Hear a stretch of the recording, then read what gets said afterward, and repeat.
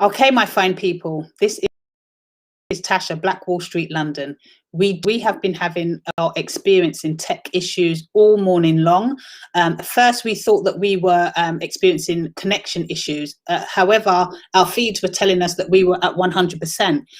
Weird, but we've just had word from Restream, the platform, that they have a connection or a platform outage.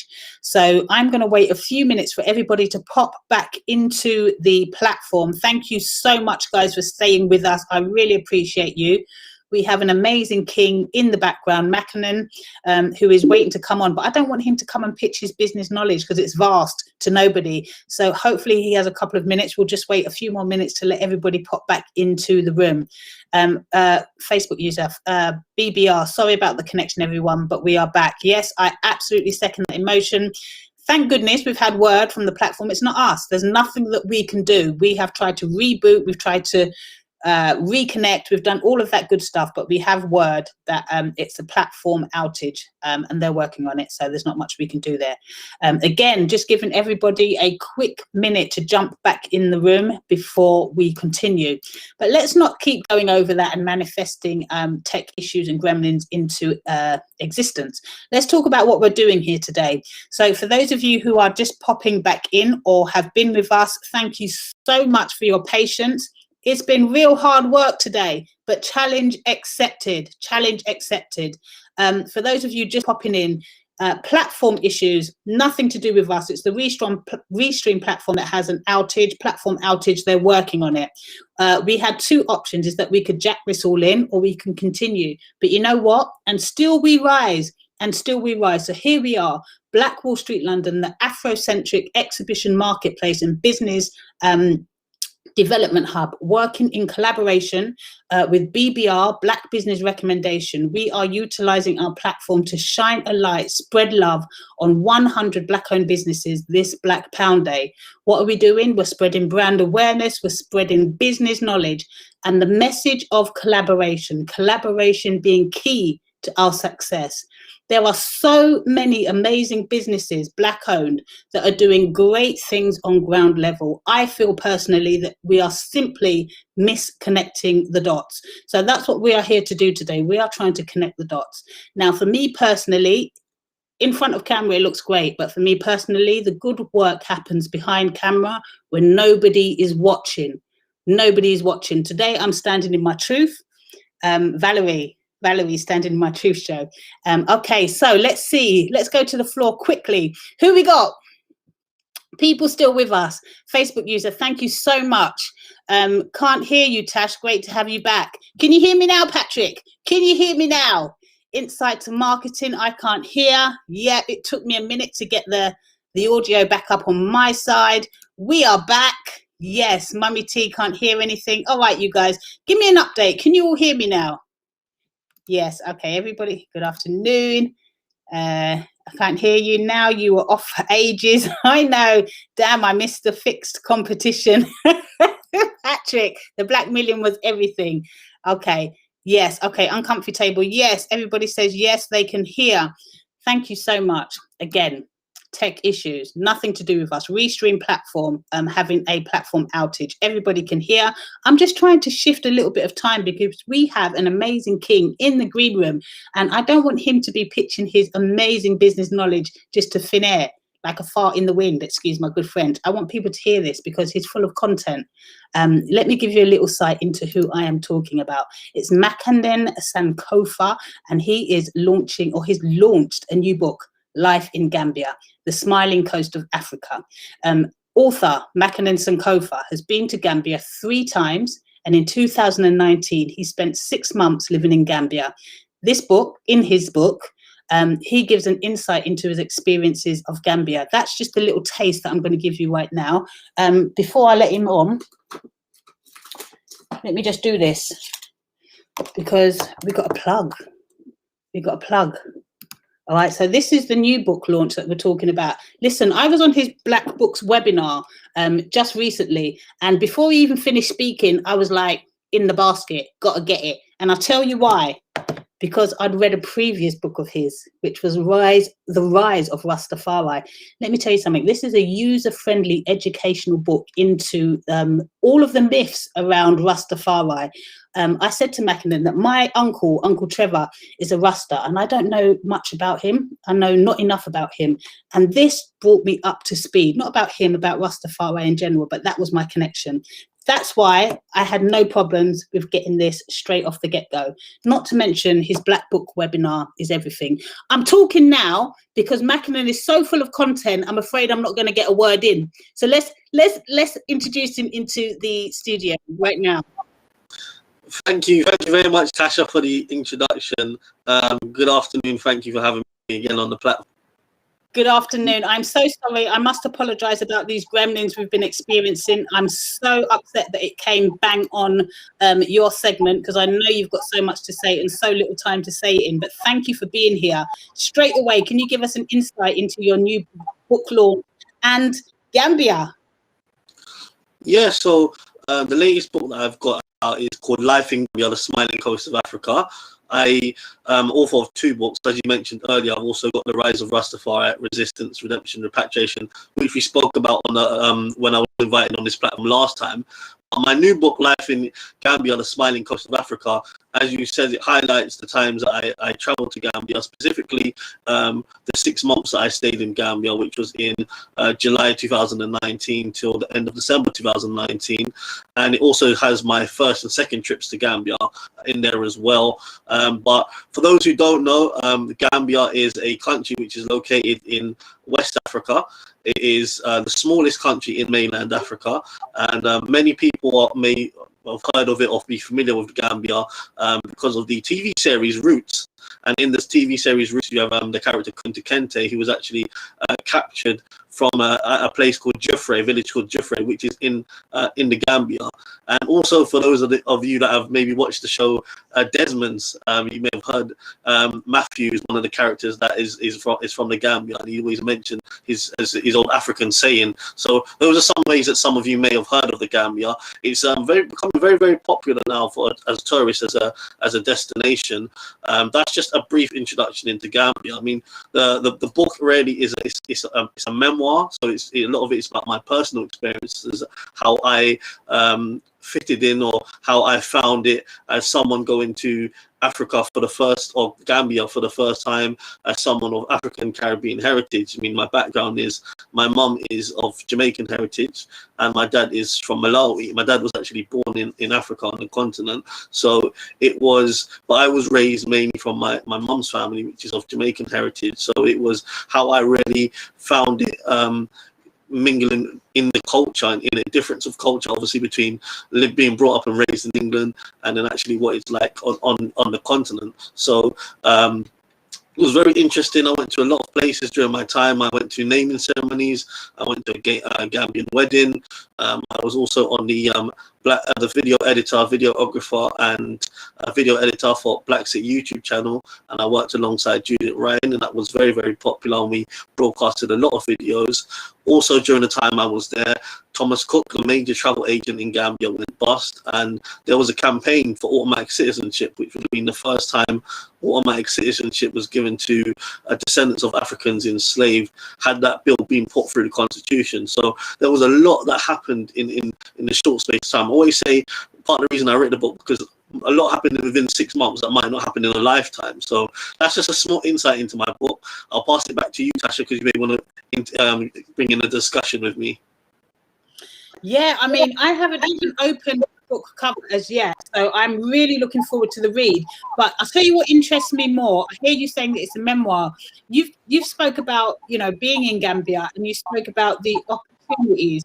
What type of opportunities? Can you kind of just give us a little bit more of an insight into the type of opportunities that you saw? You connected with some big players over there, not just about the big players, but just opportunities in general, because it's something that a lot of people have been speaking about. It's a hot topic right now. And for somebody who has already been there and lived there for 6 months, there's a difference between being a tourist and living there for more than 2-3 months at a time. I think things change. Yeah, in the second part of my book, particularly, I actually have a section, one of the chapters, where I dedicate solely on business opportunities in Gambia.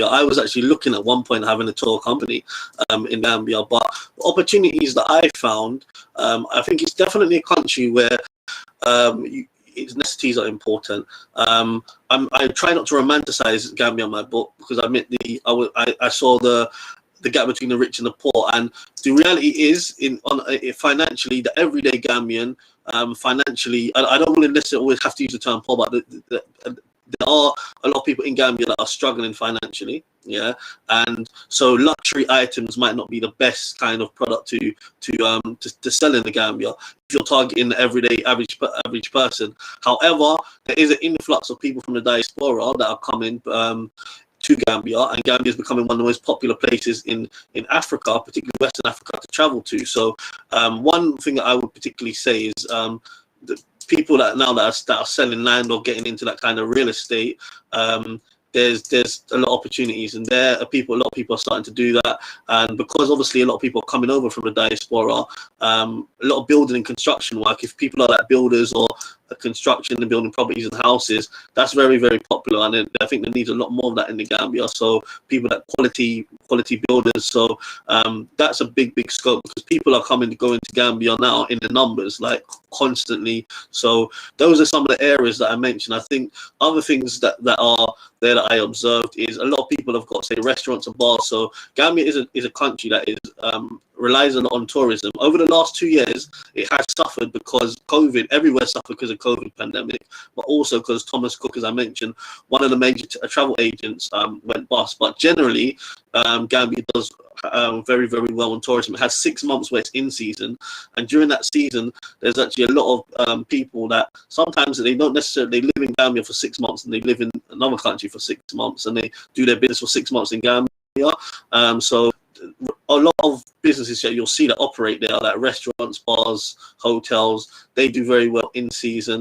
Some of the other opportunities that I saw when I was in Gambia, possibly laundrette, because there's a lot more people from the diaspora that are coming. Gambia is a country that most everyday Gambians do hand washing, or they have someone who does hand washing for them. So if you're coming from the diaspora, opening up a laundrette service, something like that. Car washing as well, because of the roads. A lot of the roads are like, say, dirt roads, apart from like the main high road. So cars can get dirty, particularly in the rainy season, yeah, where there's a lot of water that's on the ground. So if you have a car wash, cars frequently need to get the cars washed, particularly during particularly tourist taxi drivers, because they want their car to look nice for their clients. So those are just some of the opportunities that I saw whilst I was in the Gambia.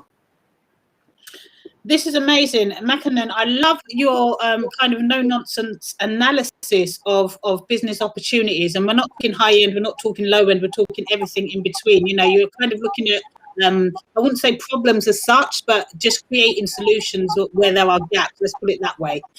Another thing that really interests me, you said along your travels that you had the opportunity to teach in schools. What was that like? That was very nice. I mean, it was important for me to like, you touched on it a little bit earlier. For example, you said by reading the book, like Rise of Rastafari, you gain more knowledge of Rastafari right now. That was important in two things. One, because obviously in Gambia, they have a negative view of Rastafari and an incorrect view. So they just think everyone who has locks is a Rasta. So they think it's just a hairstyle, and they will refer it as a hairstyle, literally. So people would just say, my hair's Rasta, or that's Rasta. So because they don't really have the knowledge of it, and they then also pick up a lot of it through like reggae music culture. So it's associated with a lot of bad things in Gambia, such as like bumpsters, or people that, like, when I went into schools and I said, what do people think of Rastafari? They said, worthless, people that don't matter. So there's a lot of negative connotations, and people generally seem to think of it as just locks, reggae, ganja. Some of the stereotypes that apply throughout the world, to be honest, but in Gambia it has a very negative association, particularly amongst elder people. Young people are starting to get more into like the reggae, so they're starting to be okay with it. But particularly amongst like the older generations, they look at it as a negative thing. So because they don't really understand it, so it was important to tackle those misconceptions that people have and actually break down the what Rastafari is. And if you go on my YouTube channel, you'll see the lectures that I did Macon and Sankofa, you'll see the lectures that I did when I went into schools in Gambia. So it was important to give them the correct understanding of it, because there's a lot of people in Gambia as well that have got locks that call themselves Rasta, but are Muslim, or that are not Rasta, but they don't know actually what the principles and what it actually stands for. So to give them that actual knowledge on Rastafari, so to take it seriously and know it is more a meaningful movement that has social, political, cultural, and economic values that are behind it as well, and need to get them to also acknowledge the seriousness of it as well, because obviously a lot of Rasta has been persecuted over the years, for decades, particularly for those that have locks. I mean, I'm Rasta, I don't have locks. I mean, the founding fathers of the Rasta movement didn't have locks, but for those that do have locks, a lot of them have been persecuted heavily for it. So to get that understanding, even the founding fathers that was the Rastafari movement, people like Lennon Howard, Joseph Hibbert, Robert Hines, Archibald Dunkley, who were still persecuting them and didn't have locks, and to get them to understand what they were trying to do in terms of deliver the people of African Caribbean heritage and provide them an alternative where they could overcome the colonial system that was in place, and to get black people to be and to look towards going back to Africa. So these are just some of the things that I was highlighted. But also, even though I went in and talked about Rastafari, but a lot of what I covered, and you probably know from my presentations, covers black history in general. So it's not exclusively. So even like things that I would cover when I was talking to schools was like, it could even be like the Windrush generation, because people like in Gambia, they wouldn't necessarily know this, because what I found is that people there, even down to slavery, they don't know a lot about slavery, even though that slavery happened in Gambia. Millions and millions of slaves were shipped from Gambia, but the actual knowledge of things like that isn't good. So letting them know about what happened during slavery once they left the shores of Gambia, the Windrush generation which came over here, and various things about a black African Caribbean history that they may not have necessarily known, that was all put into that kind of presentations. It was rather just I would say, a lot of lessons about African American history, or sorry, black history in general, and telling our experience, particularly for those of us in the diaspora. Yeah, for me, I mean, you are such a vast tree of knowledge. Let me just go back to, you're talking about, educating people in regards to Black history. A big takeaway for me was when you spoke about Haile Selassie, and also about the Bible and the origins. And I felt like I was home. Your book probably, like I said, it's an easy read. And when I say easy read, I don't mean like it's in layman's terms. I mean, it's a user-friendly educational book to educate yourself upon Rastafari. I got from this, again, something that really hit home with me. No disrespect to anybody who does follow their faith, but I have a big problem with the Bible. It just doesn't sit straight with me, never has, never will. And this reiterated a lot of the feelings that I've always swept under the carpet, or let other people kind of just like, not brainwash me, but okay, I actually believe in this, or I don't believe in that in secret. And for me to read this book, it just made me feel safe in being okay with how I feel, because it made sense to me. It made sense to me. I don't want to give too much away, because you can see right here on the screen, people, but you can go to Amazon and you can purchase this book. I think this is $12.99 if I remember rightly. Is that right? $12.99, yes. $12.99. It's so much more. It has so much more worth than that, I'm telling you. But can we take it back to the Bible for a minute, because you tell a better story than me, and how basically it's a man-made book that people in their millions follow as if it was a life and death phenomenon. It baffles me. Yeah, and I'm glad. Sorry, Mackinnon, and how it was used to confuse and enslave us. I'm glad you highlighted that the Bible Rastafari, because one of the main reasons why I wrote The Rise of Rastafari is to tackle that issue of the Bible and Rastafari, because the Bible has been heavily used by a lot of Rastafarians, and you have to look at what context the Bible came into it. And also, I mean, I follow the stance of Rastafari, like Muta Baruka, who has gone, would you say, beyond the Bible, and we don't follow Rastafari for biblical interpretation. Now, I just want to point out that there is many different sectors and people of individual beliefs in Rastafari. So my book, even though I mentioned various houses such as Bobo Shanti, 12 Tribe, Naya, Bingi, Howalites, however, people have different sectors. So you could go to South Africa, Nigeria, and there's people that have got each other so many different sectors. So you'll have some Rastas who use the Bible, and some Rastas don't use it. Yeah.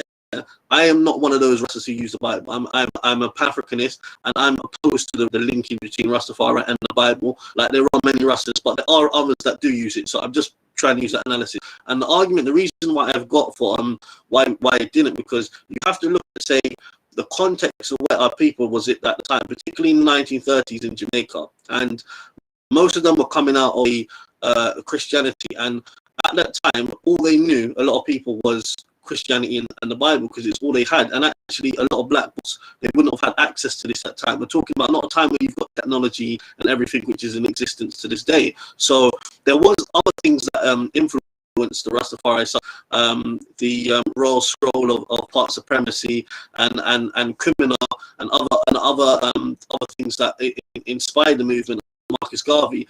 The reason why a lot of the elders then took on to Rastafari is because they were coming out of the Christianity, and all they knew was the Bible. So what they then did was they went through the Bible, and when Haile Selassie was crowned in 1930, they used parts of the Bible to then justify Haile Selassie, validate Haile Selassie. Now, I actually can understand at a time why it may have in the past. However, things evolve, and we've got to move forward, and if new information comes ahead, and now we have more access to more information, so it may have been used at the time because they were limited to information, but now, for example, we know more about, say, the Bible and how it was used against us in slavery than they would have known. Yeah, so some of them may have not even known how the Bible was used during slavery, or how it came about. The fact that Jesus is a name that was listed relatively in a short space of time. It used to be Yeshua and other things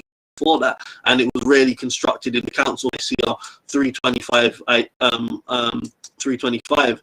And yes, I mean, there's things I can go into it, and I even point out references in the scripture where obviously the Bible was used to justify slavery, and there's quotes that I mentioned in the Bible which was done. And for anyone who's watched movies, slavery films or movies, a lot of the films you will actually see how the Bible was actually being used to Africans at bay, to keep them in submission. So the Bible, it has been a book that's obviously been used against us. And one of the founding fathers of Rastafari, Leonard Howard, he's got a book called The Promise Key, and he actually implied that people of African Caribbean heritage, that we should create our own new Bible, to speak, and label it black supremacy, and that we must actually come out of the Eurocentric Bible. See, the thing when Rastafari started in Jamaica, it wasn't started as a Bible thing, and this is where people get confused. It became, a lot of people, Bible think that's all the book that they had to validate it, but the essence of why it started, because black people were in a colonial system, and that black people needed to find themselves, because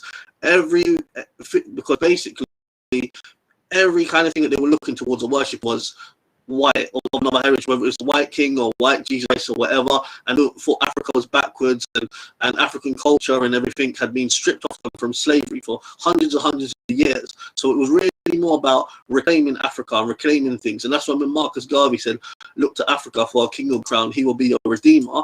Haile Selassie then came. Now that's not necessarily in the sense of a religious perspective, but it's in the sense of that black people, everyone else has created kind of a deity or something of their own culture to praise, whether it is white people, Asian people, whatever, but we are always praising something externally. So it was trying to say to us that we have to look within ourselves. Yeah, and that when Haile Selassie was crowned, it was very, very significant, because everywhere in Africa was colonized at that time. But the concept of Rastafari was really to overcome a system of white supremacy, which was which is still happening today, and to overcome oppression, and for black people to start looking towards going to Africa, being proud of themselves, being independent. That's why the early founders, the chant was, the Nyabingi was death to white oppressor, and then it became death to all oppressors. But this is the kind of things that the House of Rastafari I come from, where this is what it was about. It was about black people being empowered and united. This is why Howell established Pinnacle, which was the most self-sufficient community in Jamaica at the time. So, as I said, a lot of Rastas gravitated towards the Bible because of the environment, and because they're still coming out of that colonial baggage, and people still use it today. But now we know how the Bible has been obviously used historically. And as I said, it would be too much for me to go into everything about it and break down the whole Bible, because then it would be like a whole nother show. But once you know how it's been used historically against us, and also the inaccuracies in there, I mean, you can't even say who wrote the Bible. There's no proof you can say who wrote it. How can you believe these stories that happen in there, these all miracle stories? But I don't want to kind of like go too much into it there. But in terms of the Bible, it's something that a lot of Rastas have held on to, but it's not necessarily attached to Rasta. And I want to point out there is a lot of Rastas that the Bible doesn't, like myself, doesn't even feature in the philosophy behind it. And so that's why it was important to give that other alternative, to give that other perspective of Rastafari that's out there as well. Mackinnon, absolutely. I mean, for me, you know, you've hit the nail on the head, because it's not about you downgrading any other culture in our uprising. It was just, for me, about clarity. Simple in its simplicity. The clarity for me was like, oh, I can see clearly now. I can see clearly now. And it was foggy before. So I thank you for that. We spoke a lot about the rise of Rastafari. Let's take it back to your latest launch, which is Life in Gambia. I applaud you because it's not easy going out there and taking up roots in the motherland. It's definitely on my bucket list, to-do list. And I tell you what, there is, and I can only, again, take myself as personal experience, because that's all I've got. Within me, I've traveled throughout India, Mexico, the States, and I've always had a fear. Of, it's almost as if there's, yeah, I'm serious, this is serious talk, and it's a hot topic right now because of the current climate, and I hope it's not superficial, but a lot of people are talking about going home and restoring the motherland. I don't particularly feel that the motherland needs restoring as such, but for me, there is a genuine fear and a stigma attached around how the Western world portrays Africa. All right, and you have touched base there, and you know, you've done a lot of good work. I know that you've worked in schools, you've done some filming for Black Sit, is that right? Filming and editing on your YouTube channel, and you've come back and you've written us a book. And for me, I mean, would you say that this is a guide? Yeah, I think it's a travel guide. It's a memoir. It's historical. I mean, it's all those in one. Some people will see you as an author, all right, but I'm seeing as you bridging gaps, because this was clarity for me. This, all right, I hope that this squashes any stupid fear, superficial fears that I have, because again, I know this is going to be an insight of pavement level of what to expect. And I know you talked about it being a guide, but you also talked about it being, you know, Africa being one of the most popular destinations. Let me just read back of this. Gambia is one of the most popular destinations to travel to in Africa. It's hot weather, beautiful beaches, rich culture, and friendly citizens make it the ideal holiday location for many people. When you're talking about that, I don't classify a holiday as a 2-weeker. I'm like you. I'm like, you know what? To really see what's going on, what's going on, you need to spend at least 6 months in a destination to see what's really happening. I'm hoping that this inspires me and crushes all of my fears, because I want to go. What do you say to people like me who have genuine, although they're superficial, fears because of how Africa is portrayed here in the Western civilization, so to speak?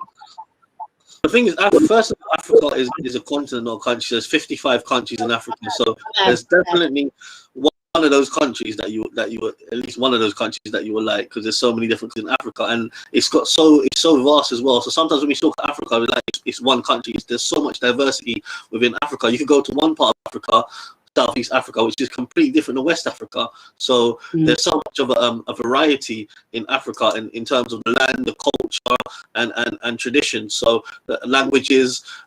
What I would say, you're correct, the Western media has made this portrayal of Africa, this negative portrayal, to make particularly people of African heritage not want to go to Africa and to think negatively of it. And that's a big part of why I wrote the book, is to kind of tackle those stereotypes. And the work that I did with Black Sit, and it was all about trying to change the minds of people and to get people to understand that, particularly Gambia, which is one country in Africa, that you know, there's things in there. There's supermarkets in Gambia. There's medical centers. There's things that you would expect in the Western world. They have there, and no, there's not. I went to Gambia. I didn't see people starving in the streets like I see in England. I didn't see fly in people's mouths and all of this kind of negative stuff that we see in the Western media. major. So it's really there to stop particularly people of African heritage from us going to Africa and linking up our brothers and sisters and forming empowering each other by working from here and working with our brothers and sisters on the continent. But I would certainly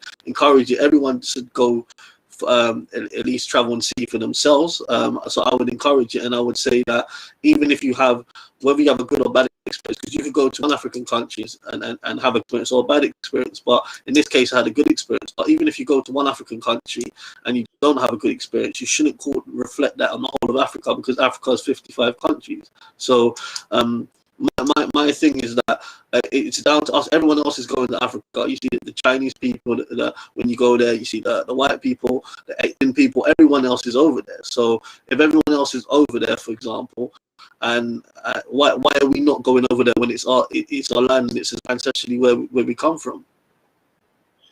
Interesting. And that's why I wanted to speak on my fears, because, you know, like you said, you're not going over there and seeing these things that are regularly portrayed.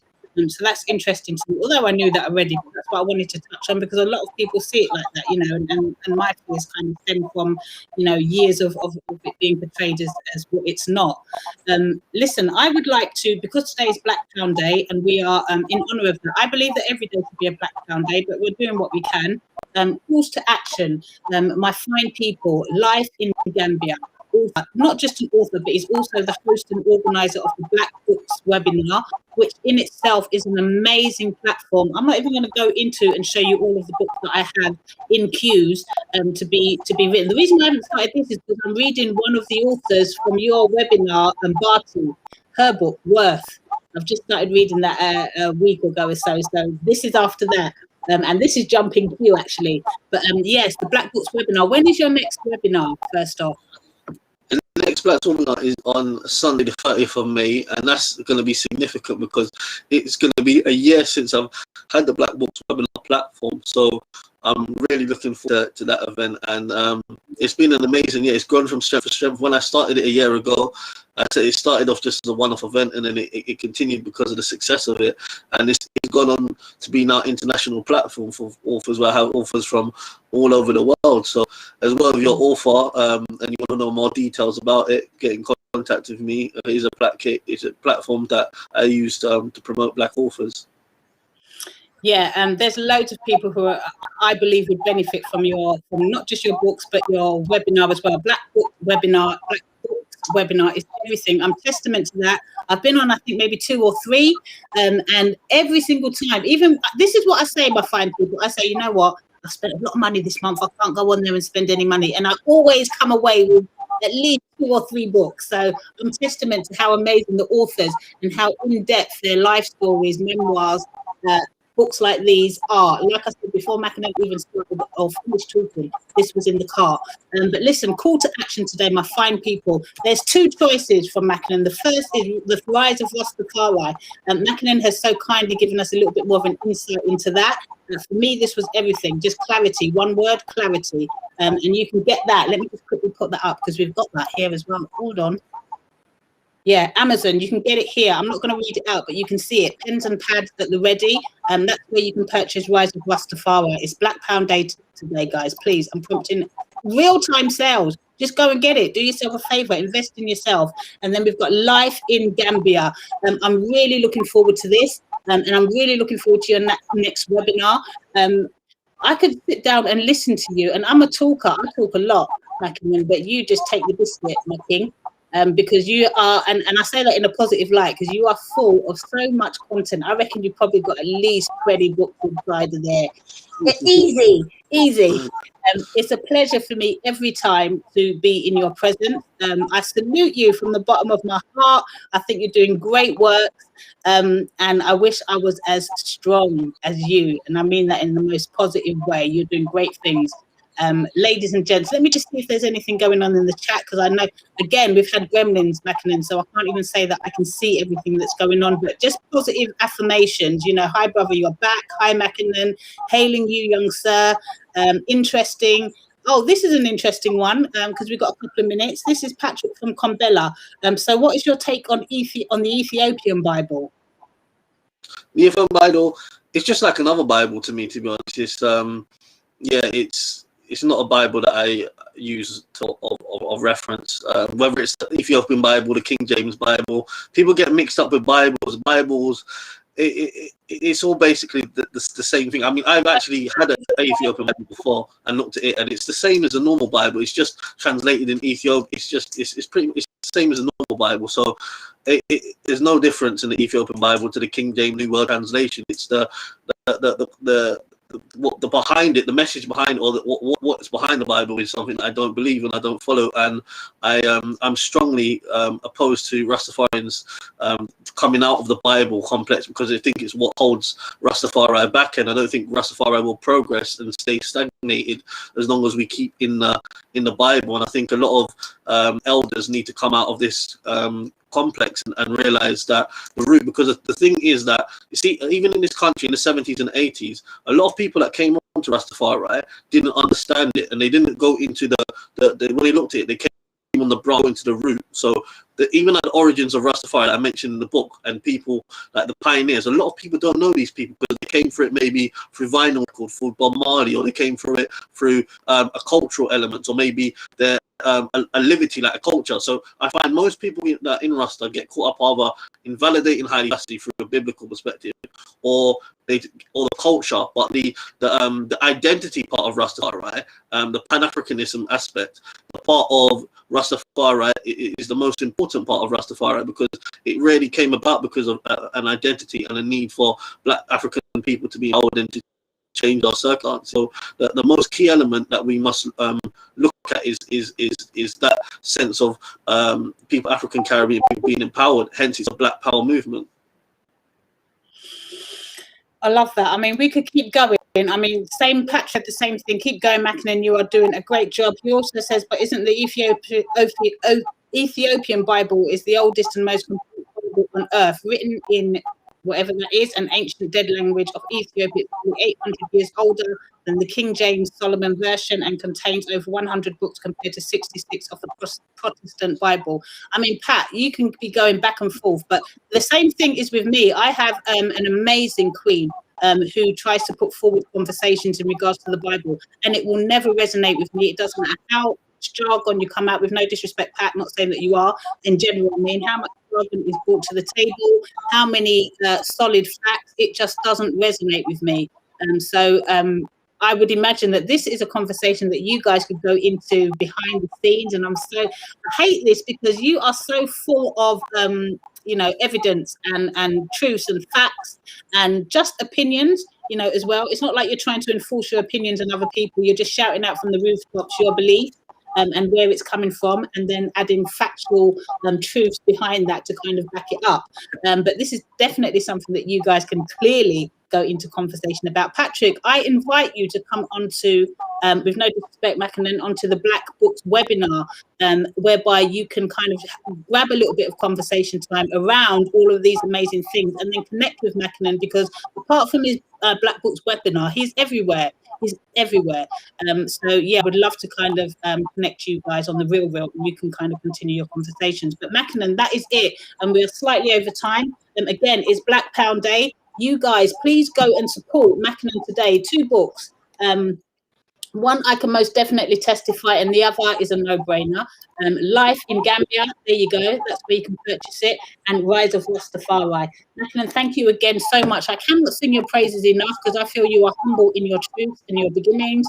And I think you've got a lot to say. And I hope one day that we can share a platform where I can just sit back, listen, and not have any time restrictions.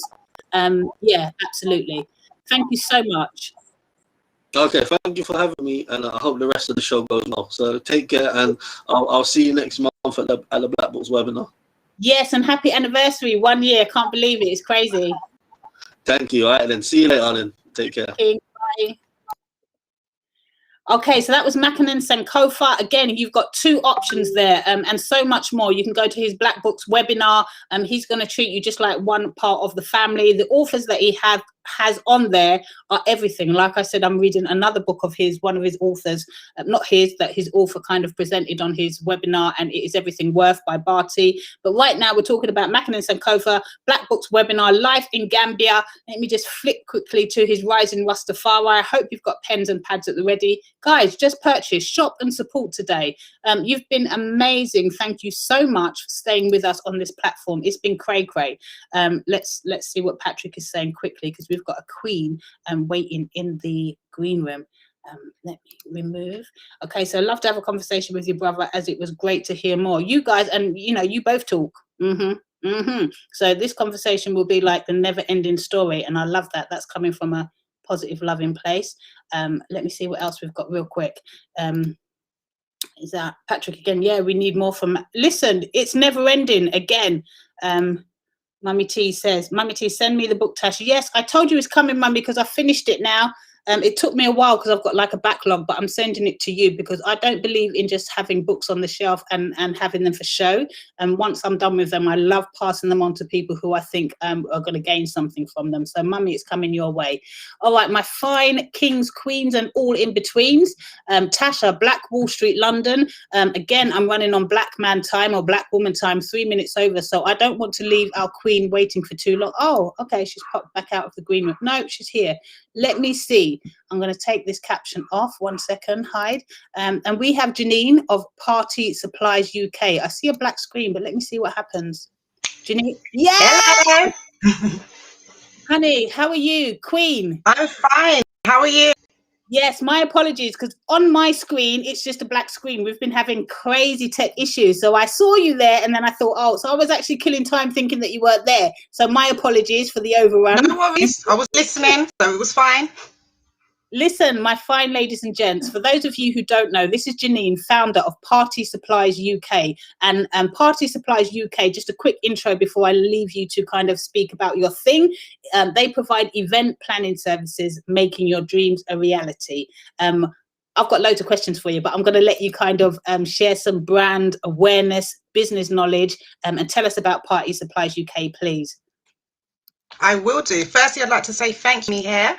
It's a great opportunity to be able to showcase Party Supplies UK and let everybody know what it is that we do. So I'll give you a little introduction to who I am and where Party Supplies came from, and then I can just let you know what it is that we do. So firstly, my name is Janine and I am the founder of Party Supplies UK. I'm an event planner and Party Supplies UK is based in South East London.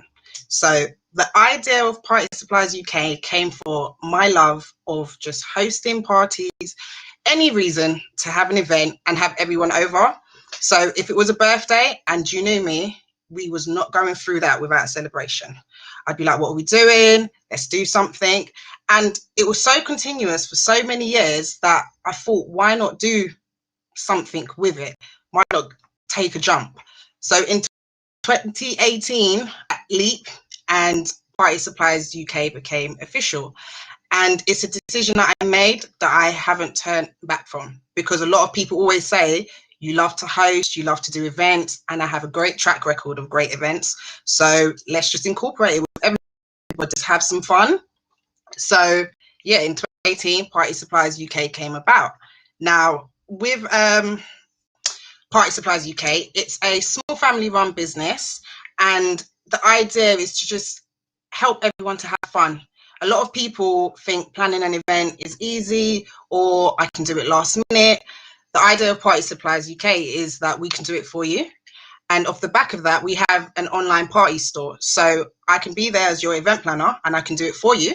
But then you have those that can do it themselves, but just need the balloons. They might need party cones. They might need a banner. You can go directly to our website and order it yourself, and then it'll be shipped out directly to you. So you have both options available. You don't have to just have a personal event planner. However, it is great to have an event planner on hand. So we cater to so many events as well. So not only birthdays, you have anniversaries, you have baby showers. Gender revealed has been something that's been very popular as well. You also have graduation, because although lockdown has kind of prevented our ceremonies, people still graduated, and there's a lot of people that I've known that have done their own private setups. They've ordered their gowns. They've said lockdown is not stopping me, and that's my motto as well. lockdown is here, but it's still our birthday. We can still celebrate it. We can't go out, but we can still be inside and we can still make the most of our special day. I'm a birthday advocate. So every year on my birthday, everyone's like, all right, what's she doing this year? When do we start? I'll be letting you know from the beginning. My birthday's next month, actually. I've been waiting to say that. It's May the 1st today. So birthday next month. I'm ready.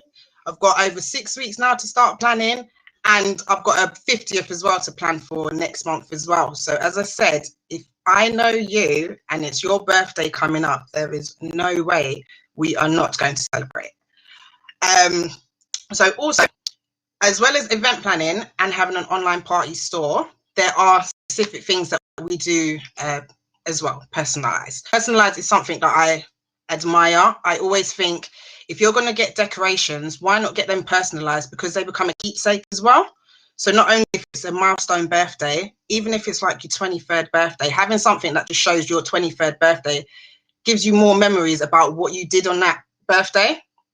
So we do personalized party cones, we do personalized banners, personalized juice bottles, personalized chocolates. And I always think with personalized items at an event, it just adds to your theme. It makes everybody see the little finer details. And I'm all about bringing your vision to reality and making your guests remember that event. Because as I said, I'm always hosting events and I know how memorable these events can be, because as I said, as an event planner, it's just something I do off the back of my hand. Any excuse, we're going to do something. Now that I know the sun's coming out, we can go to the park, we can do something in the park. I'm always about getting together, family memories, making those moments. Other than party favors, personalized party favors, we also do decorations. So that being ceiling balloons, that being supersized number balloons, that being any type of balloons, venue setups. That's what we're there for. And again, it's always an idea that, oh, I know what I want, but it's always a problem as where to go. Where do I get it from? We also do personalized gifts. So that being keepsake boxes. A popular one that we've had is our birthday spa boxes. So it's a keepsake box. It could be your 21st and it might say the celebrant's name, 21st birthday. So happy 21st birthday, for example, Charlie. And inside it's got a box full of spa treatment. That's been really good over lockdown because again, you couldn't see your family members, you couldn't see anybody, but having something delivered to you that was personalized and you could keep, just let people celebrate their birthday, although they might have been alone. So that was something that I was really pushing through lockdown, was making sure that although you can't spend time with your family and friends, you can still send the love and send gifts over to let them know that you're not forgotten in celebration. Because a lot of people I know are falling into the second lockdown. They had 2 lockdown birthdays. And my birthday fell through last year lockdown, but I still made sure that I had a good birthday. And different more do virtual things as well. So we was doing virtual birthday video, introducing different things that you can do, virtual parties, make sure that you can still have time with your family, but you might not physically be able to see them. And Zoom parties, big boom during lockdown. And I think that was in all of events as well, because us having to change to virtual was a big thing. We also have children entertainment. So I work alongside a guy called Richard. He's a lovely gentleman and he has over 10 years experience working with children. He's also CRB checked as well. And we've had some amazing reviews. So it's always, some people always say to us, how do you get over 30 children in listening and in one place? And it's more about the interaction. And in all honesty, with Richard, we're both big kids. So any excuse to just jump around, dance, musical statues, and the children love it. I'm also a mum to an 8-year-old. So there's a lot of times that this just allows me to be great. It just allows me to just be a big kid. I don't really mind. I get told all the time, you look young enough. So might as well just play along with it as well. So off the back of that, working alongside a children entertainer, we do family fun days. So usually about 3-4 times a year, we'd host family fun days.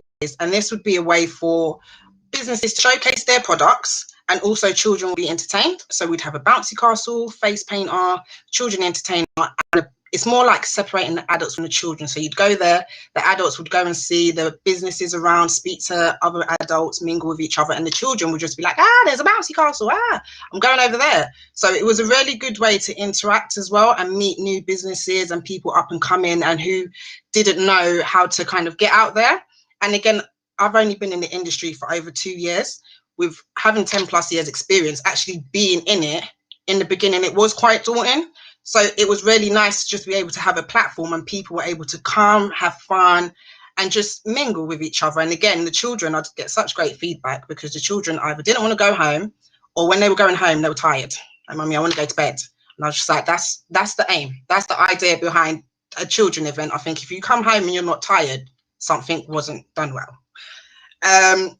Also, as you know, mentioned event planning. So that is something that I offer. I also offer a free 20-minute consultation for those that do want to do an event planning, have an idea of planning an event. So you can call me and we can talk about what your plans are, what it is that your vision is. And with me being your event planner, there are a lot of perks that come with event planning. So a lot of people will say, I don't need an event planner, they're expensive, or my event's not big enough. Not actually true, because an event planner, being myself, I can help you for any event. It can be big, it can be. The idea for me is to take the stress off your hands, and that's something that I can do well because this is my forte, my expertise. So if you want to do something small at home or something big, that's the benefit of having me, because I can save costs. And the reason I mention saving costs is because as an event planner, I work with so many different businesses and vendors. So it's very likely I can get a good business rate with them, and that can be reflected for you as my customer. I can also reduce your stress because, let's be honest, planning an event is stressful. I just enjoy it. But it is something that people will find very stressful. People will think, I don't want to plan anything because I don't have the time, or it's around the corner. I always say give at least 6 to 8 weeks notice for planning an event, but it doesn't mean you can't plan an event within 2 weeks. And again, this is the idea of having an event planner, because when you have the relationships with people, planning something with short notice, it's not impossible. It just takes a lot more time. And as an event planner, that's something that I enjoy doing. So it's not going to be, oh my gosh, I don't want to. It will be like, yes, this is a challenge. I've got 2 weeks to do this one. How are we going to do this? Also saves time, because again, when you don't have an event planner, you know what you want, but then you have to start sourcing, and then you have to start looking through and who's the best, and let me look at reviews. With myself, I know who's good. I know who I can go to. I know who's their suppliers in my industry. So it's easy for me to just kind of speak to them. It's easy for me to just kind of ask them, like, you know, I've got this coming, can you help me? And they can jiggle their schedule, if anything. Whereas sometimes you have people that you might call in, and because you're new, they might not be willing. They might think you're unreliable. You might cancel last minute. Whereas if it's me, I can more certainly get that booking go through because we have that relationship. Also, attention to detail. So you might have a vision that you want, and I will be looking at the smaller bits. So I'll think, okay, you want to do that. So if I just get these little bits there, that will add to it. And again, that's not something I'd expect everybody to know, because when you're planning an event, you just have your vision. You may not know how you're getting there, but you know what you want to do. And that's where I would come in, because then I would just do all the small little bits just to make sure your whole event is as amazing as you want.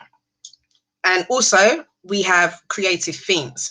So I always say, when you add a theme to an event, it makes all the difference. And it could just be as simple as a color theme, just 2 colors, and it reflects throughout your whole event. And then your outfit may reflect in that, or there may be different things. But I always think with a theme, that's where you could come to me. You might say your colors are 2 colors, and I might say, oh, if we throw this in, this will add a bit more to it. That's where I will come in handy, because then I can always help expand your creativity side, because not everyone is creative, and you might just need a little prod. And that's kind of what I'm here for, is to just make it easy for you, and you just have that vision, and on the day you turn up and that is your vision. Now, again, I always say, a lot of people think, okay, when I've got an event planner, I still got to ask and I still have to do this. And to be honest, it's normal. You're not going to have an event planner and leave it completely to me. But what the aim is every time you do come and ask me a follow-up or a catch-up, or I'm speaking to you, you're confident in what I've said. And then naturally you will just back away. You will just think, right, it's in safe hands, and I'm going to actually let her take role. And I don't force anybody to do that, because again, as I said, as an event planner myself, you're going to be like, oh my gosh, like, has that been done? Has that been done? So that's expected from my customers. And I just literally let my customers do that. But as I said, naturally, they do start to relax, because nearer the day, you're more thinking about your hair, your nails, what else I've got to do. You're not thinking about those last bits. And if you are thinking about them, you want to know that they are covered. And that's what I'm. So as I mentioned, as an event planner, I do give you a free 20-minute consultation. Now, again, it's not a big conversation. It's just really just to understand what it is that you want. And there are some key areas that we do go through. And I think it's very important that we manage expectations. We are realistic and we come to a conclusion as to what it is we can do. So we tend to discuss budget. Now, again, no budget is too big and no budget is too small. But again, we have to be realistic in what it is that you want with the budget that you have. And there have been very many situations where I've had somebody wants the world and the budget doesn't comprehend to what they want. So it's something I always say, please be realistic. A lot of people think like they undercut how much things actually cost. Just seeing something very pretty, you might think to yourself it's not expensive, but the work behind it and the skill set, it takes a lot of time and it does actually cost. So be very realistic when it comes to your budget. We'd also be talking about potential dates, because again, I could be booked. We have to see what we can do. We have to check availability. And this is why I say it's important to try and do 6 to 8 weeks in advance, because that way you can secure your dates. Whereas if it is 2 weeks, it is a hit and miss. It is whether I'm available or not to be able to help you with the event. We also look at theme ideas. Now, again, you might not want a theme, but it might be something that we discuss and you think, oh, actually, my favorite color is purple, or I really like yellow and orange together. So that's when we would start talking about what is your ideas behind the scene. I did a Coming to America 2 party recently, and the idea was orange, black and gold to kind of go with the whole inspire around the film. And it worked really well, because then a lot of the decorations around it, including the cake, all coincided with each other. But all it was a Coming to America at home viewing of a movie. But the added extras around it made it more memorable for the Coming to America 2 party. So I always think it's a good idea for you to just think about the themes and what it is you want to do. Estimated number of guests, because again, that is something that is important. That links into your venue. Where are you going to have this event? What is it that you want from all of these guests? And again, off the back of that, we always have to look at what is it that you want from your guests? What is it the memory that you want to have sitting with them? Do you want them to be happy with what they've seen, outstanding? And my aim is always to just make it amazing. I think every reason to have an event is to make it memorable. I think it's a good opportunity to be around family and friends. And then I think the venue decor around it and all the little details make it that much more special. So literally that is more or less it from me. But what I would say is that to please be sure to visit the website. Now, on our website, when you sign up to our website, you get to sign up to a mailing list. It's free and you get to take advantage of exclusive discounts and free party tips. There, you get a lot of ideas of what is up and coming. You have a lot of ideas of any new products I'll be releasing. And I also tend to ask for some feedback about how things are going. And I think reviews are very important. And if you go on my page, you'll see I have a ton of reviews. And I think we have quite a bad idea of a lot of businesses in our industry. And I very much pride and strive for great customer service. And with all my customers, I always make sure I go above and beyond. I don't want the stereotypical theory of sometimes how we see our businesses and we're not being very polite or we're very rushy. I take my time with all my customers, and to date, touch wood, I've not had a bad review, and I don't feel the need to have a bad review, because a bad review comes from not listening. A bad review comes from not taking time with your customers. So I always think it's important that you take time with your customers. Please make sure you're following on Instagram and Facebook. Please just search Party Supplies UK. What I would say on Instagram is please look out for the logo, because following doing my business in 2018, there's been a lot of people that are quite similar to my name. So please look out for the logo, and then you'll be able to make sure that you find myself. And also, as a big thank you to Tasha, Black Wall Street, and Black Business recommendation, I have put on an offer 10% off today for all of those that are in this session today. Just type in Black Business at a discount code at the checkout and you'll be able to take 10% off. Enjoy that for the whole weekend. You've got 48 hours to make the most of that. And literally that's just a thank you for you, Tasha, and thank you for everybody to step in and just taking the chance to listen and find out who I am. Wow. So Janine, I was like, I had loads of questions lined up, but I'm gooped because you answered them all. So excellent. No, seriously, excellent. Like, product knowledge is everything as far as I'm concerned. And you just left me gooped because honestly, I was going to ask you about your.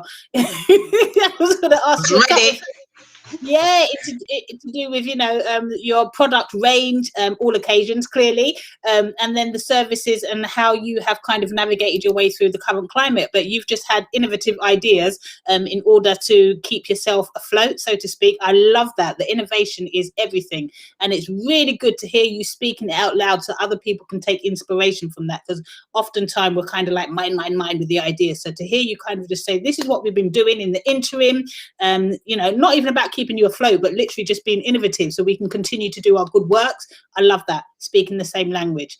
And again, honesty, with lockdown, it helped with card factory and shops like that being closed because everybody wanted their balloons. So it was amazing that when people started to realize, oh my gosh, you do these, I started to realize that not many people or industries or anyone local to me did what I did having a party online store. So it made me, it pushed much more in lockdown because people were happy to get a contactless delivery service and still celebrate stuff at home. So it was great.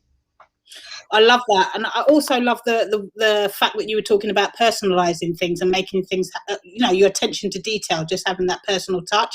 That is everything. I've got a little bit of time because I'm waiting for somebody else to drop into the green room who hasn't. So if you don't mind, humbly, can I just show the video that you have? And it's let's just do it.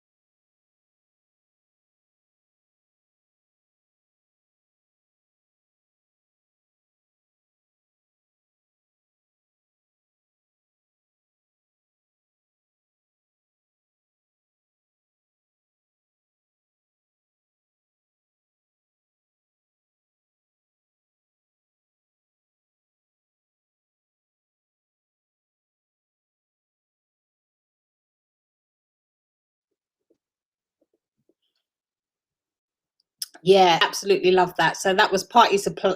Well, I thought you'd gone then. I was like, don't go. No, man. That was amazing. You can see some of the attention to detail there. You can see how you were saying that there is no event too small, no event too large, and everything in between. I love that. I don't want to just echo over what you said because I think you covered it with excellence. Listen, we have a call to action today because it's Black Pound Day. You have so kindly given us a promotion for today. And I just want to put this up again so you guys know where to contact Janine. Party Supplies UK, www.partysuppliesuk. Am I right with the dot online? That's correct. Right. Okay. Fabulous. And your promotional code 48 hours. Yeah. From 48 today. hours from today. Up until Monday, is that? 5 p.m. on Monday, you get 10% off for 48 hours.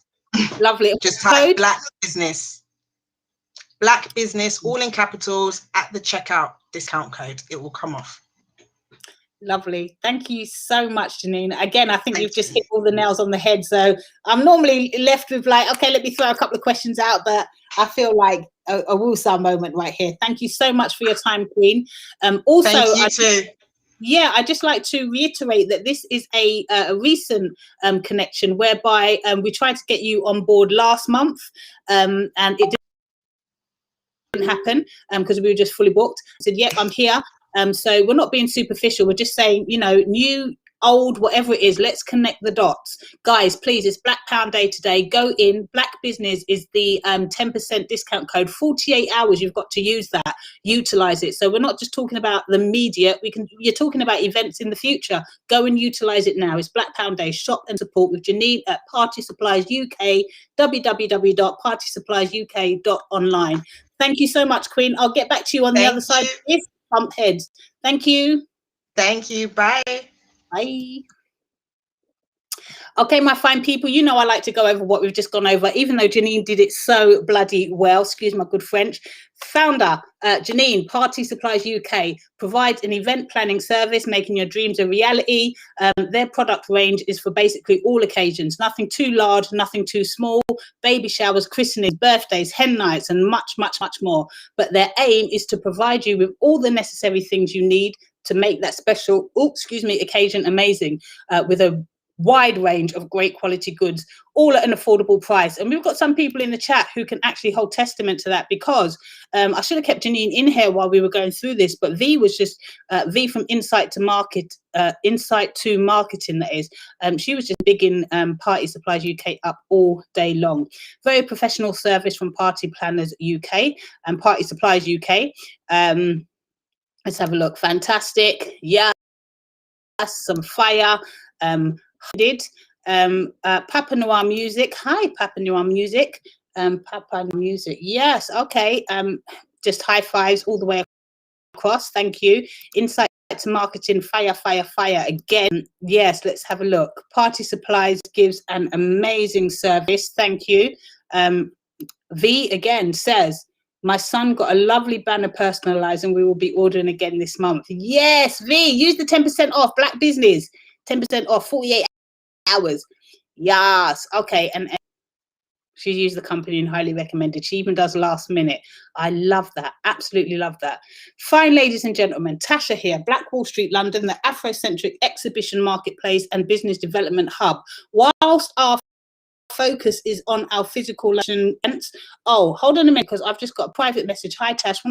Not streaming in BBR again. Come up. Hold on, bear with me. Let me just cut what I'm saying in half for a minute. It was hard for me to kind of reboot what happened to people before, but whilst we've got nothing going on, let's make sure we do a good old reboot. Business recommendation. We're taking it. Give it a second. Reboot. Hoping that works. This platform has been cray-cray today. However, I will not be speaking the gremlins into manifestation anymore. So let's move forward. As I was saying, we are here today in collaboration with BBR.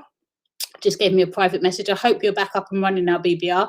And we are doing this collaboration event. It's actually 17 hours long. However, I have no clue how long we've been streaming now, because we kind of had to reboot the system and all types of stuff. Anyway, we are here to showcase 100 Black-owned businesses, or try and get as close to. We normally do it in 24 hours. However, we've condensed this one into 17 hours. And we are utilizing our good platforms, yes, our very good platforms, to basically, on the interim of lockdown, shine a light. Nothing we can do because we're not allowed out to play. So we might as well utilize what we got, the tools that we got. How do we do that? Shining a light on Black-owned business. We're asking you to shop and support. I am personally doing this in honor of Black Pound Day. However, I haven't plugged this all day long. This is what I was talking about. We are back streaming. Thank you. Thank you, Queen. I'm glad to hear that. It's been a pain in our butty hole, so to speak. Excuse my good French. But we are also campaigning for ourselves. And we were talking about this earlier, BBR, in that as much as we shine a light on other people, we consistently forget ourselves. And, you know, I don't know how many hours we've been streaming, but I don't think I've plugged us once, barring in our infomercial. So we are campaigning for the Black Million campaign. Invest in us today. You can go to www.theblackmillioncampaign.com or straight up to blackwallstreetlondon.com. It's for economic growth and independence. I don't know, let me tell you a little bit about the Black Million campaign, shall I? Or do you want to just go over to the website and check it out yourself? I am waiting for a King Cosmo of One Love Lottery to come into the green room, but we've got a little bit of time on the interim. Let me get this back off so you can see my lovely face. All right, so Let me tell you what we started today's event off with. We started off with an intro to the event, obviously. Me and BBR bumped heads for a little while. We then went into the Black Wall Street virtual market, whereby we started to showcase business after business after business. You can go there and check it out, www.blackwallstreetlondon.com. All of the amazing active Black-owned business that we support, Black Wall Street London, but in turn support us. And amongst them are the 20 original Black Wall Street London exhibitors, my pavement soldiers, the one who we are mutually beneficial because they brought us onto the map, Black Wall Street London. All homage to them, the likes of Uptown Yardie, the likes of Tia Wilson, the likes of Aqua Closet, likes of Shim, Dragons and Daisies, likes of Naked London, Sharice Rogers, likes of Sister Seasoning, Cebu, Simbasphere, who else? La Ebony, oh my goodness, Accessorish, Cohen's Creations. I've got to keep going. We're talking about Culture Club. Oh, Cosmos popped in. Listen, I'm going to pick this up a little bit later, but there were 20 of us and we represented in excellence. And off the back of that, our first launch, this is where we are today, showcasing and highlighting over 100 Black-owned businesses. Apart from the virtual market, where we showcased all of these businesses or got through some of them, we've also done all day long live business-to-business guest appearances, whereby we sit back, shut our mouths and lend a listening ear to founders and representatives of Black-owned businesses and just giving them a platform to talk their ting. Simple. Spread brand awareness, business knowledge, and the message of collaboration, which is the one. Right now, my fine people, the time is 7:15. Again, we're running late. I don't like to run late. But it's okay because this is my segment, so we can do whatever the hell we like. Excuse my good French. I'm tired, so it's kicking in. But listen, we have Cosmo, King Cosmo from One Love Lottery, and we connected via Anthony of Ultravision TV, and I think they are related if I've got it right. Anyway, One Love Lottery is a weekly lottery committed to raising money for young people in UK, and that's all you're getting from me. Let me introduce Cosmo into the studio. I've been waiting for Cosmo. Hey, how you doing? Can you hear me? Yes, loud and clear. Super crystal. Loud and clear. I could just about hear myself. Really? No, Yeah. We're good. We're good this time. Let me see what's going on in the chat. Everybody hear Cosmo? Give us a thumbs up. Come on, interact. We're good. Everybody can hear you. How are you doing? You look great. You look fabulous. I'm good. I do apologize for not being on earlier. New to this. Yeah, can you hear me? Yeah, if only you knew what we've been through today. We've had tech gremlins and all sorts. So you are actually early. That's how it is right now. It's so awful in a good way. You are actually early right now. I'm just happy that you got into the studio because it's been like that. So listen, I just want to give a quick shout out. I mentioned him before, Anthony, or Neville, as some people know him, from Ultravision TV. You guys are related, is that right? My nephew. He must call me Uncle. Okay. Uncle Cosmo, yes. Okay, fabulous. He was our connection. And I think he kind of gave us a shout out to you and vice versa. And then we had a quick, well, it wasn't a quick telephone conversation, but we bumped heads. We just like to say how we're connecting the dots and this is how we met. And you gave me a grilling. Let's just keep it real. You said to me, Tash, you need to put in your seatbelt because I'm going to ask you a few questions. Well, a few questions. I was like, Lord God. I did, didn't I? It's almost like I interviewed you. It was great. I love it. But listen, that's enough about us. Let's talk about you and One Love Lottery. Please, can you tell the people all about One Love Lottery and what it entails, details and stuff, and how I'm going to win tonight? Okay, so One Love Lottery is my product. We are actually One Love Syndicate, CIC, and we're a community interest company which has been registered to raise money for our youngsters, 17 to 25-year-old. And I just feel that over 25 years, you should be responsible for yourself as an adult. Yeah, so that's why we locked it off at 25 years. So we're raising money through our product, which is a lottery. And every pound, 60 pence goes to our children, our youngsters, to help them get into work and jobs. And that's the basic of it, you know, as well as what I'm doing as well as trying to create community wealth within our community. So that's where the lottery comes in. So it's a fun way of raising money for our children, but it's also you guys can make money from this or win money from this. And that's why I put those two together, you know. So it's a two-part business, but it's a fun way of raising money, you know. So that's basically it. It's a two-part business. Well, not business, but interest company, you know. I mean, Cosmo, you say that is basically it, but it's huge. It's huge. When we're talking about the lottery in regards to how many people pledge, invest, and actually participate in lotteries in general, if you can make a transition from, you know, the national lottery, I hate to say the N word, over to One Love CIC, so to speak, this is something that could be huge. Why not? You know what this reminds me of? You know, back in the day, and I know I'm a bit of a film buff, when people used to have the runners, when they used to do the lottery in that light, whereby numbers, it's about numbers, it was not with any negative connotations. It was the same thing whereby the money was utilized within the community to build generational wealth to help. That's right. So you know, you're saying it's just this, but again, for me, this is something that is absolutely huge. It's a weekly lottery and committed to raising money for young people. When you say just for what are people using this for? Are they like, is it like for community projects? Is it for people individually? What's going on there? The funds for the children? Yeah. Well, it's it comes down to me. I'm going to set some goals for them, and I got some programs already lined up. Now that the pandemic is almost over, the government has opened the grant portal.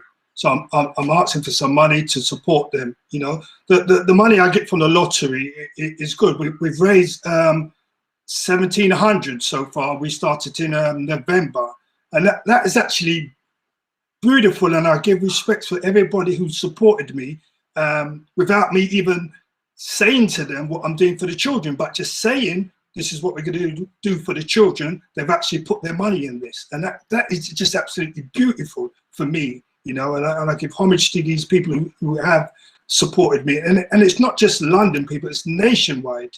You know, we've got people up in Scotland who've given me £1. So now that the portal is open for grants, I'm asking for some money to add to my money in order to get our children into work. You know. I love that. I absolutely love that. And, you know, like you said, you have to pay homage to that amount of money, because it is, you and I, because we spoke about this, we both know that it is not easy. People are not in a malicious way, but they're holding on to their coinage right now. They are valid. Indeed, yeah. Absolutely valid. And, you know, when people sniff out a good cause, again, it's a no-brainer. So the fact that you have amalgamated something that is so grand, a lottery, with, you know, being committed to raising money for young people within the community. Let me just touch on kind of how it works. So it's Saturday. The draw is every Saturday? Yes, yeah, every Saturday. So you can win up to £25,000. Up to £25,000. We, as at One Love Lottery or One Love Syndicate, don't touch the prize money. It works through a lottery management. So all the money that is won is paid out to them. We don't touch none of that money, you know. So just rest assured that it is a black-owned business, but we don't touch the money. So we cannot just run off, you know. So the money it's all governed, you know. There's nothing going on here apart from what I say, you know. Yeah. I mean, and it's sad that we have to touch on that, but it's clear that we do. So I love the fact that the One Love Lottery is transparent in everything that it's doing. Transparent. I've actually. You have indeed, yeah. I don't even play the lottery. Yeah, my mum will testify to this. I know my mum's already like, what's the details? Because my mum's a big lottery player, so I need to hook you up, Mummy T. Sorry, I haven't already, but I don't even play the lottery. But the transparency for me after our conversation, I was like, why not? But can we? It sounds silly, but can we just kind of touch on how it works? So it's £1 a ticket. So you buy your ticket. Buy a ticket. You select 6 numbers, 0 to 9, each number 0 to 9, and you pay £1. But we sell it in monthly bundles. So if it's a 4-week in a month, it's £4 you pay for that month. Yeah, we just can't take £1. So we sell it in monthly bundles, and as long as you put in the correct email address, we'll notify you if you won, or we notify you for the numbers for the draw. And we got a bit of bashing that that people haven't put the right email address in and haven't been notified of anything, but it's not down to us, you have to put the right email address and you have to check. We can't check it, so that's one thing you guys must remember, put in your right email address, and we'll send you confirmation and notification on what's going on with us, because we're looking to start training for our children. I have to call them our children because we have to take responsibility. We're the first generation. You're the first generation like me, right? And they're just dying in big numbers, and that's not right. So we have to take responsibility and sort them out. And this is why One Love Syndicate CIC has started. So I got some good programs lined up for them. So we will start in September. But everyone should log in. Even if you don't play a game, you can log in and just get the emails from us, I'm loving this. I'm absolutely loving this. So One Love Lottery CIC Syndicate has the current climate. One Love Syndicate CIC. Yeah. One Love Syndicate CIC. Syndicate CIC, that's the business name. And we are One Love. The product is One Love Lottery. That's our game. Yeah. All right, crystal clear. My bad. What has this current climate meant for you guys? Has it been a positive or a negative? It's been a positive. It's climbing up slowly. There's been a lot of advertising on the radio stations, and I want to get more of them together. We seem to have a lot of radio stations that are just advertising dances and everything, but they need to do more for the community, because it's community money they're taking to do these dances, so they need to do more. And charge me less, Absolutely. So charge me less, because I'm putting it back. It's a non-profit organization, and we need to get it right. It's our responsibility, and they are leaders. To be honest with you, they are leaders, and a lot of people just listen to them to get away from everything. But you know what? I will do the work. Just advertise me just a little bit cheaper, please, and let's sort out our children. It's a hard one as well when you're talking about advertising and people trying to run plausible businesses, but at the same time, for want of a better word, raping ourselves, and when you see that people are trying to do good work, I keep echoing this on pavement level, you've got to utilize whatever platforms you are selflessly. Nobody does completely 100% selfless acts today. I get that, me included, but I think this is something we need to, we're always talking about collaboration. How do we do it? It's that simple. If you've got a platform, utilize it in a positive light. This is an amazing concept. It's not new, but it's done very well. I love, again, I'm going to repeat, I love the transparency. When we think about partners, we think about partners too often in regards to, I've said this before, Uncle George running away with the partner money. This doesn't ring home in that way. Like I said, this rings home to me when we're talking way back when you had the runners doing the numbers, running the numbers. I love the essence all around this. I love the fact that you have a potential £25,000 winner. Is that weekly? Every draw? Weekly, yeah. Weekly. Okay. And one of our frequent asked questions is how will we get our money? So let me just explain to people. We are in an insurance company, so we pay them 20% of your pound you send in to them, and they take care of any winnings. So if 2 people win £25,000 tonight, two people will get £25,000. We don't touch none of the funds, but our winners are guaranteed to be paid out, regardless of the low numbers in the lottery or high numbers, you know. This was super interesting because I think that was even one of the questions that I asked you, because I was kind of gooped, like how. This makes it crystal clear, and that doubt of, okay, so this can't, it sounds too good to be true. You have literally just cleared up any skeptic thoughts and taboos around that. Again, are you sure there's no way that I can win tonight? Are you sure? Listen, I'll see what I can do. Thanks, darling. Thank you.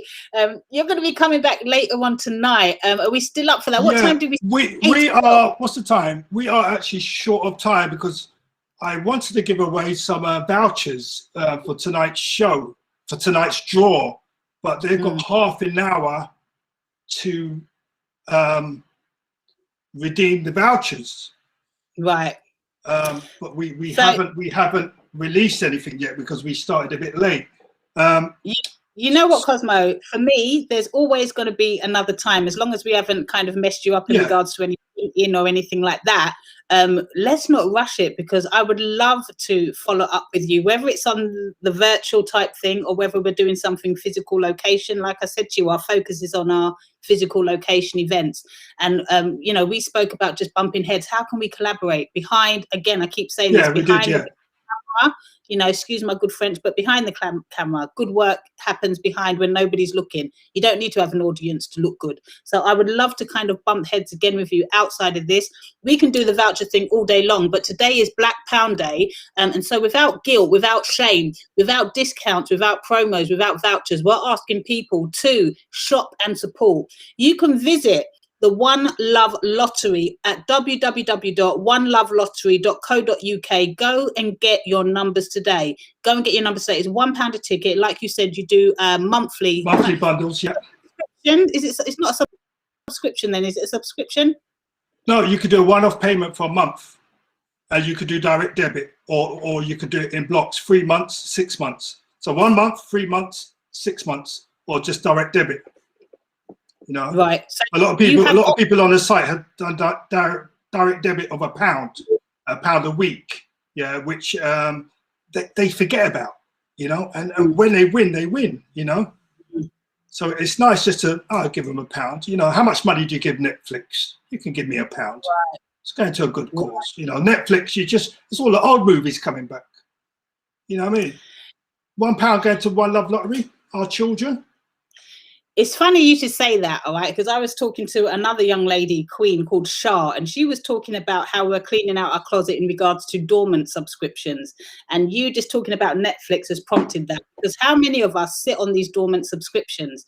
You know, so let's clean out our closet subscription-wise, and let's level up and support people who are supporting our community. And this, again, if there was ever a cause, today I've said that over and over, let's do it. So again, Black Pound Day, my fine people, kings, queens, and all in betweens, visit www.onelovelottery.co.uk. I've done it. Please do it. And if you can't do it, because for some people, even £1 is big things, but you can still help us by spreading brand awareness, spreading knowledge, business knowledge, screaming this from the rooftops.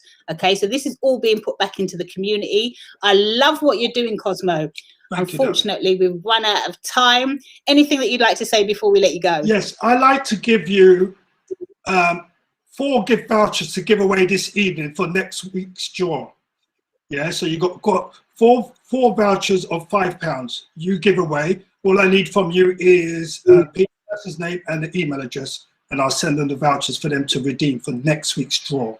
Yeah, so throughout the evening, you're here till midnight, right? Yes.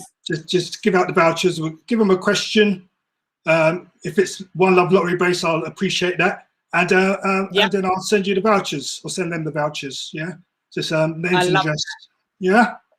So I love that. Let me just write that down quick. 4, yeah. 4 £5 vouchers, One Love Lottery vouchers for next week's draw. Right, and I need from you, I need from them, phone number, email address. Right, and they need to be over 16. And also live in the UK. Over 16, UK based. UK based, Okay. or UK bank account. Let's say UK bank account. Okay, let me get that back. Lots of them still draw their pension in the Caribbean, you know. I love it. Okay, so just to reiterate, 4 vouchers of £5 each for next week's draw. I'm going to need the phone numbers of 4 people and email address. They have to be over 16 and with a UK bank account. I'm going to ask them a couple of questions, and I'm going to do it around One Love Lottery, because hopefully people have been listening. And if not, I'll give them some clues. Jump on the site, I'm endorsed by a few celebrities, you know. I got the some of them are personal friends. General Levy. We've got a brand ambassador, DJ Lolly. She's absolutely excellent. I got admin for my girlfriend Tracy Angel helping me. Omar, the singer, has endorsed it. What's his name? The boxer. What's the boxer's name? AJ Anthony Joshua, and also also that young featherweight boxer. Name escapes me. It's all right. Well, they've endorsed it. You'll see that all on the website. You know, a bunch of lovely people, and I'm going to call on them all soon to get together. Let's all get together when I have an open day. Probably celebrate the first year's anniversary. You know, but everybody, if you can, log in and just register. So the children 17 to 25, I'm going to start with in September. So I need information, and you have to be a member or active member to One Love Lottery to be first on the list to get your children in. Because you guys are supporting me, so the money coming in is going back to the children. But you can't, you can be a non-member, but you know, priority will go to the members of One Love Lottery. Okay, thank you. Thank you, Black Wall Street. Thank you so much. Listen, you've already got some people. Black Business Recommendation is saying, I'm buying mine now. We at Conbella are switching to One Love Lottery, such a great cause. Mummy T is like, yes, she's in. And then positive affirmations coming from the floor. So I'm so sure that we're going to have some positive feedback from this. Thank you so much. You've been everything. And I appreciate you taking time out of your schedule to come and bless our platform. Oh, Black Business Recommendation says she's already bought. They've been bought. There you go. Beautiful. Your brand knowledge, because it's not about just asking people to go and deposit. It's about you telling them what it all entails, and it's beautiful. It's everything. Thank you so much. Thank you, my darling. Take care. God bless. Yes, my fine people. You know, when people just make you smile like that. That was Cosmo Morgan of One Love Lottery, connected via Anthony of Ultravision TV, uncle and nephew. So the One Love Lottery, it's a weekly lottery committed to raising money for young people in the UK. Enter. The draw is every Saturday for your chance to win. Potential win of 25,000. He told you how that happens, and I was straight away, how does that happen? But I love the fact that Cosmo's brand knowledge is all about being transparent. Play the lottery and support your community. This is going back. Every ticket purchased. My cousin just hit me up and say, hey, can I have the link? Every ticket purchase makes a big difference to people's lives. And he's given us example after example. And how does it work? Well, you buy your ticket. A lot of the lottery tickets now, I know I'm a bit old school, but I think they're a couple of quid upwards. This is £1 a ticket. And the call to action today is that you have options. You can do a one-off payment. You can do monthlies. You can do, I think it was 3 monthlies, he said, if I remember rightly. But you got options in regards to how you buy your tickets as well. I'm in. We've got a couple of members on here. Again, always so supportive. They're already in. Love that. And as you heard yourself, we are going to be giving away 4 vouchers for £5 each for next week's draw. I'm going to need phone numbers and email addresses of 4 people. Again, we're on till 12 o'clock midnight tonight, so I'm going to span it out a little bit. And that person needs to be over 16 and have a UK bank account. Definitely, let me just put this in. If that person wins, you need to come back here and share that money. All right, that's going to be in the clause. Hopefully Cosmo's not listening still, but that's between you and I. That's the clause. That ticket wins. Remember Tash. Remember Tash. Anyway, all joking aside, a massive cause. Love it. I'm super excited. Again, he's one of the people. I've just met him. That's the first time we've met face to face. Again, keeping it real. We've had a bumping of heads via telephone conversation. And I said, I knew he was a real because he grilled me. He grilled me. I was like, hold on a minute. I thought we were just having to bump heads. But he was like, question after question. Love him. Love Anthony as well of Ultravision TV. Thank you so much. So my fine people, what time are we at now? We are at 5:37. Wow. He just lifted me up, but it's been a long day. And I'll tell you why it's been a long day, because of the gremlins, But you guys have stuck with us. Let's see what you're saying. Insight to marketing. Yes, V. Yes. I know you said that you've seen that. Love the sound of this. Great cause from Combella. Mummy T. Mummy T, yeah, I need to be in this. I would give you a voucher, Mummy T, but that's going to be classified as biased. So unfortunately, we're going to have to buy our tickets because you guys keep hitting me up and telling me how all of my game shows are fixed. And it's weird because, okay, BBR today on the Black Million Game Show, it is true. BBR came in because they were like, we are not missing this for the world. So they were not pre-selected, although they have supported the campaign themselves, the campaign that they are campaigning for, they've supported. So that's valid. All right. And we can't say no to Lorraine and Hugh because it's just not allowed. Collab partners.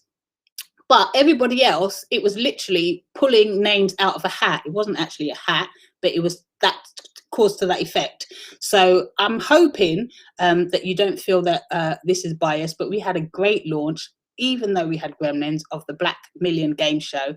And thank you to our sponsors, our corporate sponsors, who are Mount Pure Natural Mineral Water and Gloria Cyrus of Pure Caribbean. Yeah, I've got to follow up with them later. But let's see.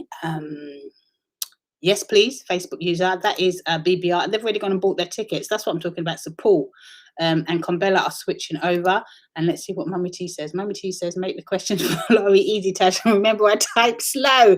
I love that. Make the question for the Lottery easy, Tash. And remember, I type slow. Oh. That's awful. That's awful. I'm going to buy you a lot of tickets for you, Mummy T. I'm going to buy them for you. Don't worry about that, darling. All right, so where are we? We are 22.6. What have we got going on? So we're supposed to go for an ad break. Do I fancy an ad break? No, I don't. Let me tell you what I fancy talking about. I fancy talking about, hold on a minute. Hold on, we've got somebody who's just popped up. Leona, first of all, let me just quickly put up we got the 12 tickets per month, BBR says. They're in. So the fight is on. Because I got I don't think it was, I think I got monthly. I can't remember how I did it. But I'm in for the 25 grand as well. And I forgot to say that Cosmo is going to be back at 8 o'clock tonight just to announce the lottery results. So that will be interesting. Wouldn't it be amazing if one of us on here won? Yeah, it would. What am I doing right now? I'm looking for Leona. I'm looking for the link. There we go. So it was One Love Lottery, www.onelovelottery.co.uk. Leona, if you're not around still, I think you are, and the winners are BBR. You're funny. You're funny. That one's for Leona. Okay, so Leona, you still here, baby loves? If you're not, I will pass it over to you sometime after I've had a little bit of sleep.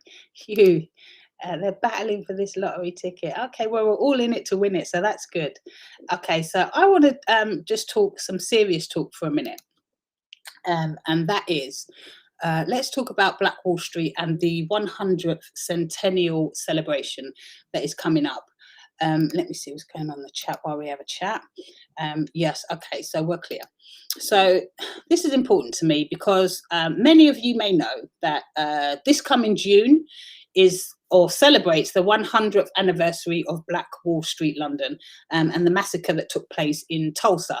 And we all know of the tragedy that occurred there, desiccating a thriving epicenter of Black business and culture.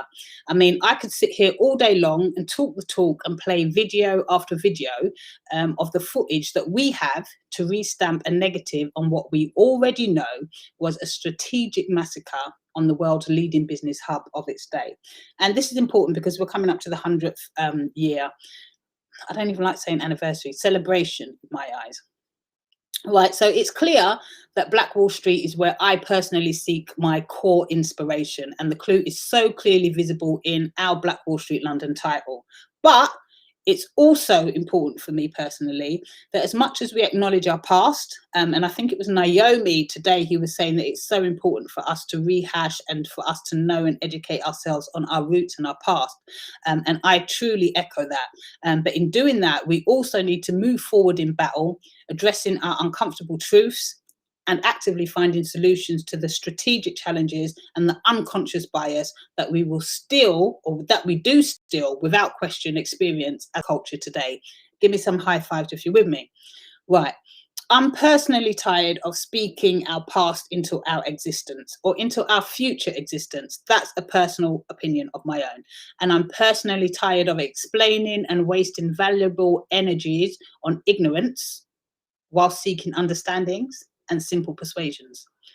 And so I am here today to simply honor our ancestors by our works. Why? Because actions speak louder. You might ask me why again, and I'll say because for me, this is not a moment, it's a movement. And I truly believe that united we rise. That said, I've been racking my brains trying to come up with a way to celebrate and honor our ancestors and Black Wall Street in its 100th celebration. So I've battled back and forth with self. Tash, you should be doing this. Tash, why aren't you doing that? And in this current climate, it still feels like our hands are chained even. But our minds are free. And so we are free. And so in celebration of Black Wall Street and what was an empire of Black excellence, 100 years on, I would simply like to keep the Black Wall Street spirit alive. And so I celebrate by continuing to honor our ancestors, by doing good work the best way I know how. And so a century ago, Gurley, O.W. Gurley, built an empire of African-American businesses in Tulsa. Though it all came burning down in the massacre of 1921, new generations of entrepreneurs rose from the ashes. And so I echo, as I have done today, and still we rise. And still we rise. And so today, I'm going to do a little pre-announcement to you that the official launch date of the new Black Wall Street London virtual market. I was going to do a big news thing around this, and but I'm just going to announce nice and easy. The new Black Wall Street virtual market is going to be marking 100 years in celebration of Black Wall Street. And we will be launching the new Black Wall Street virtual market on the 1st of June, 2021. And the reason I'm going to do that is because I want to do something quietly. All right. I've jumped on a couple of projects where I've been working in collaboration behind the scenes for all types of causes. And one thing that ran out to me, and I'm not afraid, I'm going to stand in my truth because I've got my T-shirt on, Val, standing in my truth. One thing rang out to me. There's some fake ass people talking loud but saying nothing. And I don't want to do that. So I just want to do what I can. And so, excuse my good French, because I've just got to speak it sometimes. And so what I'm going to do is I'm going to revamp my Black Wall Street London virtual market, and I'm going to launch it on the 100th celebration day of Black Wall Street. And that's going to be my quiet tribute to what is going on. And in doing that, I hope that it's just taken in the light of, I simply want to keep the Black Wall Street spirit alive. And how do I do that? You guys, honouring all of the exhibitors, businesses, Black owned, who are doing great things within their own light. I started touching on them earlier on. Uptown Yardie, Dragons and Daisies have been in today as pioneers. Cebu, there's so many of them. First the 20 exhibitors, but now there's like clean close to 100. And so I want to do something in regards to that. That's me said and done. We've got 15 minutes before Queen Leona. This one is everything. This segment, I love it. It's called Let's Get Uncomfy Table. But before we do that, I just want to play a quick video. Why? Because I feel it warrants it. It's okay for me to shout out loud sometimes. But please, guys, just enjoy this. The Black Wall Street comes from the Negro Wall Street of America, which is a term that was affixed to the community, according to lore, by Booker T. Washington. Black Wall Street is in many ways a misnomer, because what the business community in the Greenwood District, the Black community in Tulsa, was like, was more like, would be a Black Main Street. So these were not, banking enterprises and investment enterprises. These were mostly small businesses. So there were movie theaters and dance halls and barber shops and grocery stores and restaurants and service providers like doctors and lawyers and pharmacists and dentists. These are relatively well-off Black folks who contributed to the economic fortunes of places like the Greenwood District, Black Wall Street in Tulsa, like the successful Black business community in Muskogee, Oklahoma, and like the successful small all-Black towns that dotted Oklahoma during this period. The conditions were particularly oppressive in the Deep South, in places like Alabama, Mississippi. So there were people who came to Oklahoma during the land openings beginning in 1889, African-American people who recruited Black folks to come from the Deep South to Oklahoma, really with the idea that they could get a fair shake in Oklahoma.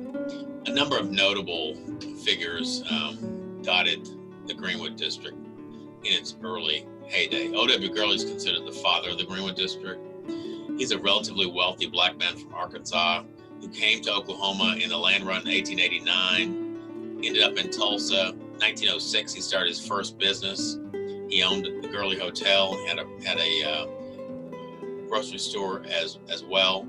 He also bought land and sold it to other Black folks in the community at that time. So in some senses, he helped populate the district.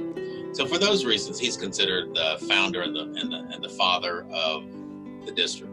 Black Wall Street, the Greenwood District, was also a community of necessity. There wouldn't have been a need for a separate Black economic island in Tulsa had it not been for Jim Crow segregation. So Black people were not able to participate fully in the mainstream economy dominated by white Tulsans. So they created their own economy. This community thrived up until the first devastation, which was the massacre. Many Black families spent days, weeks, and months living in tent cities set up by the Red Cross. And the destruction was almost complete. Property damage, conservatively estimated, was $1.5 to $2 million. Again, that's conservatively estimated. And that would translate today well over $25 million. It is a complicated event.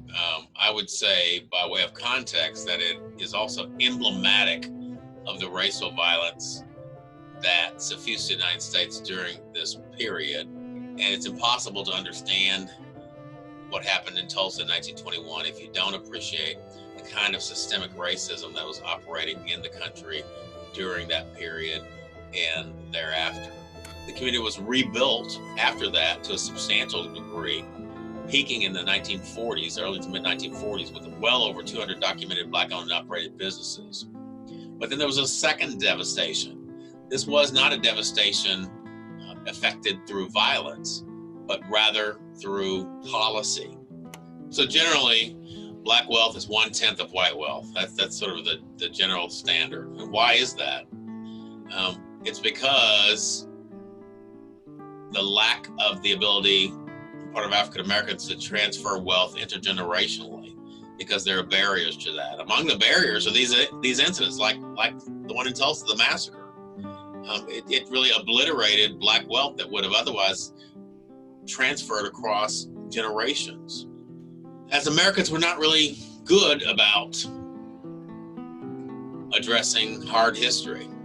And we're not really good about making sure our textbooks include history that is troubling, particularly around race. In Tulsa in particular, Tulsa was on an upward trajectory in 1921.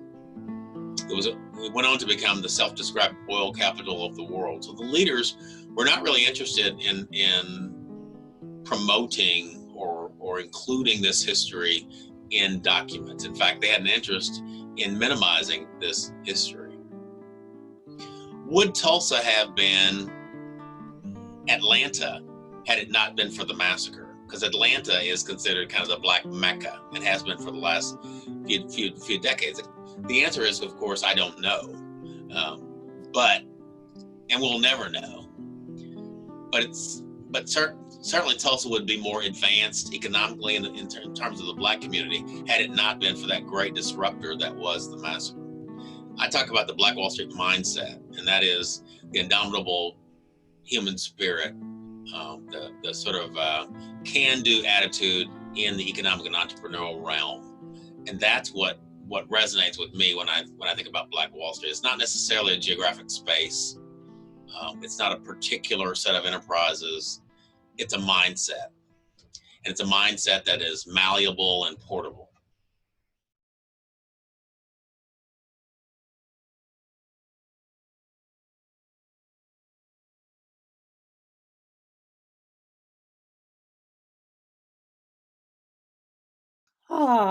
Yes. So thank you basically to USA Today for the footage. Again, it's just amazing. 100 years on, and we are celebrating, not mourning, we are celebrating a Black business epicenter of Black business and culture, doing amazing things, and we are licking our wounds, but we are moving forward, and today is just testament to that. We have been highlighting business after business after business, Black owned. Again, I keep echoing, whilst we shine a light on Black owned businesses, we 100% promote an all-inclusive community audience. I'm passionate about that. Anyone who's not interested in that needs to step off, no disrespect intended. But my next queen, a little bit early, but I know she's ready. She's sitting there, and she looked good. She always looks good. It's Leona Wilkinson. Let's get uncomfy table. Let's do this. Queen.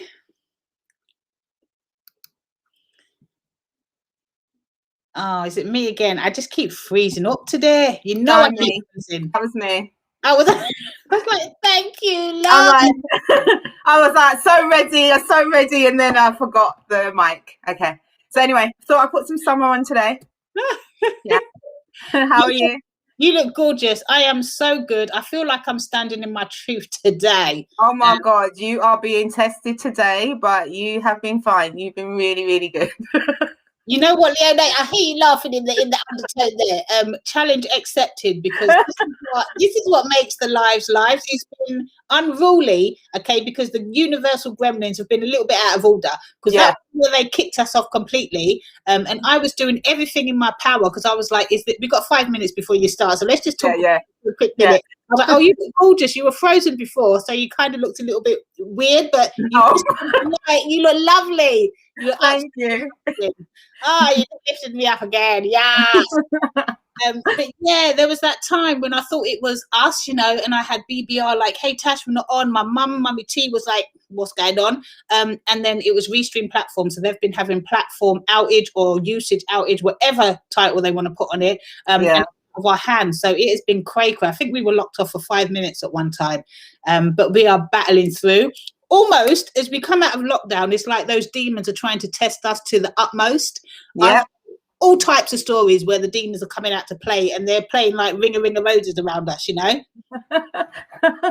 We will rise. That's what it's about. Tell me, did you get dolled up for the occasion, because you're looking fine? Yeah, I did actually. I thought, you know what? Instead of just doing my eyes today, I actually put some foundation all over my face. Yes. So I tried out one of the makeup tips I see on YouTube. I thought, let me give it a go. And anyway, these cameras clearly aren't good enough because it looks far better on those cameras than it really does in real life. I need this in my life. I love you, man. I love you. Listen, this has been everything. So for those of you who don't know, because we're just sitting here having fun like we haven't even got an audience. For those of you who don't know, this is Leona Wilkinson.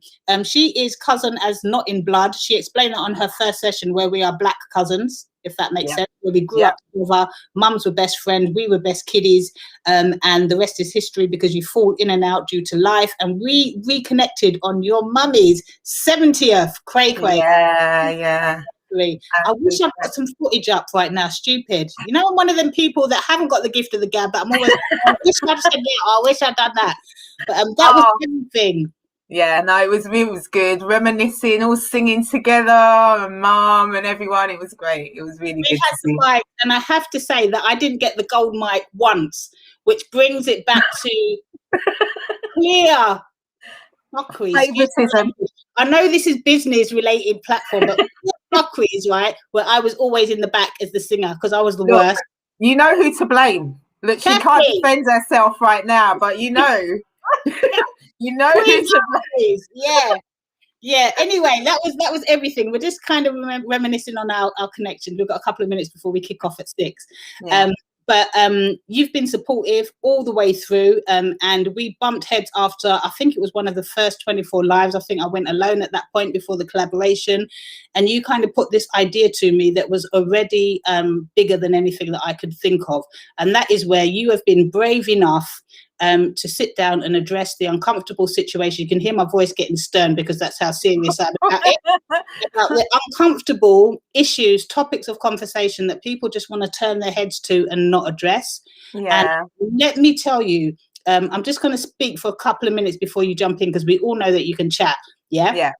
Right. And when you came on, because we said, you know what, let's just do this. Let's just give it a dummy run. And I have to put my hands up humbly, and I'm loving the fact that I got more hits from you that first time, that first segment, that first session than anything else to do with Black Wall Street London.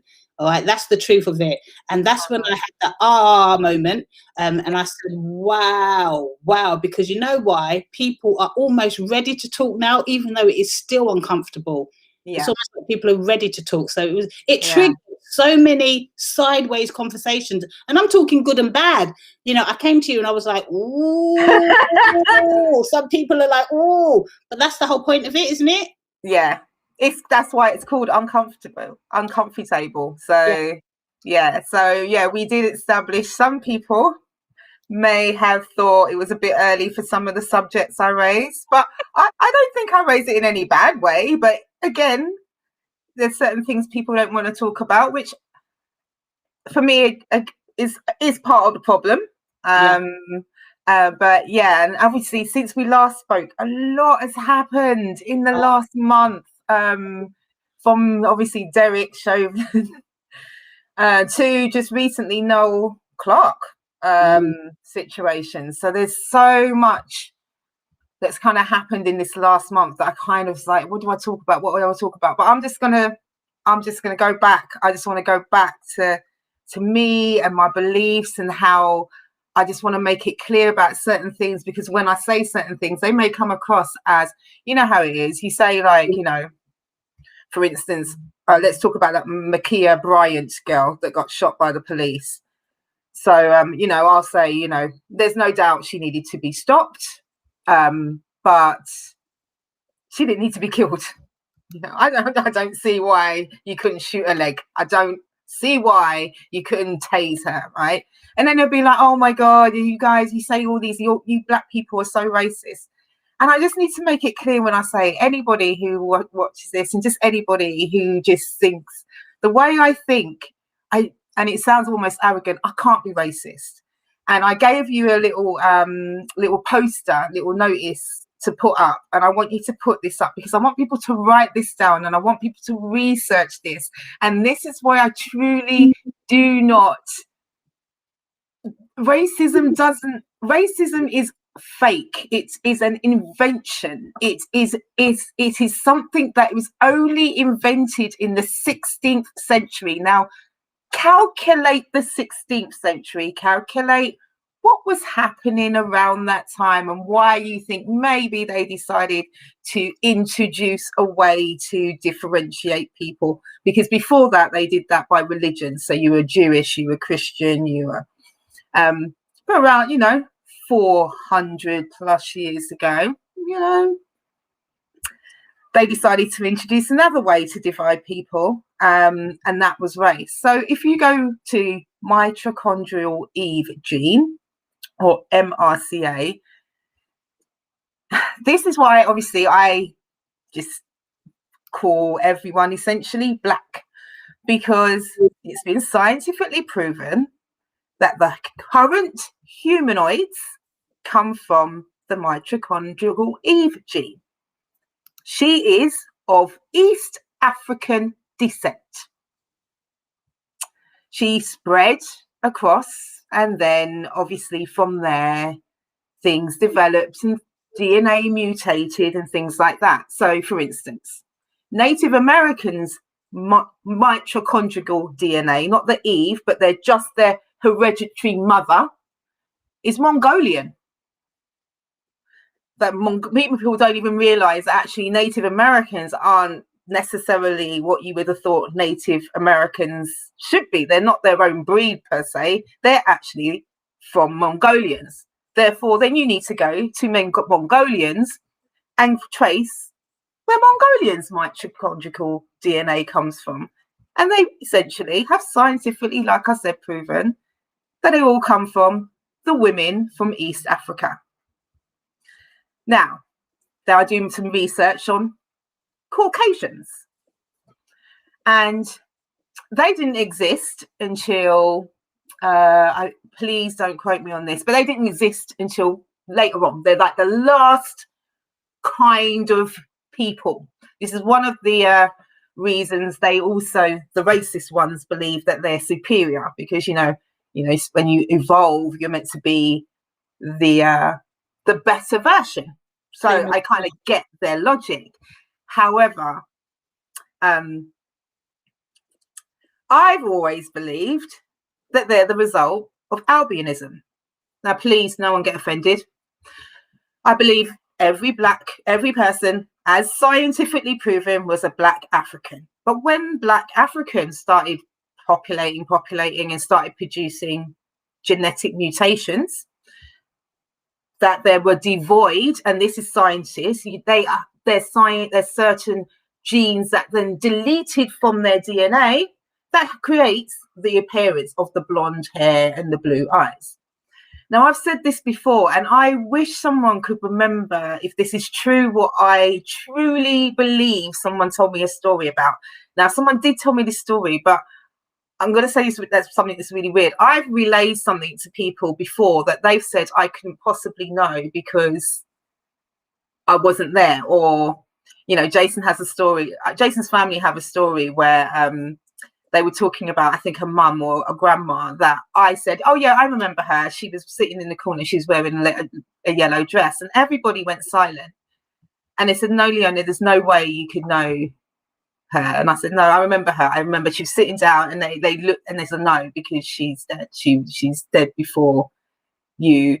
But I was convinced. I still to this member, even as I'm talking to you, I can see this lady that I am talking about, that they said, no way, there's no way. So anyway, I do remember this story, and maybe it was one of those moments. I was going to say one of those moments, because we all know that you got it going on freaky like that. So just for the viewers who are not up to par, that's like a norm for you, really. But here we go. Continue. Yeah. So I remember a story in primary school where they said, we were all, humans were made, and basically they had the first pale baby, and they thought it was a sin, and basically started sending these white looking children away. So then these white children obviously built a hatred to their family that essentially abandoned them, created their own communities, and then developed and developed. And that's always stuck for me. This is always, like I said, this is from a young age. I have no doubt in my mind that everyone just comes from black, and you just happen to, your genes mutate in which then make you slightly different to the origins. But like I said, when you then look at how Caucasians occurred, you look at albinism, it is very logical that that's exactly what happened. Now, please, people, do your research. I've done mine, and I feel that it supports the evidence that I'm saying. Like I said, they literally say, and there was I'm trying to remember one of the medical magazines that I was reading, but literally say they can't link white people to Caucasians to a particular African descent. But actually, when you go to albinism, it's exactly similar, that there's DNA deleted from them that in theory makes sense, that have they make children, those are the white people that you now can't create the link to. Does that make sense? Yeah, I think that's just logic for me. There's something that's missing that links the DNA, like I said, to Caucasians further back to Africa. But it makes sense because it's the same, it appears to be the same deletion that's in albinism. And albinism is almost the extreme of us. It is the blonde, it is blue-eyed, it is pale, it is so weak. It is almost, like I said, so part of me, like I said, wants to just outline the whole, we need to get away from this race thing. I even try not to use racism when I can, or use the term race in a conversation. I'll say ethnic group or dual heritage or mixed heritage, but I don't like the idea that someone thinks this person's a certain race and another person. That already is an issue. We need to understand we are one, and from one comes all. This is the Jamaican saying. Absolutely, Jamaicans kind of know this. One of the interesting things for me on Instagram, I put up a post that said, if you have a black friend and you don't understand what's going on right now, you don't have a black friend, you have someone you know. That is one of my top likes at the moment, understandably. But it went out. Yeah. But there were people from Jamaica that responded, and then went, it doesn't really apply to me. So then I decided, okay, this opens the conversation. And I thought, actually, no, it doesn't per se, but colorism does. And also, you still use the language of colonial masters and slave masters. And I'm not even going to use the term masters, by the way. Someone posted something that said they weren't masters, they were owners. So the slave owners language. So like I said, I posted and said, we still use the word massa, we still use the word pickney, we still say good hair, we still got yellow skin, high skin. We still think, you speak to a lot of older Jamaicans, they want England to run it again. There's still this indoctrinated thinking that we perpetuate without thinking. And I can't stress enough how important our words are. Now, psychologists and stuff will tell you this about your children, and then giving them positive words and all this stuff. And then we just think it doesn't apply in anything else in our lives. It applies in everything, from what you name your child to how you speak about them to everything. Like, it does help. This is why I say to you, whether you believe in God or not, whether you're a good person or not, isn't what makes somebody successful. Mm-hmm. It is their belief in themselves. It is, that motivation might be hate. That motivation might be that I hate you so much, I'm going to prove you wrong. It might be that, I love you so much, I want to do this for you. But that belief that you are going to do it, the fact that there's some situations where you cannot not do it. Where you might be looking after your mum with cancer, or you might be looking after you. There's situations where there's no choice. It has to be done. So it's that and we need to understand how important words are. And there are very smart white people in the world that understood the power of words, that understood the power of getting children in school as young as possible, so you can train their minds to think exactly how you want them to think. There are people out there that 100% know what I'm saying is right. And this is why I said, we as Black people, we need to understand. You know, I put on, and again, I'm about to possibly say a word maybe you shouldn't say. It's not actually a swear word. When the original word is bitch, which is a female dog, right? But did people know that it was first used on Black women when it came outside of the category of female dog? Yeah, now, you know that. Mm-hmm. So the other thing, so I thought, but we use it a lot. So we are perpetuating something that was just simply called to us. Same with, like I said before, the term mother. We were made to literally do that.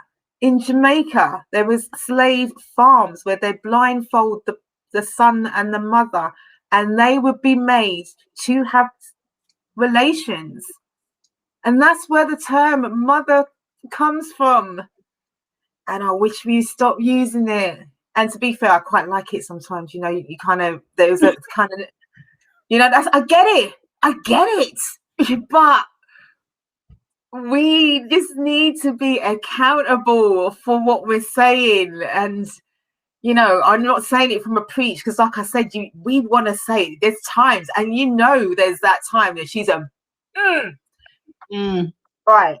But we need to understand, as long as we're understanding where it's coming from, as long as we're understanding the origins, as long as we understand what we're kind of perpetuating. Like when we say, some, you know, people are using it in a positive way. Hey, how are you doing? But is this still a good thing based on how it came about? Is this about the same thing that we use the M word and we're taking it and making it positive? Is that actually working? Is that? Let me jump in there for a quick minute. And I love your opening topic of conversation, and I'll tell you why I love it, because we're talking about past, present and future. For me, it's the future that is has the most important. Not that it's any more important than present or past, but it's what we are passing down.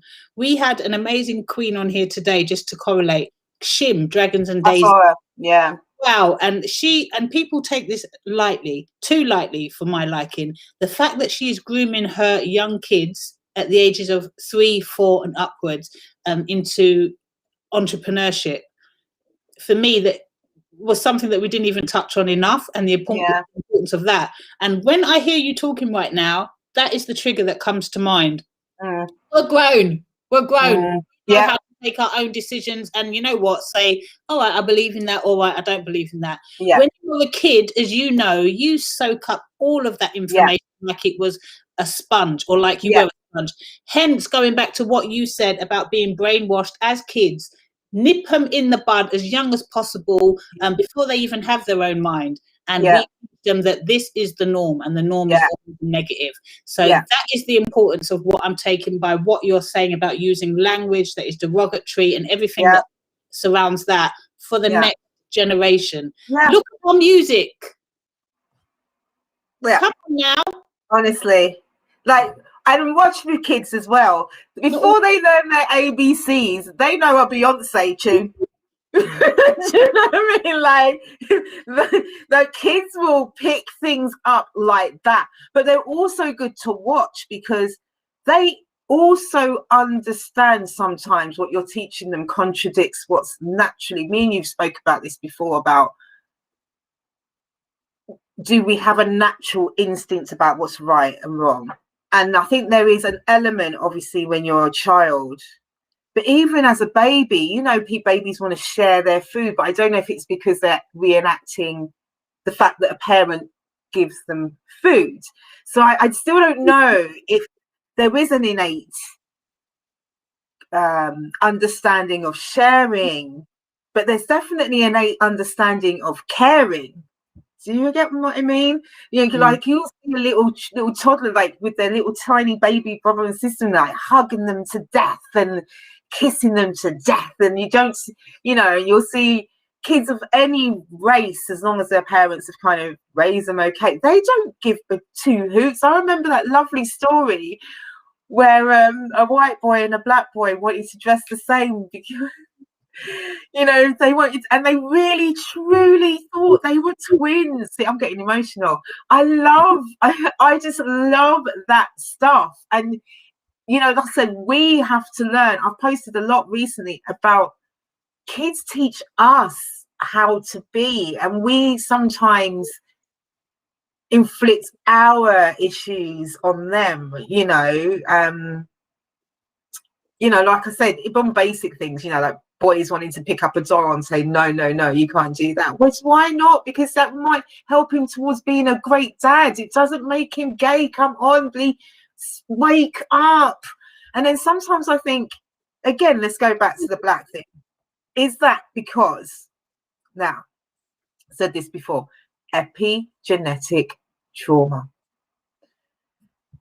Jamaican men especially were literally sodomized by groups of men in order for the rest of the people to understand that this white man had the power. Now, like I said, it's scientifically proven, people. I'm not making this up. It can go. There's a chemical change in your body that is then given to your generations. And this is why sometimes, Tasha, I say to you, I don't necessarily believe in religion. I don't believe in religion. I do believe in a greater power. And the reason why I do believe in there's some truth in the Bible is because, for me, there's too many things. A lot of good lies come from elements of truth. And I think any real good lie that can be sustained for a long time does come from an element of truth. Whether that truth be Jesus is a human, or Jesus is a, you know, green-eyed, boggly-eyed dude with, like, whatever it is. Reason why I say certain things for me correlate, because science have proven some of the things in the Bible to have happened. You know what I mean? Like how the world began and how the Bible says the world began and stuff. And then, like I said, when it comes to, you know, like what the Bible says about certain things about children and, you know, certain lessons, and I think it's written there. The reason why certain things are happening is because we just don't believe we're capable. We don't truly know what we're capable of. And like I said, I feel like I've been so fortunate in my life because I've had this mum who people would come to, and, you know, they'd have a problem, and the next day or a few days later they'd be giving her flowers and saying this problem's gone. And my mum just gave them prayers. She just told them oils, affirmation. This was from the Bible. She didn't use it like a pastor. She used it like a medical journal, and that's how it was for me. It was never the way I suppose religion gets you to do it. It was like a book of stories that gave you examples of jealousy, examples of hate, examples of adultery, examples of, you know, being good even if things are really hard. And this is how I like to look at the Bible. This is why I don't really go to church, because it ruins it for me. Other than the music, oh my god, I love Pentecostal. Give me that. But yeah, the church ruins it because, first of all, I've said this before, that Christianity is a white thing. What did we do before that? And I think a lot of what we did actually before that is in the Bible. Like I said, we did eat from the land. We did share our food. We were not about greed. We didn't. I think one of the reasons probably we were easily manipulated is because we're actually just genuinely good people. If we wanted revenge, the world would be dead. Let's be real. There'd be no world if people of color, so I'm talking everyone who is brown, wanted revenge. There'd be no world. So we are just we're lovely, generous, giving people, which is almost to our fault, and that may be that we're easily manipulated. But like I said, it's one of those, it actually proven genetically you will be carrying the sins of your father. That's written in the Bible. That phrase we use all the time. How did whoever write that in the Bible know how many years later? We can scientifically prove that now. The sins of your father is, whatever the sentence is, sorry, God forgive me, is carried through the son. You know what I mean? That is scientifically proven. The world began dark, then water, then land. That's exactly what's written in the Bible. So this is why I say to you, when I say, I'm not dismissing why you don't believe the premise, but if you start the premise on the wrong foot, you will never believe it. This is like almost talking to you about, to a racist about racism. If you start on the wrong foot anyway, you'll never get my point. So when people talk about, Black Lives Matter movement, blah, blah, blah. Okay, let's remove the movement and let's just talk about Black Lives Mattering and start from that element. Let's not talk about the organisation because I don't agree with it. I'm not sure I've seen any benefit happen to it. This is not about the British one. I don't know what's happening in the London one or whatever. But the American one, I've got to say, I don't know where the money's going. I haven't seen anything. And I just want to go on to this. People, stop protesting. What is your problem? Stop protesting. You know how you're going to get them to listen? Places like this. Spend your money where Black people are spending their money. Where Black shops, Indian shops, any shop, but the shop from the people, the same people that don't support you.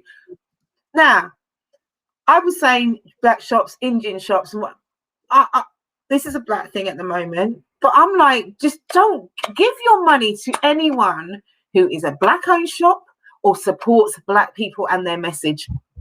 Why are you supporting anybody else? I don't care how much you might like Starbucks.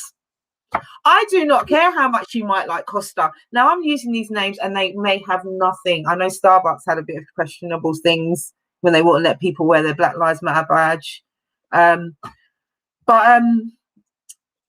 Come on, you people, we know, you know why when racists like us, when we can make them money.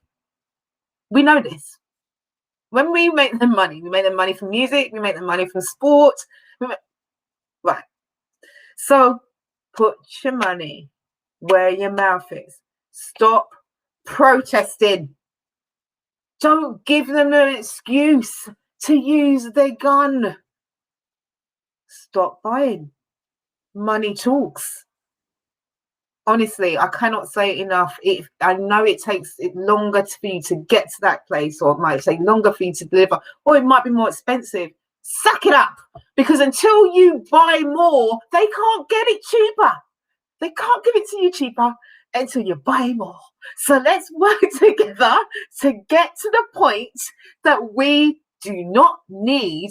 We make a conscious decision. Yes, I will make a conscious decision to buy Chanel today, but actually I'm going to buy Uptown Yardie.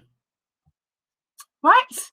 Oh, listen, universe knows that you have just hit nail on head in many different elements of what you've just spoken about. Some that we agree on and some that we passionately disagree on becoming in place. This is why I'm in the uncomfy table, and this is all you. This was your doing. This was your brainchild. This was your baby, because it enabled us to sit on two different sides of a table with two completely different opinions and come to the common denominator that in love, it's okay for you to have your opinion and for me to have mine, and we are just voicing that. And that's what's going to make a change from where I'm sitting from anyway, in addressing these uncomfortable topics of discussion and not just turning your head sideways and speaking out the side of your damn neck. So let me go back to, I'm not going to touch on religion because you know me and you're going to go back and forth on that all day. Always. Sorry, my bestie's on here. Hey Tash. Hey. You're Tash too, but my bestie's Tash. Hey, you know the way I texted you the other day Yeah. about them? I was like, sorry, wrong Tash. Money. I thought I was getting some free money. I was like, oh, yes, I'll take it. Anyway, she was like, I agree, we naturally are trusting people, but which is or was our downfall, but doesn't mean we change. I don't think we change. So Tash will know this about me. I am probably a soft touch. Yeah. She's always been probably emotionally tougher than me. But I don't know, I hit 30 and I realized, you know what, you can be, so there was something called you can be a nice guy or you can be a good guy. So a nice guy is just going to say yes, regardless. But a good guy is going to tell you no. A good guy is going to do what's right, not just what's easy. So I think for a long time I was a good girl. I mean, a nice girl. And especially when it came to my family, I felt like I was the responsible one. I felt like the first, because I was, I'm the first to like own my own place, and I'm the first to for a lot of things in the family. So I suppose I felt a bit responsible, and I felt a bit motherly. And then I said, yes to a lot of things. I found it hard to say no to a lot of things. And I've realised, no, actually, you can be a lovely person. And I'm not being arrogant. I'm a lovely person, but don't mess with me. Don't mess with me. Just because you see me smiling all day, I will smile and kill you. I'm just letting you know. But you can't push me. It takes a lot for me to get to that point. And I can't imagine. So I got to say, something happened when I think I've only got really extremely mad to the point I have put my hands around my sister's neck once. But that's because I love her. And it sounds really counterproductive. She was just not doing the right thing to the point that I just wanted to shake the rights into her.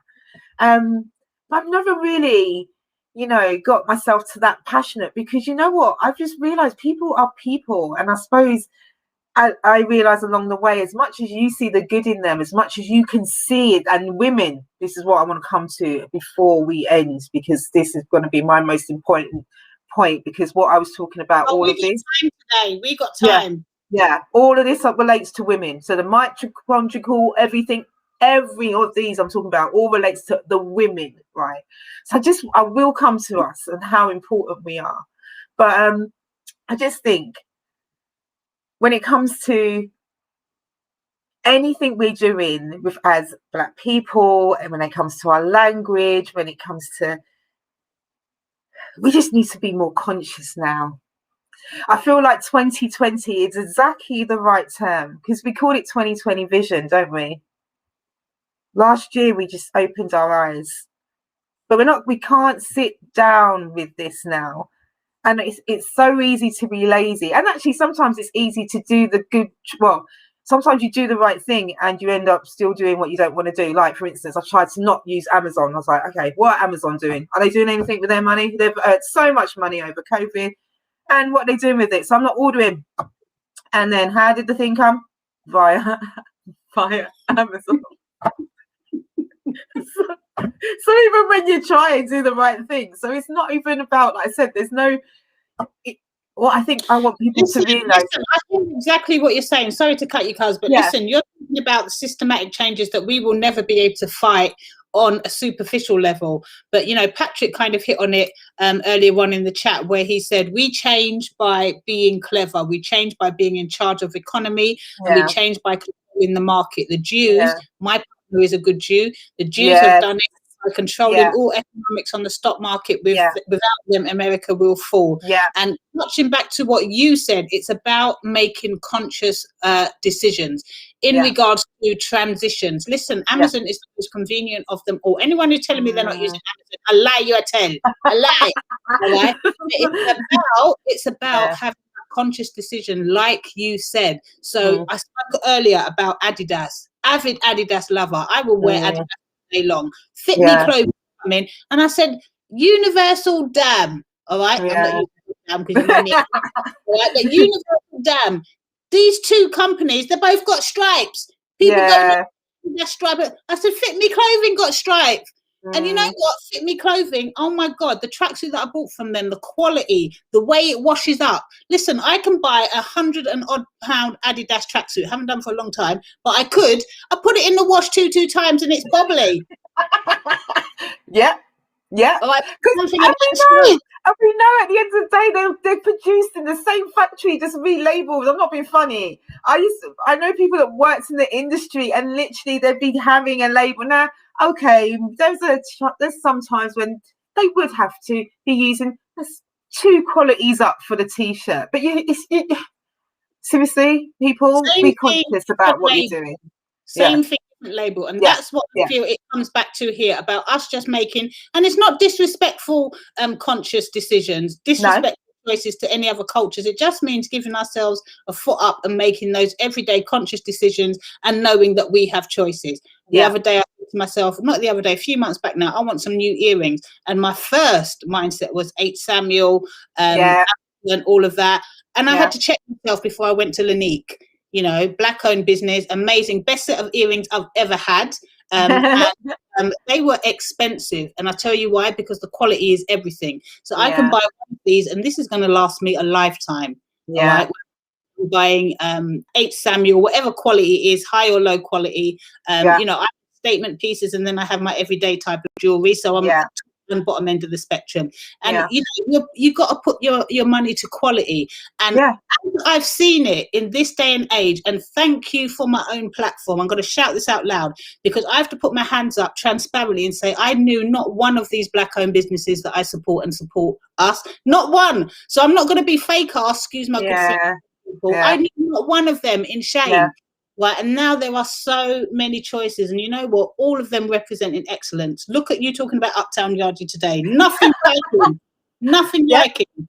Yeah, I love it. I saw it. I saw him the other day. I don't know if it was related to the show. I don't know if Facebook just come up with something, but I like the hat, and I thought of my dad. You know, come on, come, say no more. But anyway. We got like half an hour, and I want to get down to us women, because as I've tried to go, and I'm trying to leave with a story, because I'm a butterfly. I used to be offended when people told me that, but you know what? Butterflies are beautiful. So anyway, so I wanted to go with a theme today, and so that's why we start with the mitochondrial Eve gene in DNA. And it's called the Eve gene because it is believed to be the origin of the current human, or types of ethnic groups of the current human beings. Okay, just so we're clear. Right, and I'm saying that because it annoys me. Two things annoy me. When people go, oh my God, the DNA of that group must be so different because they haven't mixed for years. So what's wrong with you? We're all black. Now, the minute we realise we're all black, maybe we can get rid of these barriers that go, you're different because you're blonde. Because if I show you my beautiful Anya, if I show you my beautiful Poppy, if I show you my nieces that I've just mentioned, blondish, blue heart, blue eyes, pale, they don't look. It's not a look, and this is what I need people to understand. The look was invented in the 16th century and became prevalent around 1730 to 1790. We know what was happening around those times, people. So can we just please just reverse the whole idea? And I've got to say, I say this to Americans, Black Americans can be so extreme sometimes, to the point I can almost understand the Candace Owens. Sorry, don't shout me down. I can almost understand why a Candace Owens appears when you have Black Americans almost as racist as the people they're talking about. they're like, no white people are not racist. Every white man is like, mm. Yeah, you turn into the level that you're trying to run from. Right, because first of all, how can we sit there and say, don't say all black people are criminals, but then turn around and say all white people are racist? Don't expect from others what you know, do to others what you expect them to give to you. Now, I know that doesn't always work for us black people. Really? It's not really worked for us. But still, don't lower your standards. Why are we lowering our standards? I'm not ever going to be lowering my expectations of a man, of a job, of a house. I'm not going to lower my expectations of how I expect you to treat me just because you don't treat me that way. So let's not do that. Jump in there. Can I jump in there? Because yeah. I mean, you've got so much content that sometimes I try and wait to the end and then I forget because you put another subject. I'm sorry, the butterfly. Oh, it's beautiful. It's beautiful. But this is everything to me. And I'll tell you why. I tell you, you keep having these crazy connections with me. And it is that I have been tried and tested of late. All right. And JD and I are two different entities whereby, I've said this before, I am not God, universe, Jesus, whatever you want to say. So I don't feel that I have the power to prejudge anybody. So in my book, everybody start off with an A grade, A+. All right. Yeah. You want to downgrade yourself, I for your business. Yeah. Right? Second to that, all right, you will never get a reaction out of me.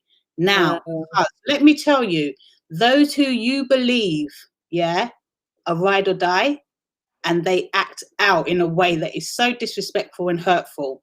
All right. However, you take the rope and go hang yourself with it. And this is something that I hear you shouting out loud when you say, do not lower your standards. How far are you going to take yourself down that slippery slide?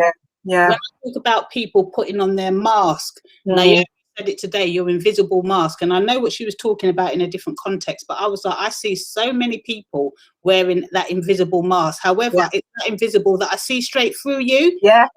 All right. And that's experience as well. You know, this is the thing that, and again, I'm going to bring it to us women. We work off our instincts and we neglect it. Now, I'm on a lot of strong, independent women groups. And the amount of questions women ask, and I think you're asking it because you know the answer. We only ask, it sounds stupid. No, we don't only ask questions we know the answer to, obviously. When it comes to relationships, though, sorry, that would have been really dumb to say. But when it comes to relationships, we actually do, as women, we actually do ask questions we do have the answers to. So, women, I believe, are the most underrated things on earth. And no offense to my white ladies, I love you. There's a Rika who is my girl. I love this woman. She's always on my post. She's on it, you know, more than an ally. She's like that Jenny woman, you know, that American woman with the glasses who's like, she's like that, you know, that's how good she is, right? But the most, I think, underrated person is a black woman. You know, we talk about George Floyd a lot, but we haven't been talking about Sandra Bland and Breonna Taylor that much. We haven't talked about the fact that it's, you know, let's be real. I don't want to be stereotyped about, you know, black marriages, and people do not understand how many black people are married, you know, not just living single parents, but there's a lot of women that are black single parents who are losing their sons and daughters, and they're not thought about. But obviously the son who's killed is thought about, but the mother who keeps losing her child isn't thought about. The first teachers to your child, now let's go back to old school, let's go back to, you know, what time began. Children are taught pretty much everything they know by their woman in their life. That's the mum, it's usually the nan, some sisters. And I remember there's arguments like, well, women can't be that great because there's no top female chefs. And I think, Well, that's really stupid. First of all, where did these men learn to cook? Who taught them? And who's allowed to work? What was the for me, it's like so logical why things aren't the way they should be. And men moan about, women and maternity leave, and I think, but who created the law?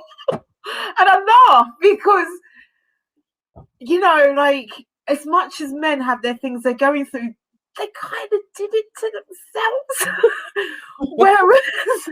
whereas we didn't ask for this shit. In fact, part of my thing is I think we were running the world. I'm convinced we were running the world at one point, because for a long time, statistically, there were more women in the world than men. And there are tribes currently that literally just call men in to do their part to populate, and then out you go. I like that. I might move there for retirement. I like the sound. Anyway, so I think we women need to be like, I get it. We don't always want to be in control, but we need to realize we are more in control than we want to believe. Now, you'll find a lot of fairy tales are written by men. Do you think that's a coincidence? I don't. I don't think there's a coincidence that these books teach you there's only one man out there for you, but all the women have to fight for them. Even mothers and daughters have to fight for him. Even sisters have to fight for him. I don't think it's a coincidence that men wrote those books.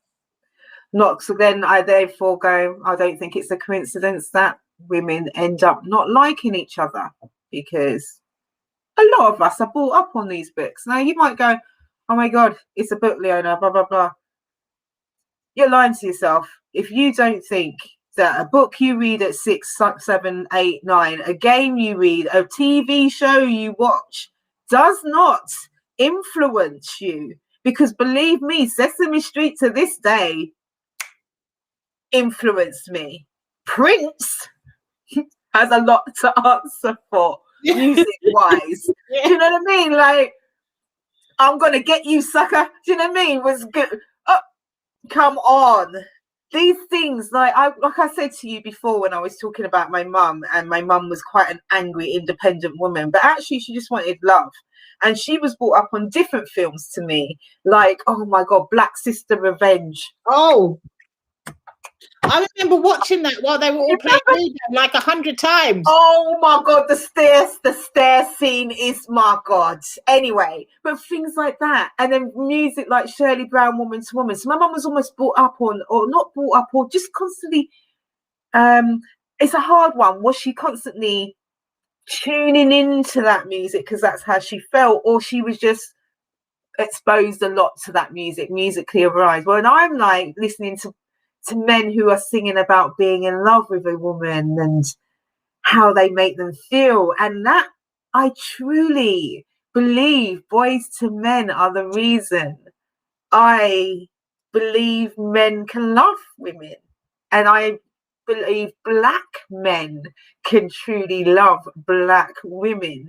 And it's so stupid to say that, but I can tell you this is what I believe. Prince again made me know a Black man can like you in that way, and want to do things that my mum shouldn't hear. And Mummy, close your ears. Yeah. Oh yeah, my friend Tasha, she's just saying about how we were breastfeeding the slave owners' children. Like, again, we have to be real. I am not going to diss any woman who is unable to breastfeed, right? But I think the solution is other women's breast milk. Now, you'll find that the powdered formula, they'll go, as good as breast milk. But then they'll tell you, okay, you don't have to stick with breast milk. Not breastfeeding is fine. So you're saying you're not breastfeeding is fine because you've created a formula that is as close as can be to breast milk. So actually breast milk is needed. Let's be real, 100%. You need to feed, ideally, the nutrients that your body has created specifically for a baby to grow. If you ever seen the film Lucy, I would love the concept of that. I don't know, I haven't done enough research on that, but if that is scientifically what happens, apparently like the growth rate in children is like 100 times in the day or something like this. It's multiple times. And if we had a glance of that and just got even 20% of our brain power, because we're roughly about 15%, we'd have total control over ourselves and matter. 25% more, just 5% more. Come on. You know what I mean? I don't know what I need to do. Come on. But this is why I say to you, when I say that I believe telekinesis is possible. And like I said, me and my bestie, she lives in America, right? And I sent it to you as well. I sent my tune I was on. I was feeling my jungle yesterday. I was just on it. It's Friday feeling.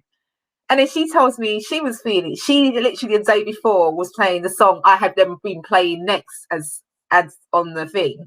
And I'm like, seriously, we spook each other out, even 5,000 miles away, that we are literally doing pretty much the same thing within, 24 hours or whatever.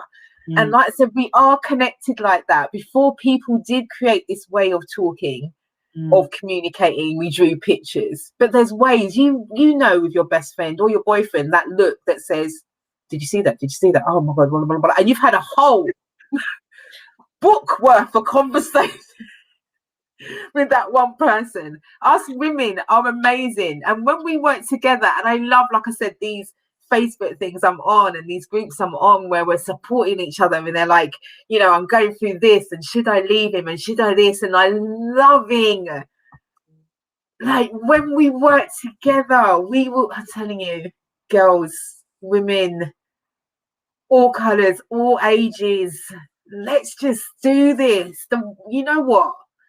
That New Zealand lady, I'm so disrespectful, I should know her name, the New Zealand Prime Minister. The other ones as well, German one, Merkel, whatever. They are killing it. They are literally killing COVID. They are kicking its butt and saying, what the hell are you doing? Leave my people alone. Let my people go.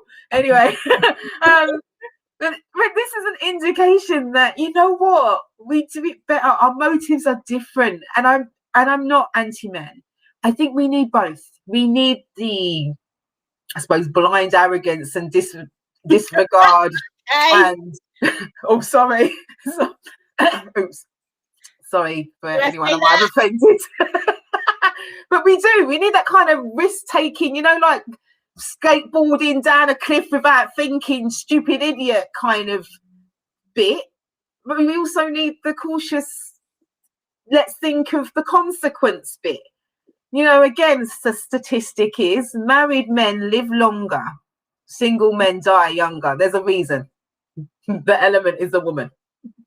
It's just like it, So we need that balance. We need the one that's going to take that stupid risk regardless, which is usually a male trait. I am going to refuse to say a man. I feel like sometimes I am what would be considered a male, in that I'm very assertive. I work with a guy. I work with two guys, actually, a maintenance technician and an assistant to, I'm a manager. And I sometimes feel like I'm the man in most situations. So we had a noise complaint, and, my assistant's like, oh, should we go and speak to them? And I'm like, all right, I'll go round. And so, so we go round and he kind of hovers. So I'm like, excuse me, your supervisor. And I just thought, I suppose that's either, if a girl does it, it's like, it isn't necessarily seen as a boss. It seems like a bit, oh, sorry guys, a B word. But But again, I do it with a big smile on my face, and these guys were like, "Oh, sorry, we'll turn down the music." And I'm like, "No, don't turn down the music. I'm loving the music. That's not what I'm complaining about." They'll play some cheese.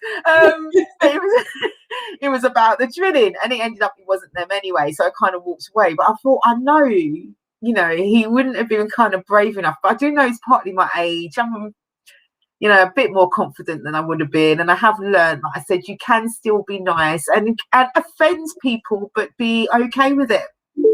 And sometimes even if you aren't okay with it, there's things you have to do that hurt you.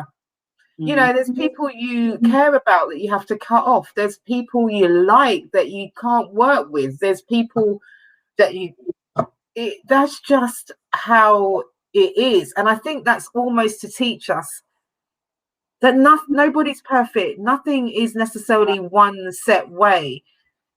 And like Jada Pinkett's daughter, oh my gosh, what's her name? Whisper.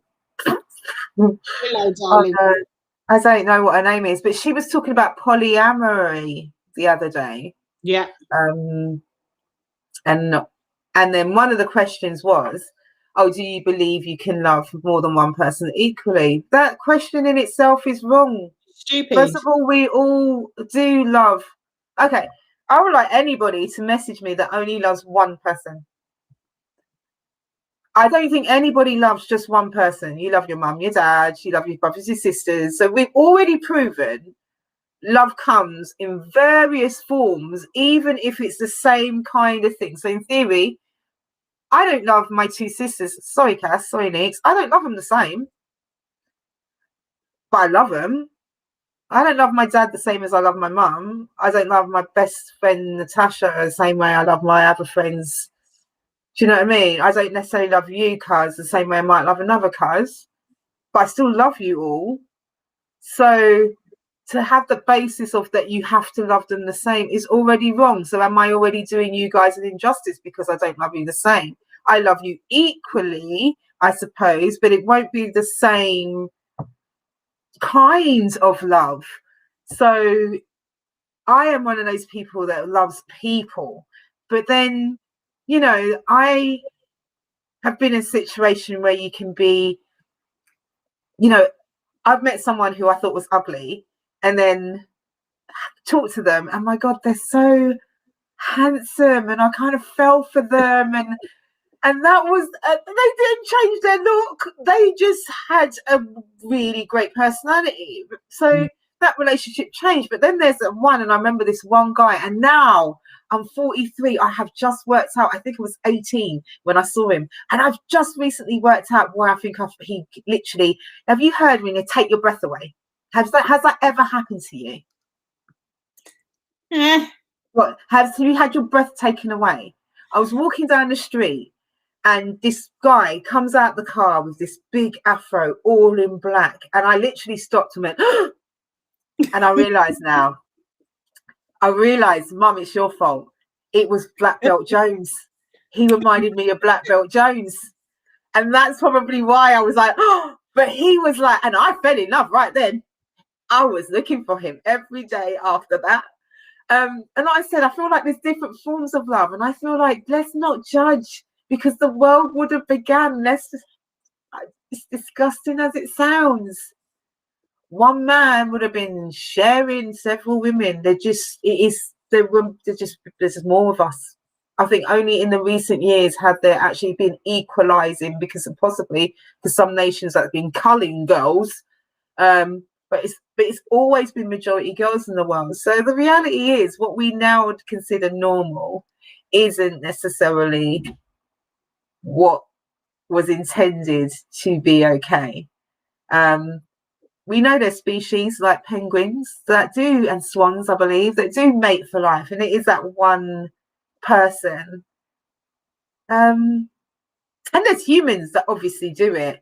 And I don't think we should be neglecting that idea, but I do also think we shouldn't neglect the idea that you can be in love with your partner but still fancy someone else. I see it, especially as women. We're doing ourselves an injustice, because if we're honest, you still look at Shay Marmore or whatever your fancy is, Daniel Craig, you're still looking at them and think, what do you think? Because they're famous, it's okay, but because you know what I mean? I don't think we should be doing that. I think love essentially should set you free, and that's the whole basis of love. And us women are the first teachers of anything in life. We're first teachers of business and entrepreneurship, numbers, you know, when we're doing our shopping and we're negotiating those pennies, and you know, when we're like organizing the house. This is how these businessmen become businessmen. We know in the 50s that the secretaries had the idea and just drip fed half the men, and they were signing the documents and going, oh yes, yes, Carol, yes, I thought of that just yesterday, so let me write that down. So like, we as women, honestly, we just honestly need to start understanding our power. We do, and this is going to be controversial, we do attract the men we think we deserve. And that is harsh, because when I say this, there's women in like quite abusive relationships, and it doesn't mean you've done anything wrong, but sometimes you have to be careful what you wish for. So have you wished for someone who never wants to let you go? Did you wish for somebody that loves you and only you? Did you wish someone that would, you know, like only live? Do you see what I mean? It is, and it sounds almost too simple, but I would just genuinely ask you, anybody going through that horrible relationship or that horrible friendship, did at any point any of those wishes happen before you met that situation? Did you ask for that? Because when you look at your situation, that is what you got. And you have to be careful what you're asking. Now, even if you say if you don't believe in God, this is a universal law. It doesn't understand, it doesn't have a grey. It will give you what you've asked for. Now, just by changing that to somebody who is worthy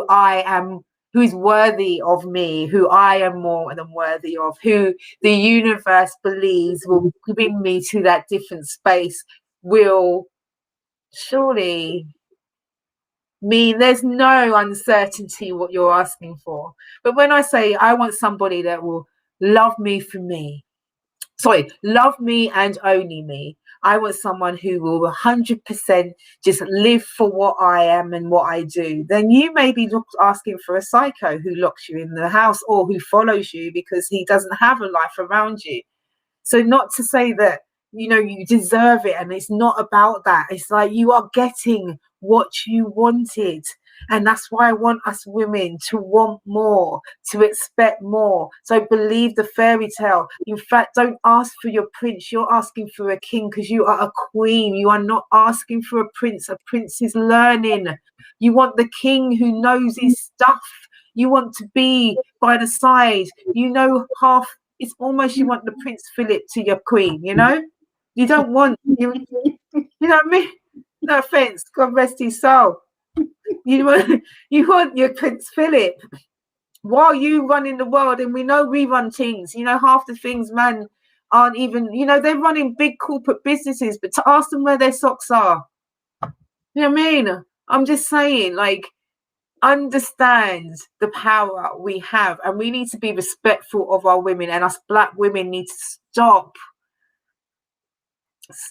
dressing like we're for the slave owners anymore. Now we can be sexy without the Betty Riders.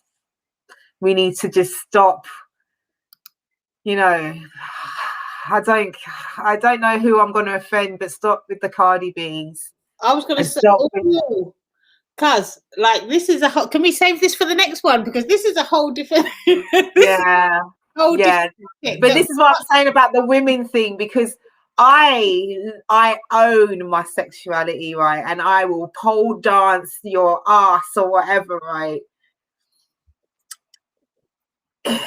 It's just we need to go on to it a bit more in detail next time, but there are lines, there are limits, and you know, there is music we listen to, you know, growing up that we would never like oh my god, we never let our kids listen to and stuff like that. And I'm not saying we should censor music and stuff, but even when, you know, Jessie J said do it like a dude, and then when I watched the video I saw her in bloody hot pants and heels, and I was like, for God's sake, I mean, you had an opportunity. So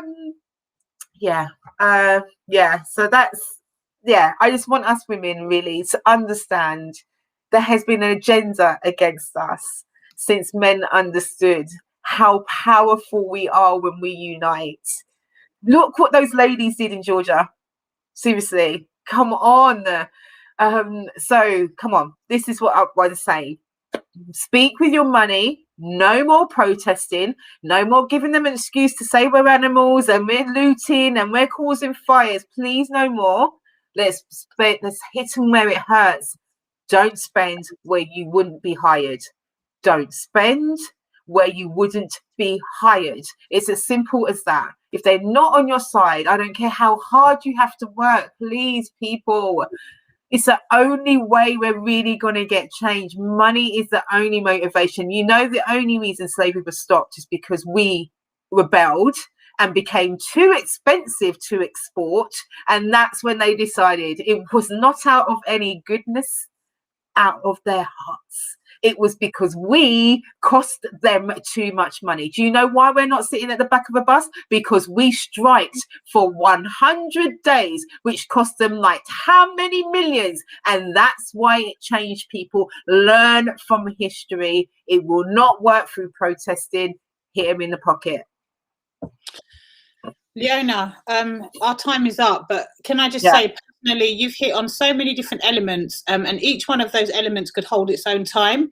I love the way you hop, and I love the quote that you use over and over again, just saying. And I hope that everybody sitting in the studio today, whether it's, you know, just chilling out with us, whether you support us, follow us, you take this for what it is. It's an open table discussion. I talk a lot personally. Sometimes I cannot be shut up, okay? But I would like to demonstrate here today that on a platform whereby we are lending a listening ear, we don't always have to talk sideways and out the side of our neck, and we can sit back and let somebody else take spotlight and talk their truth.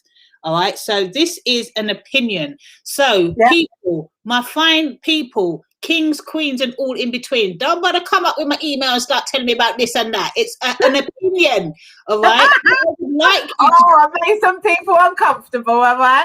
What I would like you to do is get involved, interact, pass the stuff around. It's about having these topics of conversation. And in all seriousness, the undertones is that in this day and age, 2021, moving forward, the fact is, due to technology, due to all of the stuff around that, we are able to do that now. It's a generational shift whereby us as kids seeing and not being heard is over. It's finished. And that is how we move on and we pass down good knowledge, because good knowledge is coming from way back there, ancestors. Like you said, we you know, we're sowing the seeds for the next generation, and any wounds that we're carrying, if we're not addressing the situation, we are passing down. Exactly. I'm not saying, cuz, that we are you know, super women and we're making changes to the world. All we're saying is that we're simply having open table discussions, and it's a form of business, because the well-being around that is everything. And just be conscious. Just be conscious of your words. Be conscious of everything. How that little thing can make a big difference. Changing your wording can change your mindset, which can change your fortune. It sounds so little, but these little things, and you're not going to get it every time. Like I said, how many times do I want to say the word already on here? So it is a constant thing you're just constantly working on. It shouldn't be something that is a chore. It's just something that when you do realize, correct it, because you're not always going to be conscious of it, but correct your wording, correct what you're saying, how you approach that thought, and see if you get a different result. Leona Wilkinson, let's get uncomfortable. Thank you so much for your time, for your insight, for your opinions, for your bravery, for not being afraid to talk out loud and shout from the rooftops, and still we rise in so many different formats. I look forward to our next open table discussion. And like you said, there's so much going on right now. There's hardly even enough time to address it. But I thank you for doing so. I wish we had more time, but I've got another queen sitting in the green room. Love you, cuz. I love you too. Bye. See you later. Okay, my fine ladies and gentlemen, that was Leona Wilkinson. Let's get uncomfortable. Leona Wilkinson has basically introduced an open table discussion. Let's get uncomfortable, highlighting uncomfortable topics and issues that only the brave are ready to address. Not only that, but it flips it up. We're talking about business, retail, marketplace, but business is everything that encompasses that, and your well-being, your mindset has a lot to do with that. But moving forward, let me just remove some graphics here. So we can set it up. Yes, because we've got another queen. I've been also waiting for her because she's everything. So just a quick introduction because I don't want to take up her floor space. Keely Brent, CEO and founder of Atu Foundation. I hope I'm saying that correctly, the Atu Foundation. We connected via Shane Campbell of Black Woman, and he does the Black Woman fashion shows where he empowers women, mainly Black women, but women in general. And I know that Keely and Shane have been closely aligned and worked together. So he was kind of the connection there. And I'm just going to introduce Keely just invite her onto the studio floor. Yes, Queen. Wow. Hi. How are you? I'm great, thank you. How are you? I'm really good. Let me just start by saying, let me jump in there. It is a pleasure to meet you. Thank you. Somebody has made or coined a phrase, real kind of reaches out to real. And forget that. But what you are doing, I'm not saying that I'm the real thing, but I simply are saying that you are the real deal. You are doing amazing things on ground level. If people don't know already, they need to check you out. But again, I'm very passionate, very humbled, very honored to be in your presence because you're not just talking out the side of your neck, you're walking. All right. And a lot of us are shouting loud and saying nothing right now. Keely, please. Wait, did I call you Keely Brent before? Yeah, you did. It's okay. Keely Brent. My bad. I will amend that immediately. Please tell everybody who you are and a little bit about the Atu Foundation. First of all, thank you very much for inviting me. I really appreciate you giving me the opportunity to speak on your platform. So first of all, I want to say thank you for that. And as you said, that my name is Keely Ben, and I am the founder of an overall branch called Atu. And Atu, the Atu Foundation is just a branch under Atu, basically. Mm-hmm. I started off doing African clothing, African fashion, doing fashion shows. That is how I got in contact with Shane a few years ago. And ever since then, we've both been really supporting each other behind the scenes. Then a few years later, I decided to develop the Atu Foundation. And the reason why I decided to do the Atu Foundation is because I went to Ghana back in 2016.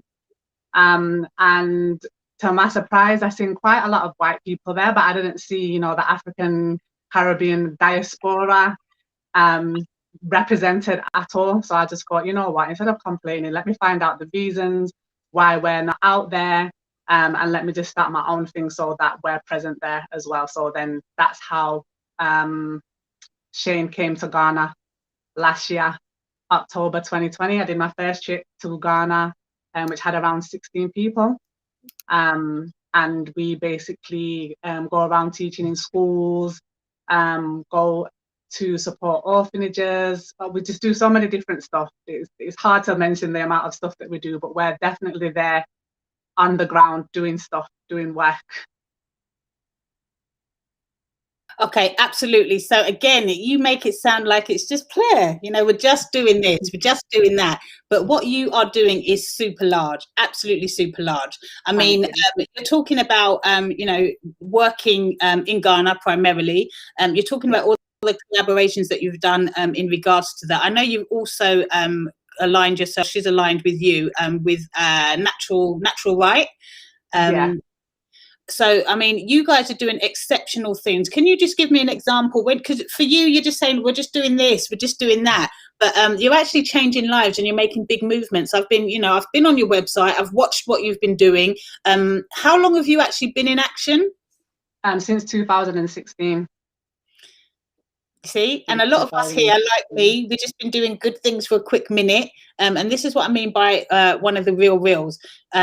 I reached out to you because I saw that you were doing a request for sanitary products for women. Amongst everything else that you're doing, this is what you're doing right now.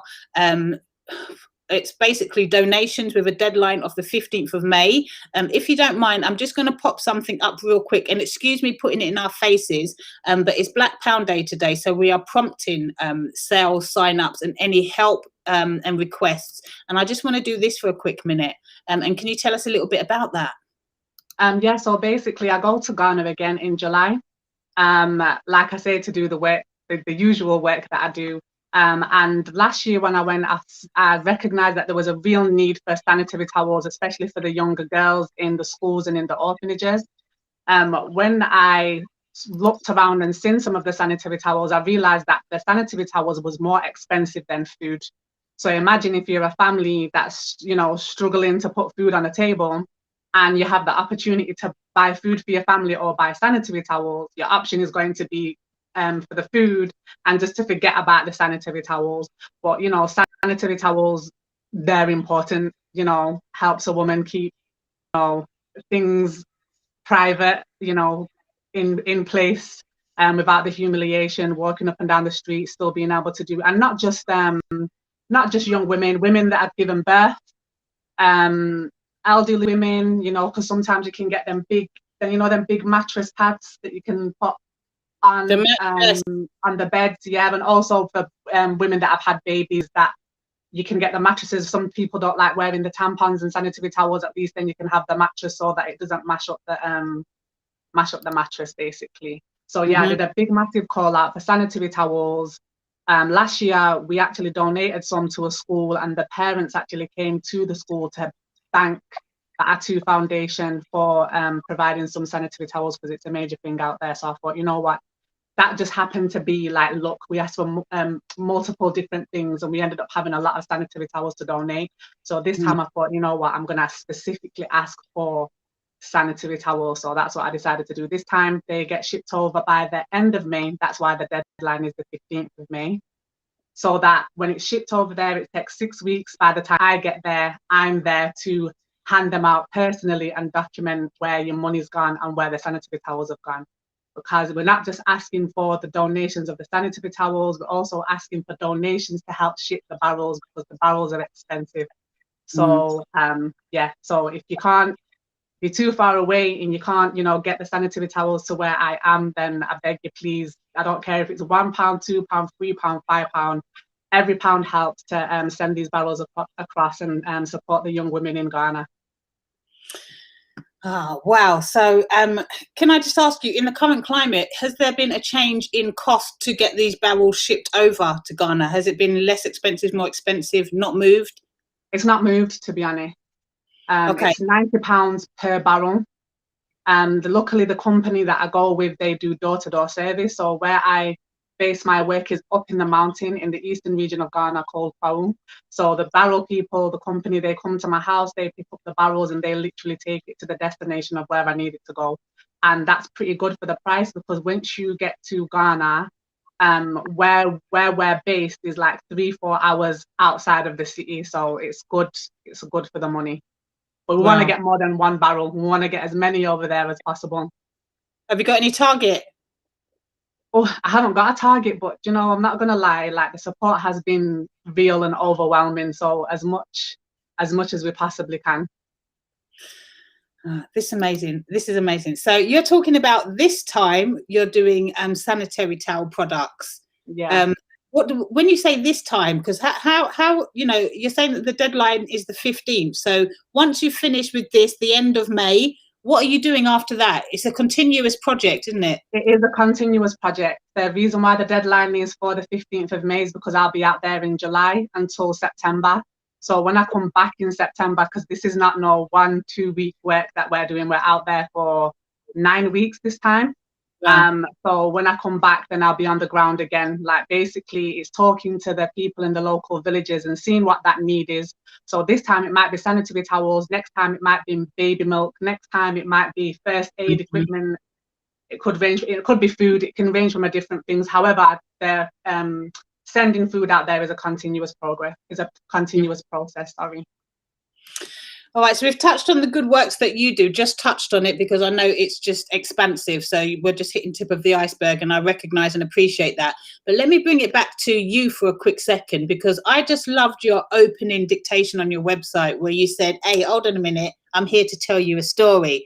Yeah. You're to take you on a journey that speaks to so many of us from my ancestors right through to this present day, and tell you to embrace who you are and everything we stand for. So your initial trip to Ghana was for the purpose of tracing your own ancestry and identity, where you come from. Yeah. How did that go? I mean, it evolved, right? Imagine the first time that I went to Ghana, I actually went through international scholarship through the university that I was studying at the time. So I never had no plans to have my own business or anything of that nature. I was literally a law student, you know, studying, being a mom, coming home. And then an opportunity came up where you could go to any country that you wanted to in the world, as long as you was going to do some form of charity work. So I applied. 200 of us applied, and only 30 of us was allowed to go through. I was one of the 30. I always knew that I was going to go Africa. I didn't know how I was going to narrow it down. I did some research. Most of us Jamaicans came from West Africa. Okay, so where in West Africa we're going to go, because that's still a massive place. So I just started doing some research and I decided that Ghana was the place that I was going to go. So I did a volunteer project for 1 month in 2016. And then when I went there, like, I'm not going to lie, since my foot touched that soil, I feel like I've just been blessed ever since. So that's why I just really encourage everybody, at least once in your lifetime, you need to go and touch that soil once. We need to stop the talking, because I grew up in a household where, you know, Africa was very much taught in our household. History was very much taught in our household, but nobody ever went. It was just the talk. So eventually I was like, you know what, I'm gonna go, and that's just what I did. And then I've been back every year since, sometimes twice a year. And then now I'm in the process of building a few more projects as well. So I'll be going there numerous times a year, hopefully from next year. I love that. It's inspirational. But like you said, you're not just going on holiday, you're going to make movements. So I for that. Loving what you're doing. When you say, if you cannot get, going back to the sanitary towels project, let's say, when you say if you can't get them to me, are you Birmingham based? Yes, I'm Birmingham based. So how does that work? Are we like just shipping to I mean, how do we get these sanitary towels to you, for example? So some people have literally just shipped to an address that I've given them to. So people have just contacted me and I've given them an address where they can ship it to, or a PO box or whatever. Or if you are Birmingham based and you're not too far, then I can come and collect them. Okay, so Keely, you know that we are here today in collaboration, just sharing our platform to try and prompt Black Pound Day sales. Today's Black Pound Day. And we're trying to do it not in a superficial way, because as I keep saying, I believe every day should be a Black Pound Day, but we're doing what we can. So I'm going to take this to the floor. My fine people, kings, queens, and all in betweens, this is Black Pound Day. Let's spend a black, silver, green, blue, whatever color pound it is. I keep saying this is as good a cause as any. I keep echoing this throughout the day. If you can help Keely out in a way whereby she's helping others, please go to www.theatufoundation.org, where you can get more information on where to donate, monetary donations, as well as the sanitary towels. Is that right? Yeah, that's correct. And I really just want to, again, excuse me for pushing this up in our faces, but this is what we're talking about, my fine ladies and gentlemen. Let me just get rid of that caption for 1 minute. So the Atu Foundation, this is an urgent notice. And us queens over here, we're taking this for simple things. You know, we can just go out and buy our sanitary products like it's no big deal. Urgent notice, guys, I need your help. I'm needing donations of enough sanitary towels to fill a barrel. We've just spoken about manifesting even more into existence. So there's no cap on the amount of barrels that we're going for, or Keely's going for. Sorry, you can see I'm super passionate already. I'm taking it's definitely we. I can't do it without the support of you guys. So it's definitely a we movement. Right, but fill the barrels, and to ship to Ghana ASAP as soon as possible. I also need donations to help ship the barrel. No contribution is too small. Lots of love and thanks in advance, Miss Atu. So again, I'm going to echo the fact, nothing is too small. Every mickle make a muckle, mum. That's you saying that. But also, guys, put your hand in your pocket. It's that simple. It's Black Pound Day today. I love the fact that we are spreading brand awareness, business knowledge, and the message of collaboration. However, brand awareness, business knowledge, and the message of collaboration ain't buying sanitary towels. So I'm asking you guys to go over to the Atu Foundation. Again, I'm going to put it up here real quick. Please get inspired. Atu Foundation. And thank you for your donation as well, by the way. So just so people know, you're not just asking other people, you also donated yourself. So I just really want to say thank you for that. And it was very much appreciated. Tiny, I thank you for the thank you, but Tiny, do you know what I mean? I wish right now I'm thinking of ways, oh, can we contact maybe a sanitary towel company? You know, as in food, there's so much wastage here and around the world. Is it a fact that, you know, sanitary towels, there's a lot of wastage where it's not really wastage? It's just because if it's not perfect in our eyes, we can't sell it and market it and put it on the shelf. You know, what other things can we do? People, if you're out have to be very careful over there as well, because even some of the sanitary towels that are out there, they're the what's that word called? You know, the default ones that they're not very safe to use. So some of them aren't even safe. Some of them have brand names on them, but then they're not properly, you know, they're fake.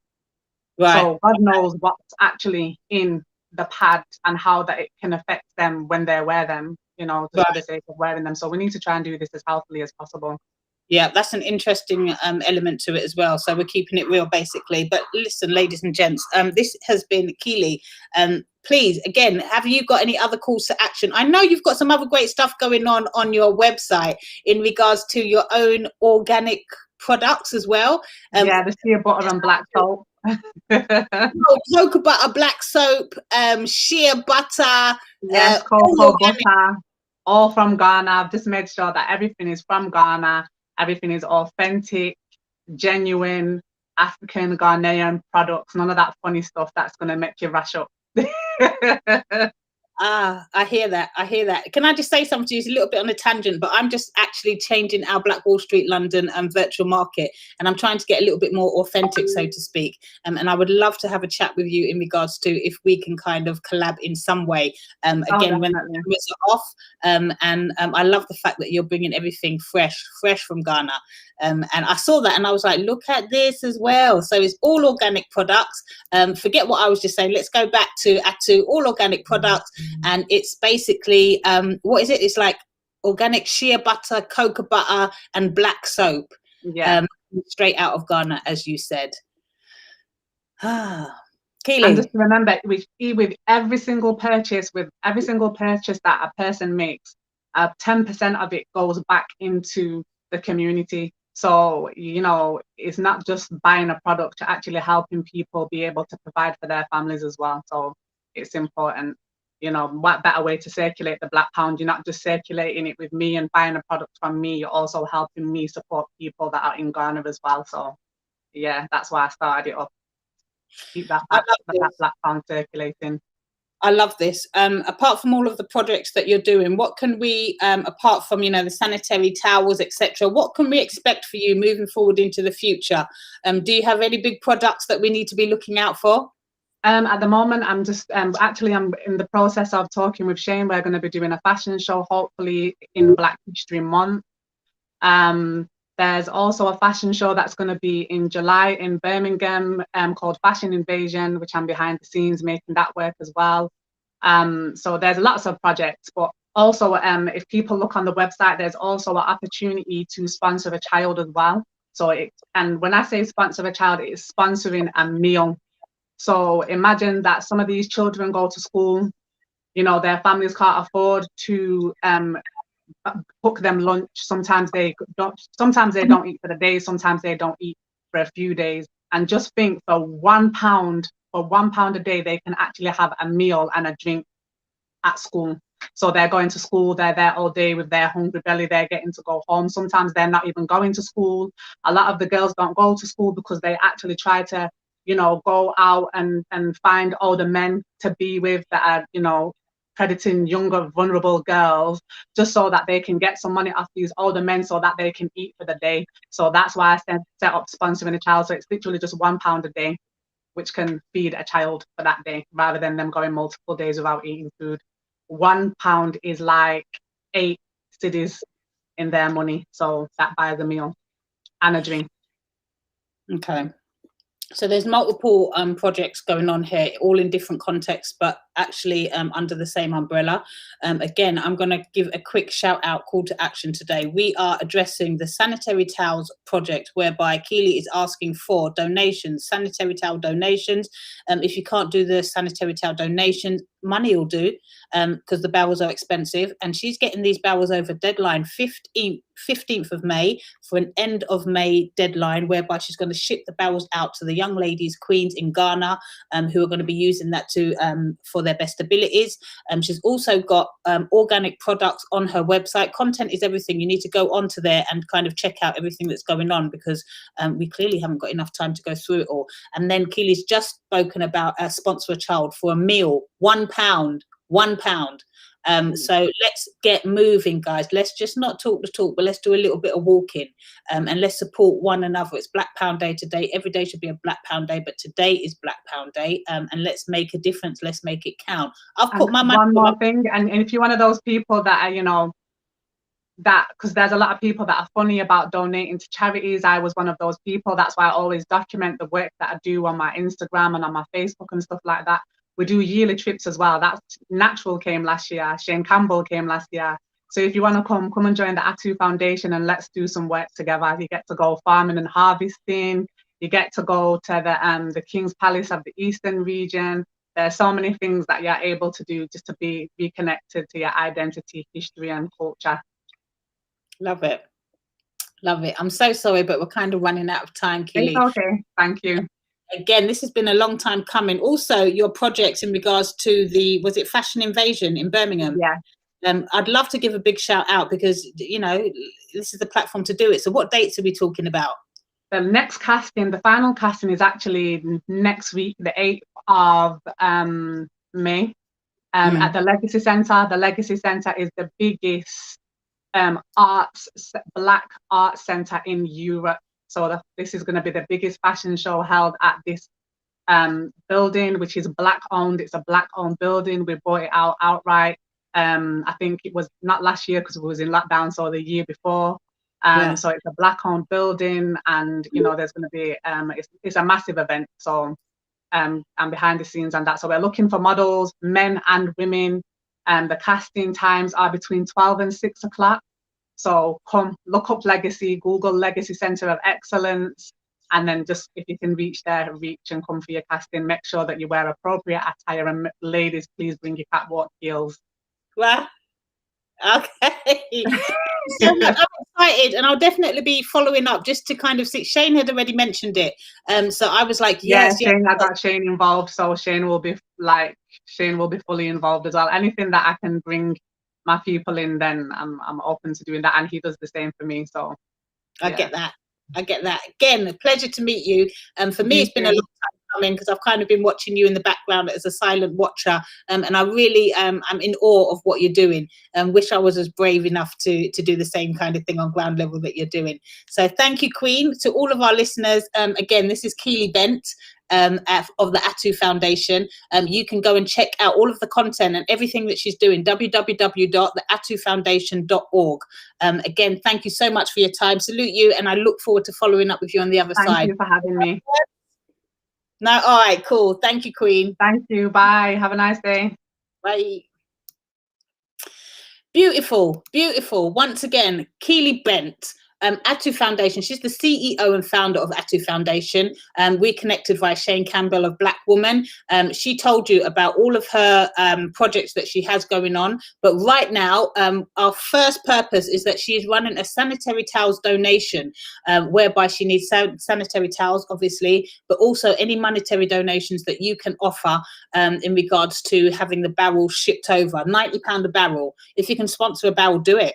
15th of May is the deadline for the accepting of the sanitary towels, because they've got a deadline for the end of May, whereby they're going to be shipping them out to Ghana. Available also on the Atu Foundation website are her organic range, and that she is offering organic shea butter, cocoa butter, and black soap. The black soap is everything. please go over there, www.theatufoundation.org. Thank you, Keely. Absolute queen. Absolute queen. Okay, so my fine people, what time we got? We got 7:30. Woo! You know what 7:30 means? 7:30 means Queen Coach Astrid. She has been a regular. Basically, I met her on Rudy Liquid's platform, who has been a collaboration co-host of previous events, and he has a Rants and Bants crew. And I met Coach Astrid on his platform, and we kind of connected ever since then. She's kind of been on a few shows now. The first show actually blew me away. She did a live meditation session, if I remember rightly, and she brought me back from the dead. And then she's been supportive ever since. So it's Coach Astrid. She is, before she gets on, because I just want to talk her thing real quick and then not take up her floor space. So she is award-winning speaker. She's an author. She's a coach, mentor for women in leadership. And she's helping people to level up and live life on their terms. Okay, so as I said, our first 24-hour live guest appearance, she did a real-time meditation session, and she's blessed us ever since, dropping gems, tips, and positive affirmations. Let me just stop talking now and bring. Hold on a minute. You know me, Astrid. It takes me a while to get rid of all this. Right, let's go. Queen. Hi, how are you? I'm good. I'm good. You just look like you are glowing right now. I am.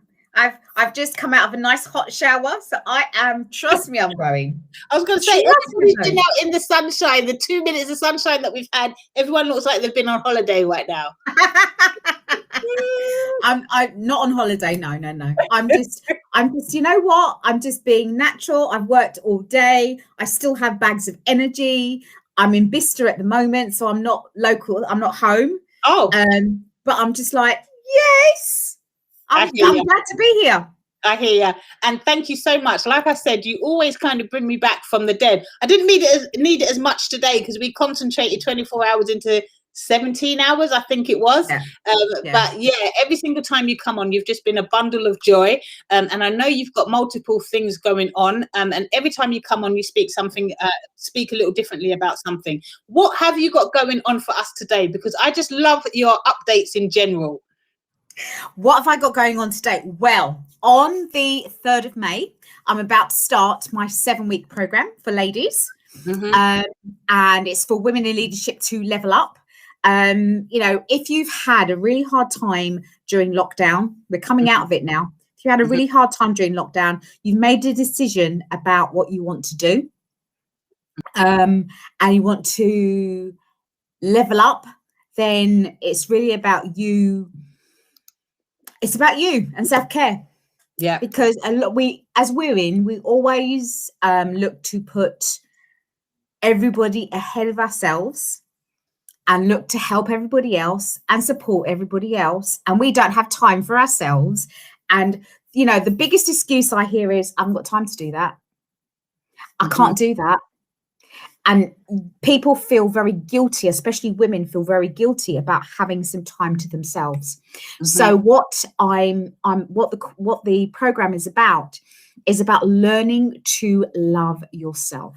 Mm-hmm. Learning to take the time that you need to actually learn about who you really are.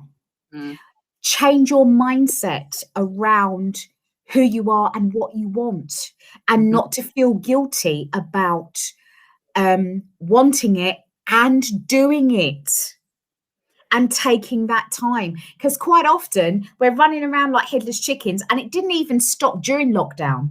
But what lockdown helped us to do was identify and realize, well, what is it that I want to do for me? What is it that I need to do to help me? And it's not about being selfish, because I always say self-care is not selfish, it's a necessity.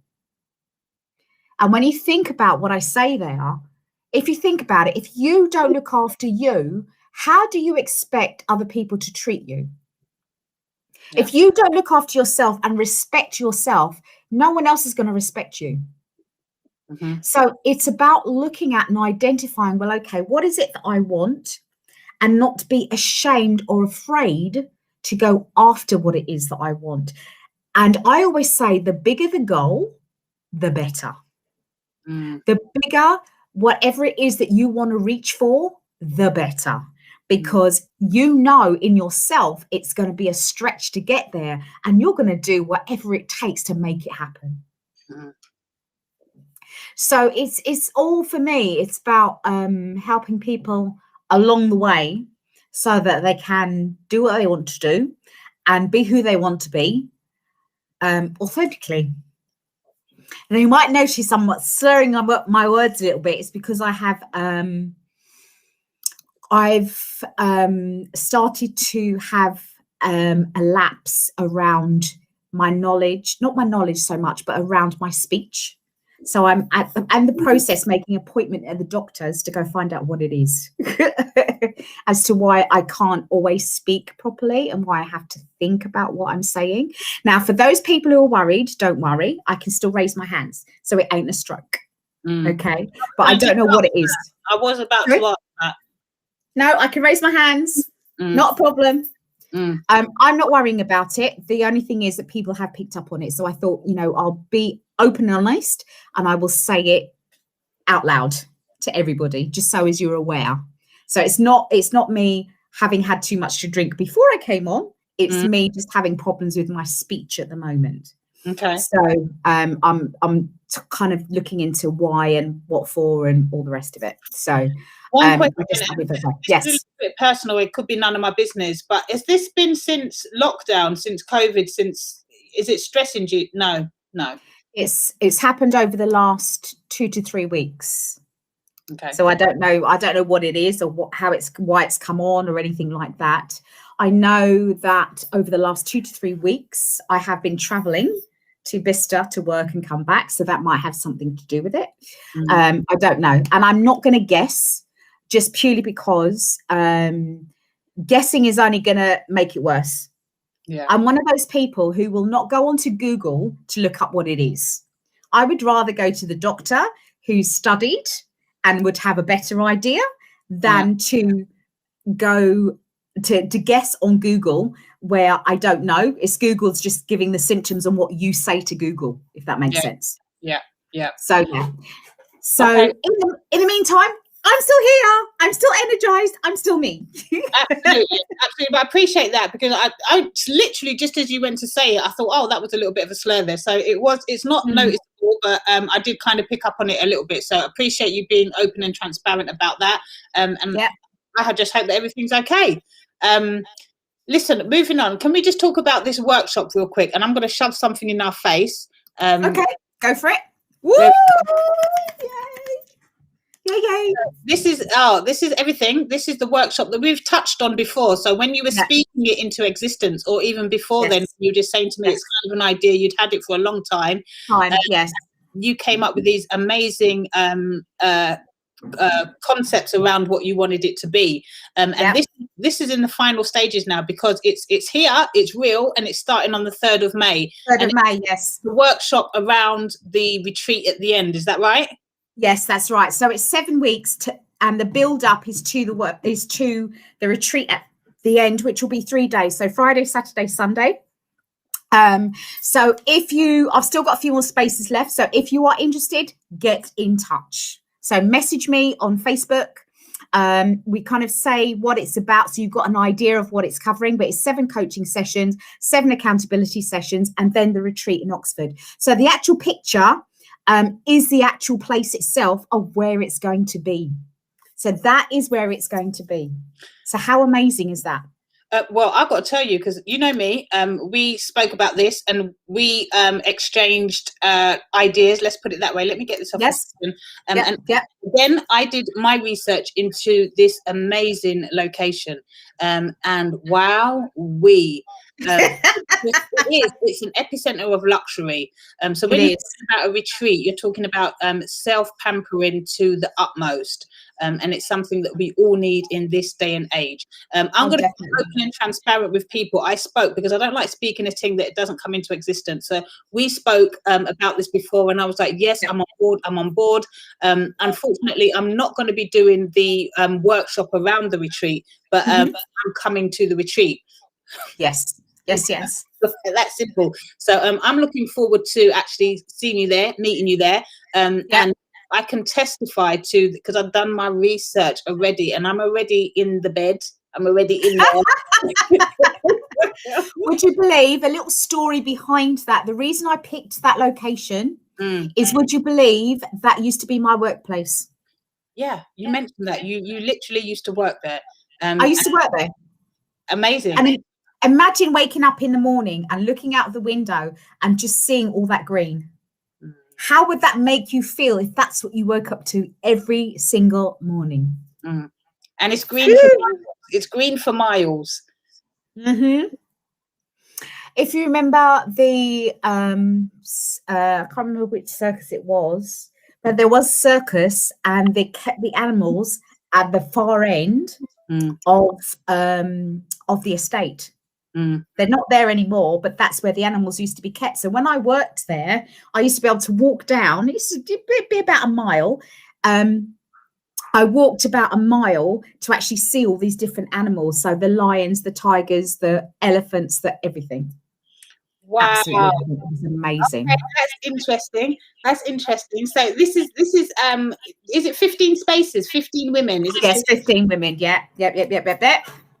And so the ladies that are ready are there, and yeah, they're ready and raring to go. They can't wait till the 3rd. The reason I did it on the 3rd was that it's my mum's birthday, who's passed away. So I decided that I would start it on the 3rd. So it's a celebration for her, as well as the start of my retreat and the training beforehand. So yes, I thought, what better day to do it than the 3rd of May? Absolutely. So it was perfect for me. Absolutely perfect.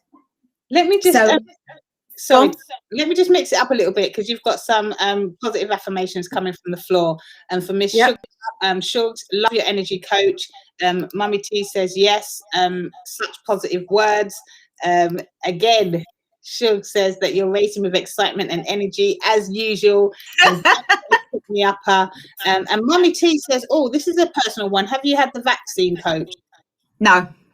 All right, there you go, Mummy T. Clear as day. No. Okay, so these ladies, they're looking out for you, basically. Mine is blood. Oh, thank you. Okay, all right. So again, but doctors do the same. Think, coach, seen it with my own eyes. Okay. Talking about that again. Let's have a look. One more. Tash, my coach, she wants to run free with nature. Yes, I love that. I love the fact that you used to work there, going back to this workshop retreat location, and the fact that they had the circus animals there, and the fact that they've got so much indoor as well as outdoor space. But exactly, it's amazing, absolutely amazing there. But aside from the location, the venue, which is clearly 100 and then some, let's talk about you in regards to your workshop and what that entails and what it's going to do for the women, the 15 women. The whole idea behind that was, we as women, we don't look to ourselves as leaders. We don't look to ourselves as being people who can step forward and be the leader that we truly are. The place I'm working at the moment, I won't name names, but the place I'm working at the moment is male dominated. I'm the first female manager that they got. And for that reason, I am really excited about that, because I'm going to bring a whole new kind of idea and the way in which I do things to the whole group. They already because I kind of started at the bottom and worked my way up, and it didn't take that long, to be honest with you. I'm the first female, I'm the first Black female to actually step in, and I'm surrounded by people who are like, oh crap, I need to mind my manners. Oh crap, I need to pull my finger out, because actually she's storming ahead and look at what she's doing. Right. You know, that type of thing.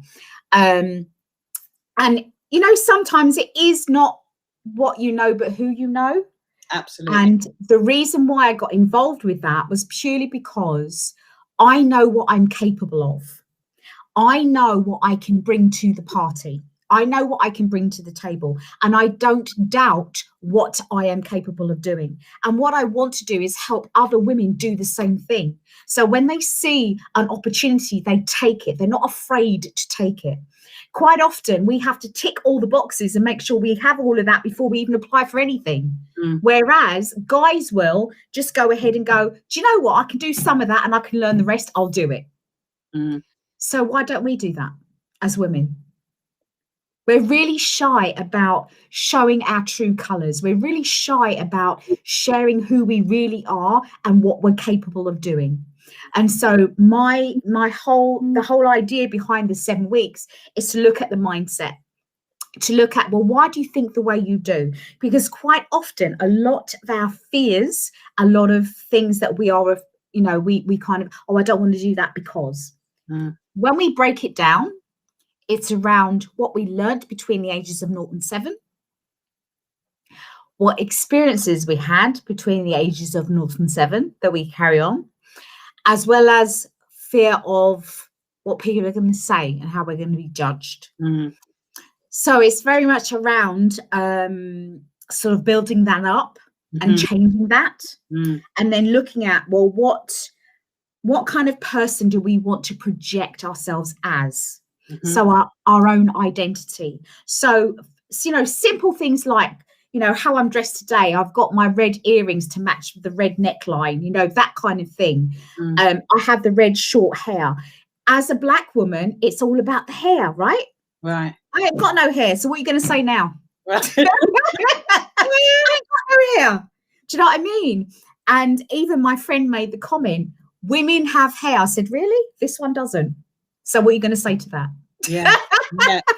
Yeah. So, it's very much about, I see Miss Sugar says, but we do, but always get knocked back and lose our self-esteem. Yeah, very true.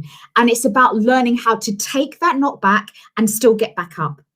It's about learning how to, if you fall down 7 times, get up 8 and not be put off by the word no, because you know what? Sometimes when you get the word no, it could be that it's no for a reason.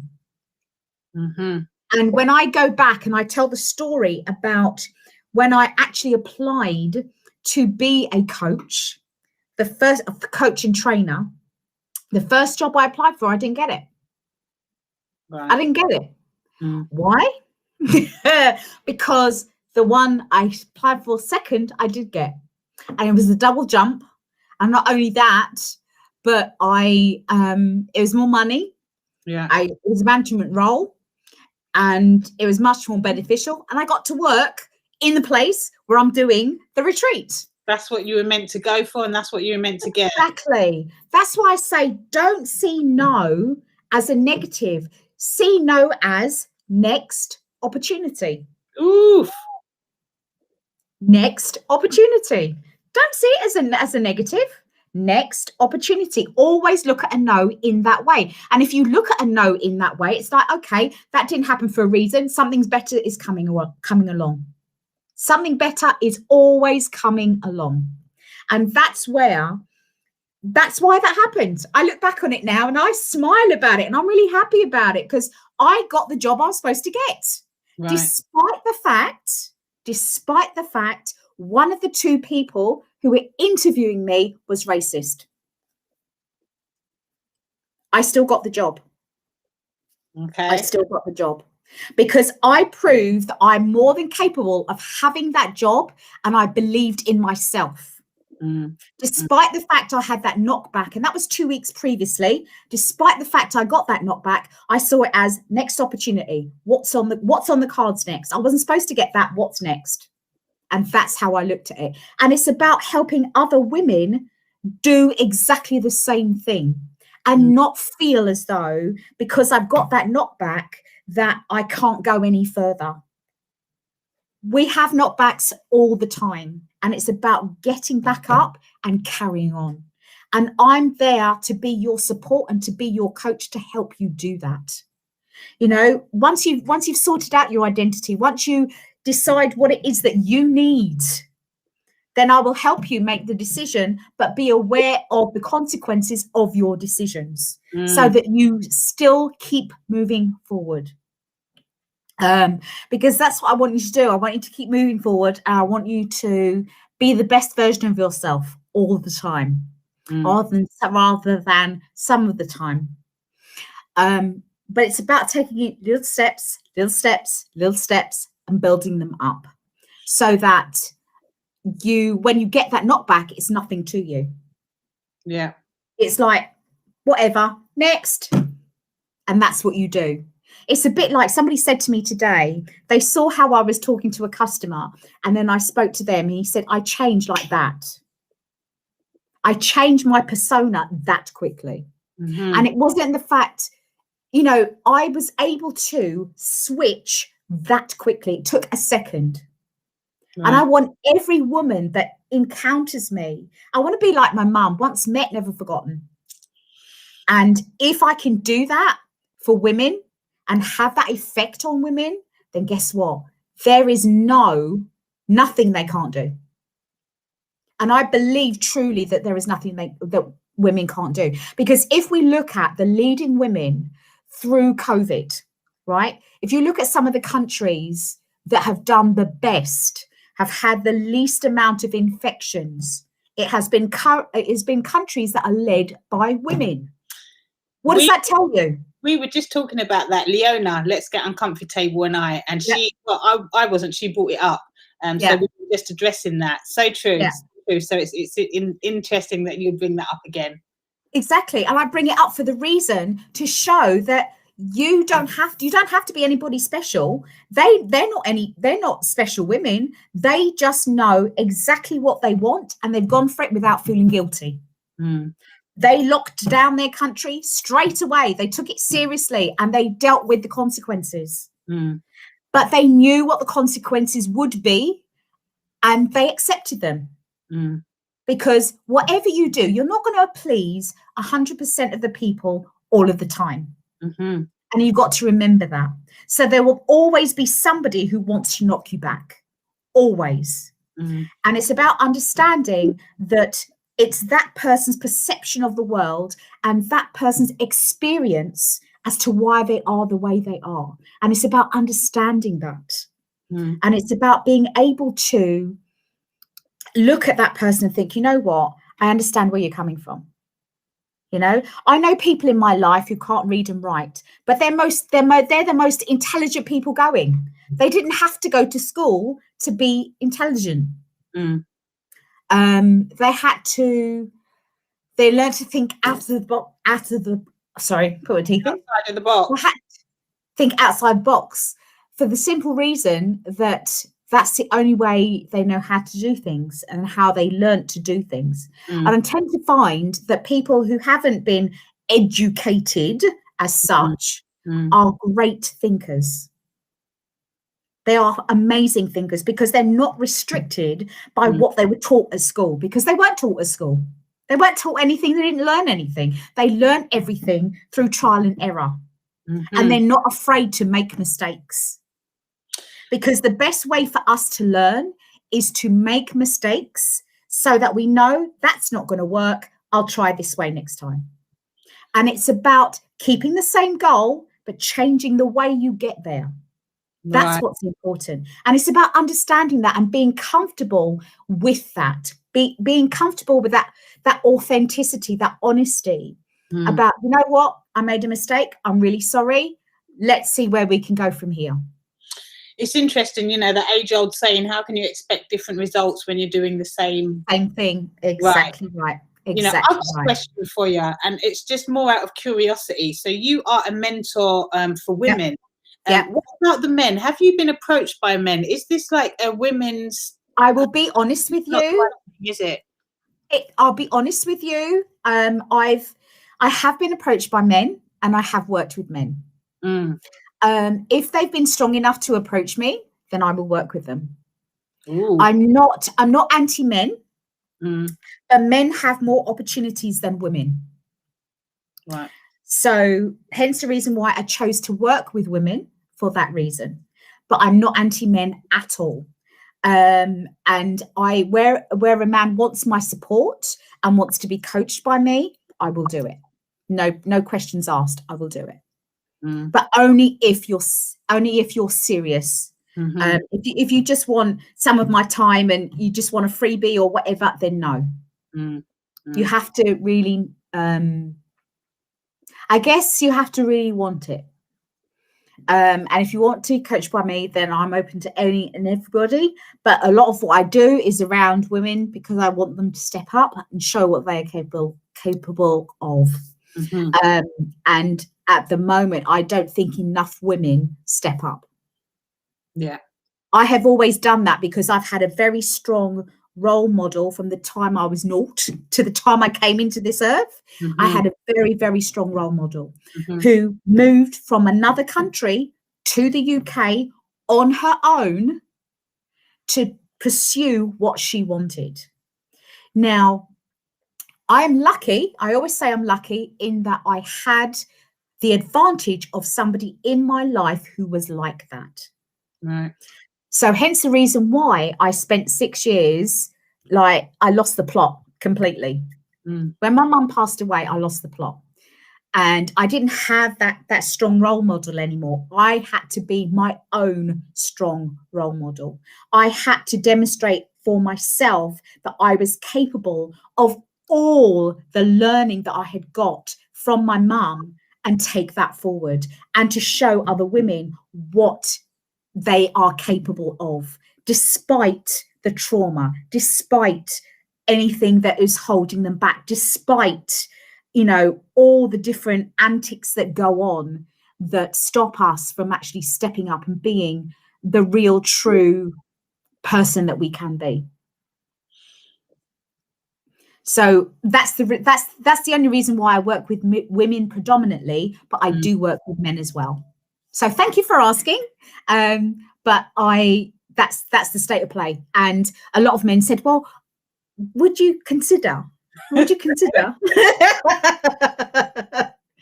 I don't want to mix the groups just because what I find is that when women get involved with men, it is a completely different energy. And although women have the kind of energy to be strong and be powerful and be resilient, when you have men in the room, even in the room, that takes a step back. Right. And unless you are a very strong female, you don't actually step into your power. You don't step into who you are. You take a step back and you let the man lead. Well, sometimes that's not always appropriate. And so hence the reason why I challenged my friend and said, why haven't you got any female managers? Why have you not asked any women to be in your leadership group? And he brings it up now. He goes, because they're not all like you. So I thought, okay, fine. You know me. You've known me since 2008. You know what I'm like. And I'm not backward in coming forward. Right. And I know that whatever I decide to do, I know that he will back me because he's always been supportive of what I do. And hence the reason why I am where I am, not because he's put me there, but because I said, what about this? What about that? I've challenged them every single step of the way. So I've made them kind of rethink the way in which they work. I've made them rethink the way in which they think. I've made them rethink what they do and how they do it. And I'm proud of that. And I'm not going to step back and I'm not going to stop being who I am. And my authenticity and my forthrightness with them actually makes them stop and think. And I'm happy about that. I'm not going to stop being who I am. I hear you on so many different levels. So you've given us a little insight to you. You've given us a little insight into some positive affirmations, basically, that we can take away. We can use as takeaways. Again, you know what we're doing here. You've been here multiple times. So this is us utilizing our platforms today, spreading brand awareness, business knowledge. But most importantly, it's Black Pound Day today. So I want to do a call to action. And for me, and for me, it is going back to your workshop, which I'm just going to put this in places one more time. So it's mindful, or the Women's Mindful Self-Care Program with Retreat. Yes. The program we spoke about, you touched on. Let me just flip it over real quick. Yeah. So women in leadership, mindfulness and self-care, because quite often we don't spend any time just with ourselves. And especially during lockdown, we haven't really thought about, well, okay, I just need to think about me. I just need to block out everything else and just be me. And just think about me and what I need. And we don't do that enough. So the coaching program looks at all of that. It looks at your energy as well. So if you want to be energetic like me, then get in touch. And then we also look at how that then goes into transformation. And when I talk about all of that, it spells out mindset. So mindfulness and self-care, identity, what you need to do, decisions you need to make, scheduling your time so that you have the time to do what it is you want to do, whether it be 10 minutes every single morning, but it has to be consistent.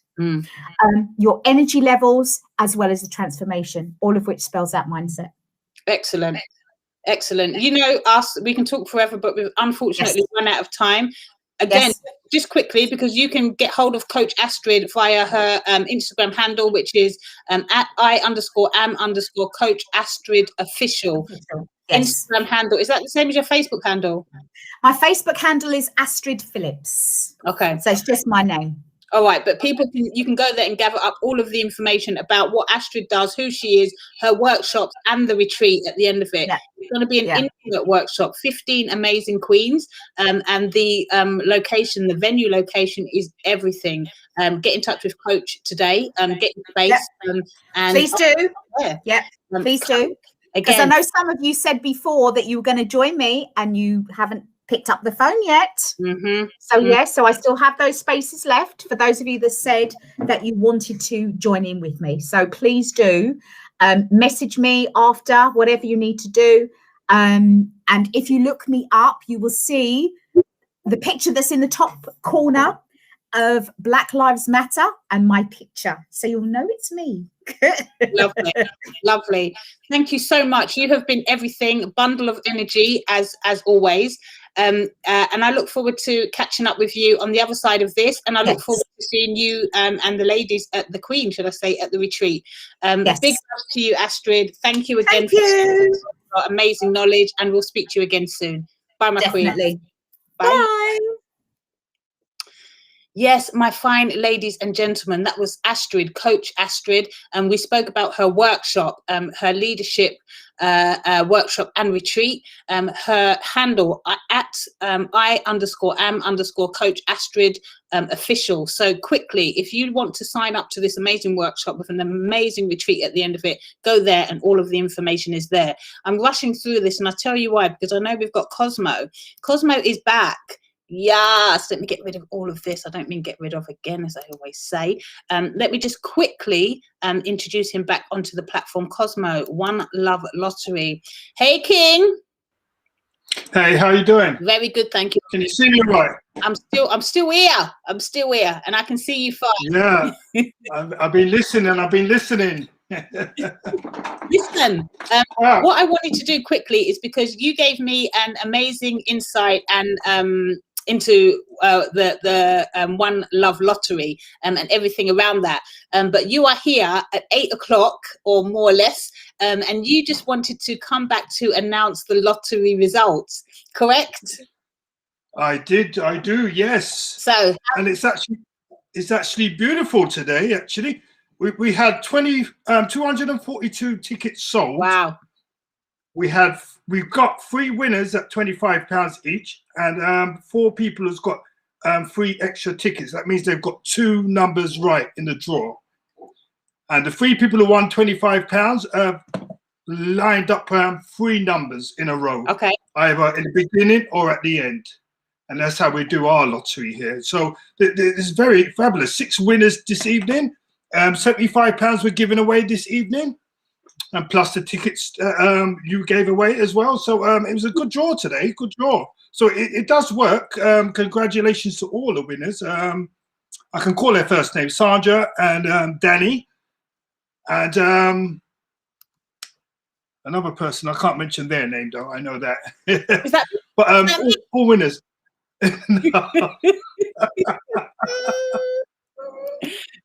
So, no. Do you know what? It's actually me. Is it? Now, if this was my platform, people would be shouting out, fixed.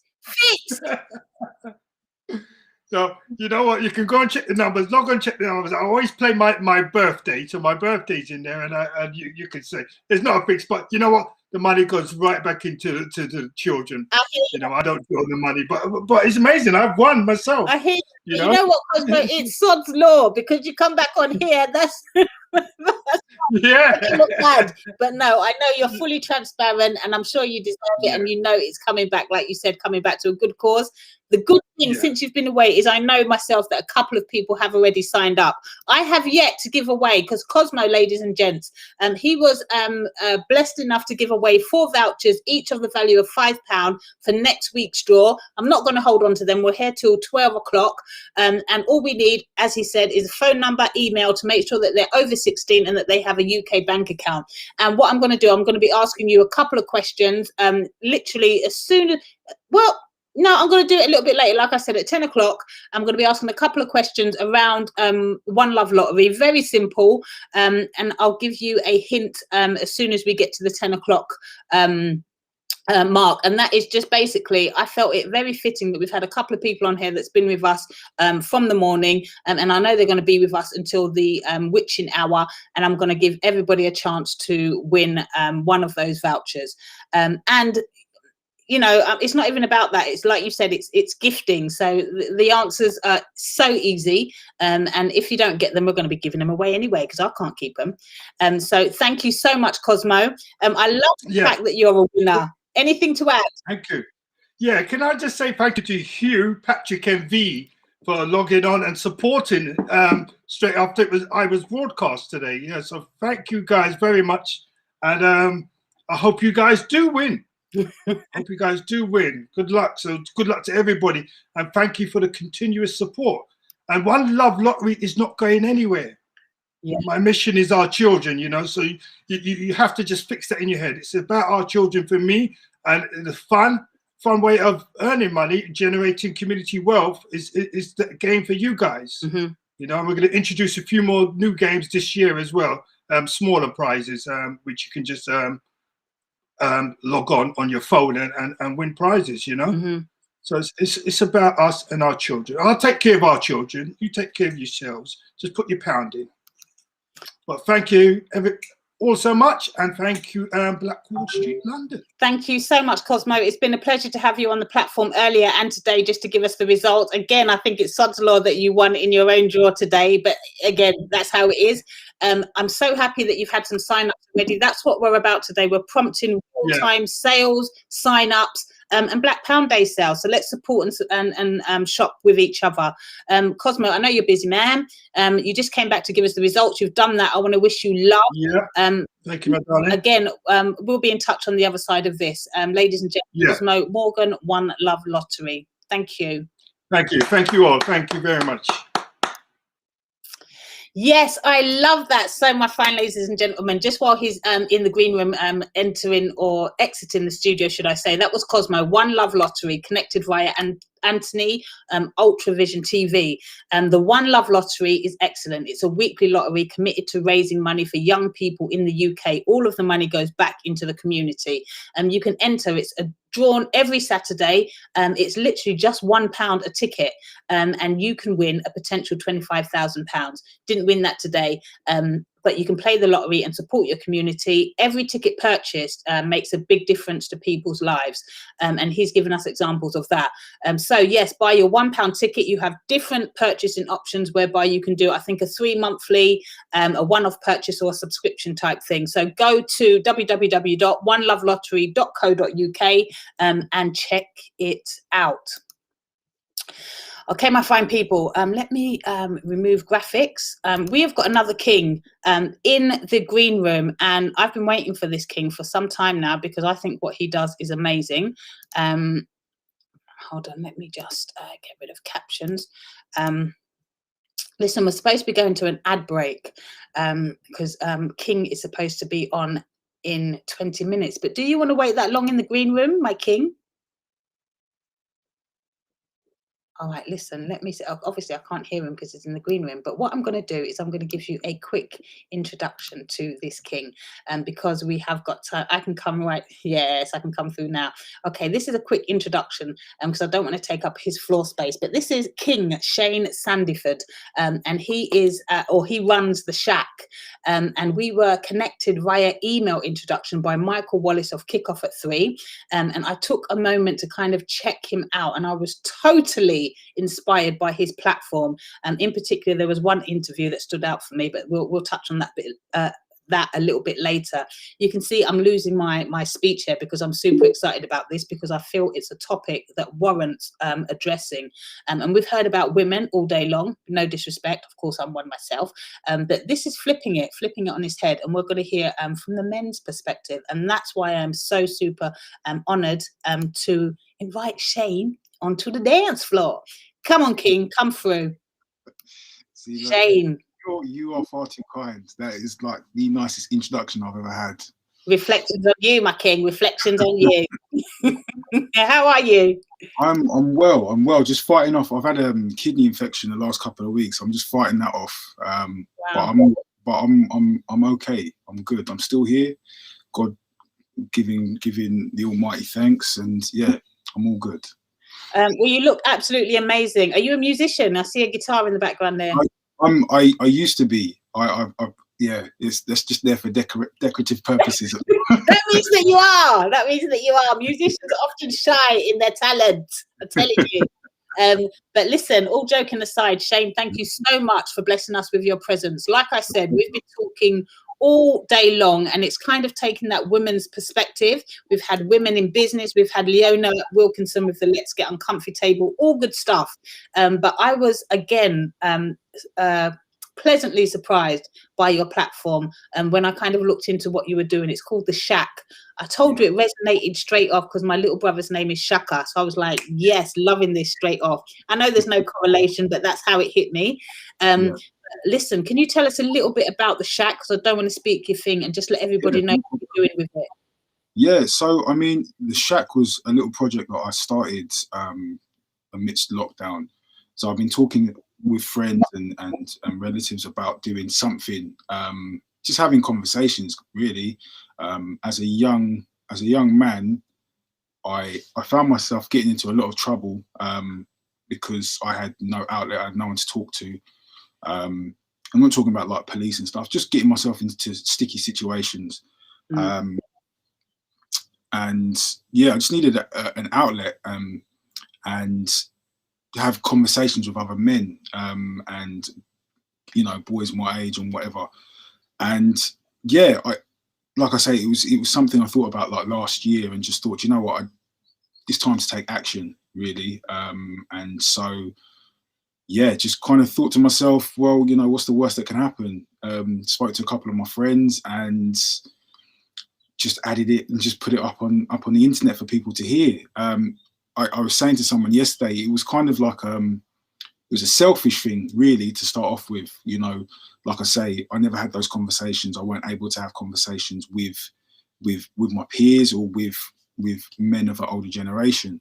So this for me was just a way, you know, for me to kind of model myself on the information that was given by my peers who I deemed as successful, who I deemed as were doing the right thing.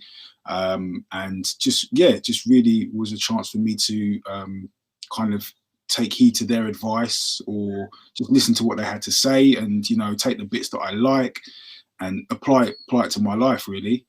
And I just felt, you know, if I can get something out of it, then surely someone else can as well. So I tell you what, Shane, it's often in the moments where you're saying it's selfish, but I would flip it. It's selfless, because it's often in the moments that we don't realize that in the self-healing, I guess you could say in one form, that we are not aware of what we're doing and how we're reaching others.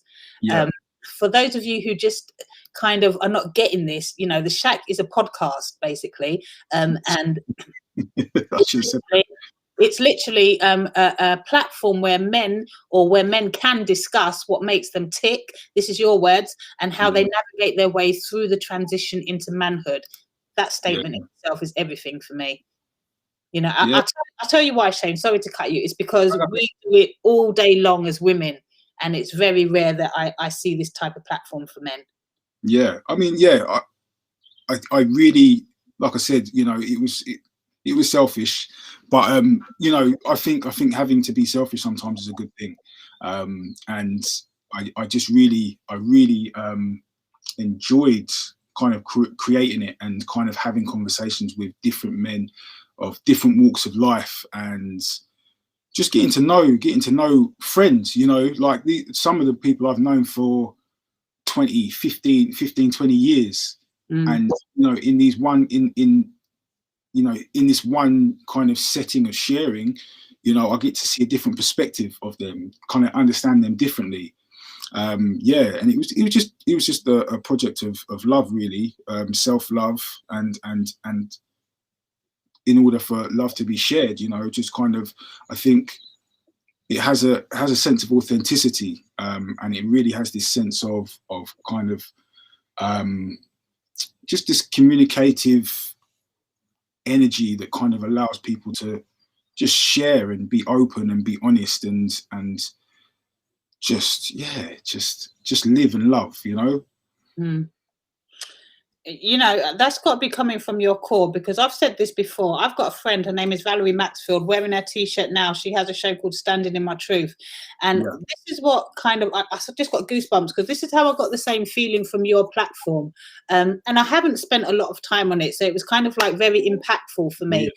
Is that I've seen many people interviewed on other shows, and when they come onto Val's show, Standing in My Truth, she gives them such a safe space where they open up completely. And I kind of got that same feeling, very impactful. You know, I said to begin with, there was one interview that I wanted to come back to, and I tell you why. It's nothing to do with Georgie in regards to transgender. Is he transgender? He identifies as gender fluid. Right. It's more to do with the fact that you are completely open and all-inclusive in what you're doing, you know, and that is everything in itself. I think you have to be. I think it allows us to understand more, you know. It allows us, the world's changed so much since I was a kid. I'm what, how old am I now? 36. So the world has changed so much in the last 10 years, you know. I'm a youth worker as well, so I've been a youth worker for 17 years. 17 years, and kind of seeing like the way that young people are very different. They're very different to how they were when I started youth working, to how they are now. There's a lot more aggression. There's a lot more kind of misunderstanding. There's a lot more I think, misconception of young people, and I'm getting to the point where, you know, it's, you know, we have to be inclusive. We have to understand and take time to understand. I think I said in that interview when I was talking to George that you know, if I spoke about this with the people of my culture, it's they shut you down straight away. Like it's a no-go area. You're not out them thing there, you know. So it's just like, I think giving it a face, and giving it a face of color as well, kind of allows these conversations to start as well within our community.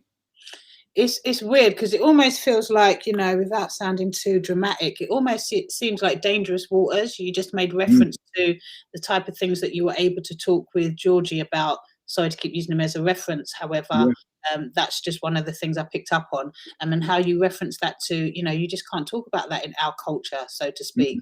And this is a dangerous pattern that we are almost forced to having to break right now before it turns us into demons of our own sort. You know, I know it sounds really dramatic, but I've been touching base with a lot of I won't say kids, but young up and coming adults, kings, queens, and they honestly feel the message that they're giving to me is that there is a generational miscommunication. Right, where it's not outside of us, you know, it's inside of us, and they're fed up of it. They're fed up of it. Like, we're missing something here, and we have done for a couple of generations. It's interesting that you would kind of hit on that again. I mean, do you find it difficult to find people to interview within our culture? How do you get people? Do you just look out? I scan Instagram a little bit. I need to be better with my social media. I'm on enough of it all the time. But yeah, I scan Instagram. I think all the interviews are just like friends, people I've known over the years.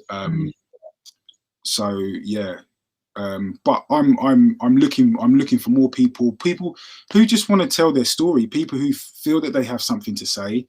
Men, obviously, but I'm kind of I'm kind of opening up to the idea of opening up to everybody, you know, and just trying to, you know, understand, you know, masculinity through the eyes of a woman. I mean, I've read a few books by Bell Hooks. Her, you know, her take on masculinity is like groundbreaking. Shook me to my core, and you know, kind of, and that kind of, I think after reading that reading, which book was it? The Will to Change. That inspired me to kind of get going with the Shack. Yeah, it's difficult. It can be difficult to find people to interview, because a lot of people, especially within our culture, don't really want to tell too much. You know, it's very kind of hush hush, keep it on the low. But I'm finding it, you know, the people who I have interviewed, you know, they're interesting guys, and they want to kind of share, you know, impart some knowledge, some key information back into the community, back into the world. And you know, I'm forever grateful for the guys who have taken part. And yeah, and if there's anybody who's watching, listening now, they want to get in touch, they want to tell their story, just hit me up on Instagram at the Shack _Shack_official.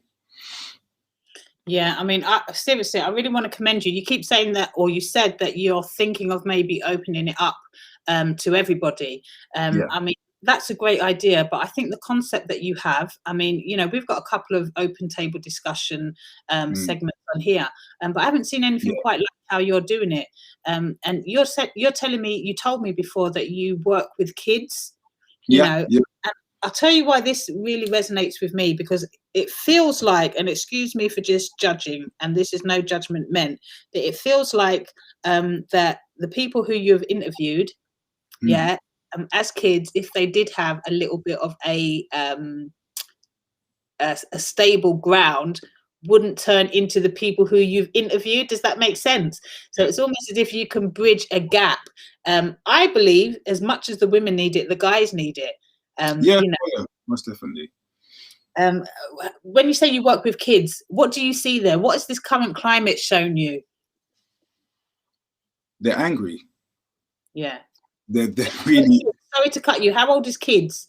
So I work with anyone within the age of so like 7 till 19. But at the moment I'm focused on kind of secondary school age.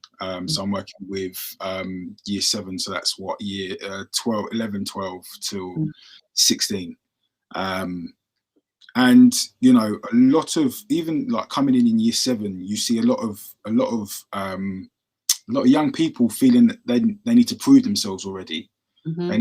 They need to establish the hierarchy. They need to be the hardest. They need to be, and even the girls, you know, in some cases, some of the girls I work with are worse than some of the boys. But everybody they feel the need they have to prove something. They feel the need that they have to just be, you know, the king of the castle, or you know, the queen of the classroom. You know, it's quite hostile. It's really hostile, and you know, you feel like I sometimes feel like I'm treading on eggshells. I mean, like I'm a big dude, and I'm 6'3", weigh probably about 250, and you know, you come up with some of these kids, and these kids they have no fear. They want to fight. They want to tear you down. They want to break you down. You know, and I think a lot of that comes from just this sense of insecurity and needing to be kind of, you know, loved. There's a brilliant quote that I heard on an advert. You know, you can never really tame a wild beast. You can't tame a wild beast through kind of like chastising. It's all done through love. So, you know, I think that's the thing, that they want to lash out because they are looking for love, but they don't know how to communicate that. And so it comes out in reckless behavior, risky behavior. And a lot of the things that are displayed, you know, and I just think that, yeah, that you know, if we learn to love again, because I think that's we've gone away from love. If we learn to love again, then I think it will open up a few doors for us, and just kind of make it might make the world a nicer place, you know. I mean, you know, it sounds cliche, but I'm 100 plus behind you on that. I really believe, I'm not saying that we don't love, but it's a hard kind of love, a hard shell kind of love, you know. And we spoke about it all day long about putting up shells. You know, this is a business platform, but everything that is surrounding business is well-being, mindset, and how we feel, you know. A question for you: have you ever thought of bringing the shack to your kids, like the kid shack, for example? No, I haven't. That's actually, I think with all the kind of like political stuff, I think, you know, there'll be a lot of kind of stuff to jump through. I mean, I've let them listen to, so the kids that I work with currently, I've let them listen to a few of the episodes, and they've actually been really receptive to it. You know, so I have this thing where we have a thought of the week, and we put one of the thoughts up, one of the messages from one of the interviews, and you know, a couple of the boys really responded quite well to it, and they were like, okay, this is how I'm gonna take myself seriously. This is what I'm gonna do. And we'd sit down and kind of put together like a little plan of how they're gonna get themselves, because they're taken away from the classroom, how they're going to get themselves back into the classroom, and how they're going to stick to it. And if they feel themselves slipping, then you know, this is what we're going to do. This is how Shane's going to step in and help me. This is how I'm going to step up and do this. So it's you know, but to interview the young people, I think that's a brilliant idea, and I actually am now going to run with that. So please do. And I'll tell you why. This is not it's an original idea, but maybe you know her, because she's actually an ambassador for Kick Off at 3, Lexi Dewberry. I haven't. Yeah, so you guys have got to link up. So she's kind of an in-between ambassador for the youth. And she was basically saying how she is almost a bridge. So she's 26 and she works with kids like you. And she's saying the same thing, shouting out loud that these kids are just angry and they feel so unheard. So immediately when I think about platforms whereby you are giving people space to express and just put forward expressions, no brainer. Do you know what I mean? No brainer. But you're doing it amazingly. You really are doing it amazingly. Let's take it to the floor for a quick minute, because I love to do this because it's an interactive platform. We're gonna go backwards. Yes. Who's this now? Yes, V from Insight to Marketing. She's been with us from this morning. She says, yes, wellness is key in business also. Miss Sugar says, at the moment, I learned a lot from the girls I spoke with last night. Oh, look at this. V from Insight to Market says, Shane, I have a client. I want to connect with you. She works with the same age group. Her mission is DV education and young people. Please do get in touch, V. Again, we've said that this is where the good work happens, is behind the scenes when the cameras aren't on. So please connect. I'm going to put Shane's Instagram handle back up. And then going backwards a little bit more, Miss Sugar, she says, again, very angry finding it in the 25 to 30-year-old girls. Again, you touched on it, not just being guys, but girls as well. Yeah. Absolutely agree. And then Miss Sugar says earlier on as well, going through the same thing with my daughter. So stressful right now. Young people are really losing it right now. And they think they are not strong, but they think they are strong, but not as strong as us as elders. Yeah, I say that in two ways, Miss Sugar. I say that, you know, in one way, I think we really disguise our weakness in the lack of communication. You know, so we spoke about this all day long, having to put up that cultural wall. We're hard, men are hard, women are hard, you know, which one is harder even, you know, it's like this constant inner circle battle between ourselves. And again, what the kids are shouting out loud is, while we're standing here in battle against ourselves, we're missing a whole generation of communication. The link is just not there. That's what I'm getting personally. Shane, let me put up your caption again so people can find you that are interested. There you go, Shane, the Shack. Please, guys, actually go to Shane's Instagram handle @the_Shack_official. Check out some of these interviews that he's doing via his podcast. They are everything. You're going to be pleasantly surprised. When I got on there, I was like, ooh. Didn't know where to go first. Do you know what I mean? And Shane, you were saying, sorry, I'm talking a lot because I'm a little bit tired now. We've been starting since 7 o'clock this morning, so you could fair play to you. I'll give you a round of applause because I don't know if I could do that. Thank you, darling. Thank you. But listen, what I wanted to say, I've lost my trail of thought now. Yes, you were talking about you not picking up the slack with your Instagram. If that is your one outsource for what you are doing, I beg you, if nothing else, pick up that slack. Because honestly, again, we kind of sit on our laurels not knowing what we have. And you were saying it was selfish, but it's selfish for you not to share what you are doing, because take it from me humbly, it's everything and more. Honestly, guys, if you could go and check out Shane's Instagram handle right now, his page, the interviews are massive. His podcast is massive. I'm definitely on the other side of this, when I've had a little bit of sleep, I'm going to be locked in, and I would love to just take a little time out with you just to bump heads and see what we can do. Yeah, most definitely. I mean, like, as well, sorry, just to cut in here, but like, if you the podcasts are available on Spotify, Apple Podcasts, Google Podcasts. So I mean, like, you could even go into Google and type Shane Sandiford the Shack and it should come up. But yeah, please go and have a listen. It's just, it's a labor of love. I do all the editing and all that stuff myself as well. So, you know, it's not just a case of I sit the microphone and you know, I send it off to someone to do. I literally do all the editing, all the mixing. It's all done in-house by me.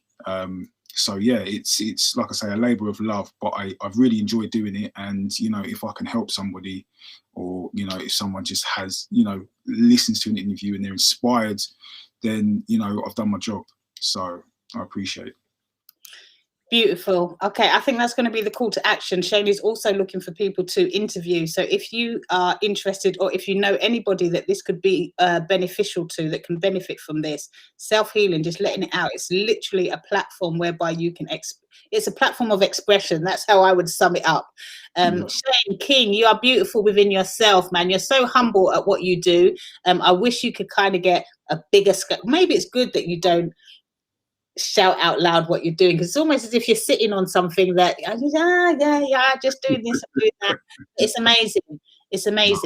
And thank you so much for lending us just an insight into the Shack. I'm really intrigued and really interested.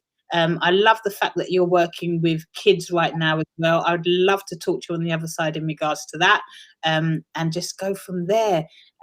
Anything else on the floor that I can see? I think we're all up to date. Just positive affirmations.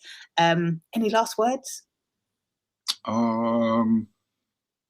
Yeah, I guess my thought for the week for myself was be intentional. So if I can, you know, just from this, I'm going to intentionally go out and hunt down people to interview. But if I can just encourage, you know, everyone to be intentional in whatever you're doing, you know, do it with love, with kindness, and just, you know, yeah, be intentional. Mm.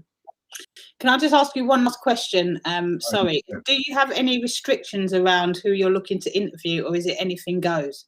Anything goes. If you've got a story to tell, you know, anything that's kind of shaped you and who created the man you are today, then please just let me know. You know, it's just about kind of experiences. You know, it's all about testimonies and, you know, learning from other people's mistakes, other people's hardships, other people's truths, and, you know, just coming together and, yeah, just sharing that. So, you know, it's like, you know, like back in the day when Kunta Kinte told his story and it went forth and went forth. It's the same kind of thing, you know. It's got that roots kind of vibe to it. So yes, love that, love that. I think we can just finish it there because it's lovely. Shane, thank you so much. King Crown, big loves to you. I love you already, man. I love you already. But all joking aside, thank you so much for sharing your insight into the Shack. And I know that people are going to pick this up. Not that you need people to pick it up, but people should spread this far and wide. Today, Black Pound Day, and we're looking for interviewees, and anybody who you feel may benefit from this platform. Please do get in touch with Shane Sandiford at the Shack at Instagram handle _Shack_official. King, thank you so much again. Blessings, and I'll speak to you soon. yes, most definitely. Take care. Thank you. Bye. Bye.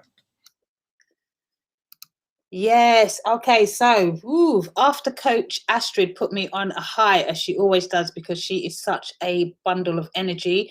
And we came in with Cosmo of One Love Lottery just to give us the lottery results. Amazing. But that was Shane Sandiford. He's a king. I can see he is a king where his crown is on straight. And he is in conjunction with the Shack. Again, we connected via Michael Wallace of Kickoff at 3. He gave us an email introduction. I took a moment to check out his just to basically check him out. And again, the inspiration for me was everything. His platform is it's different. It's different. That's the only way I can kind of put an angle on it. It's different. And again, like I said, there was one interview in particular. I'm not even going to speak it because I'd like you to go and see it yourself. But let me just run down what the Shack is. The Shack is a podcast for men, a podcast for men to discuss what makes them tick and how they navigate their way through the transition into manhood. Forget the current climate and how it is relevant to today. This is a long moment in history whereby men have been silent in just that, you know, in what makes them tick and how they navigate their way through the transition into manhood. Just my opinion. And I feel that the Shack brings this to light. Many things bring this to light, but the Shack, like I'm telling you, is different. Go check it out. One word springs to mind with me, and I should have said this when Shane was in the studio, and I have to shout this out loud. It's vulnerability, which is a hard word for men, a hard word for men in general, to attach themselves to. Not all, but most. Let's keep it real. And that's what I got from the Shack, is the vulnerability and the transparency and just the honesty and the flow. Like I said, it's almost as if he creates a safe space whereby people are just like, you know what, here you go. There it is. Guys, check him out. Shane, the Shack, at _Shack_official. Everything. I love that. He kind of has such a nice low-key energy as well. It's almost 20 to 9, and I needed that energy right there. Needed it. All right, all joking aside, I'm loving that guy. I might stalk him, actually. I might just stalk him and tell him that. I know he's still in the green room listening. I know you're there, Shane. Okay, let's hear from the floor. Okay, Mummy T. Yeah, the Shack just giving you high fives and claps. Again, we've spoke to Miss Sugar. We're not going to go back over it, but everybody's just giving positive affirmations. And it's funny because I thought it was fitting, because after we go on a quick advert break, we have Hugh from BBR, and he has Brothers Round the Table. And I loved that Shaq was just before him, because it resonates. It's almost as if, I'm not going to say it's the same thing, because it's clearly not, but it sits nicely going into our next segment of Brothers Around the Table. I don't know, I just get a nice feeling about Shane, and I'm hoping that we can follow up and do some good work. Anyway, my fine people, this is Tash, Black Wall Street, London. He's put me on a low. It's so nice. Tash, Black Wall Street, London. We are the Afrocentric exhibition. Who are we? Marketplace and business development hub for Black entrepreneurs. Although we shine a light on Black-owned business, we also promote 100 and all-inclusive, who's that? All-inclusive community audience. Nobody. We are shouting out loud today, 17 hours straight from our platforms in collaboration with Black Wall Street London. That's us.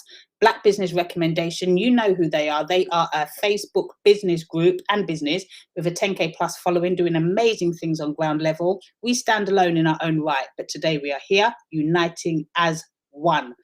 I'm going to give you a little insight into this, and that is that this is our final. This one's not 24 hours, this is 17 hours, but this is actually our final collaboration event.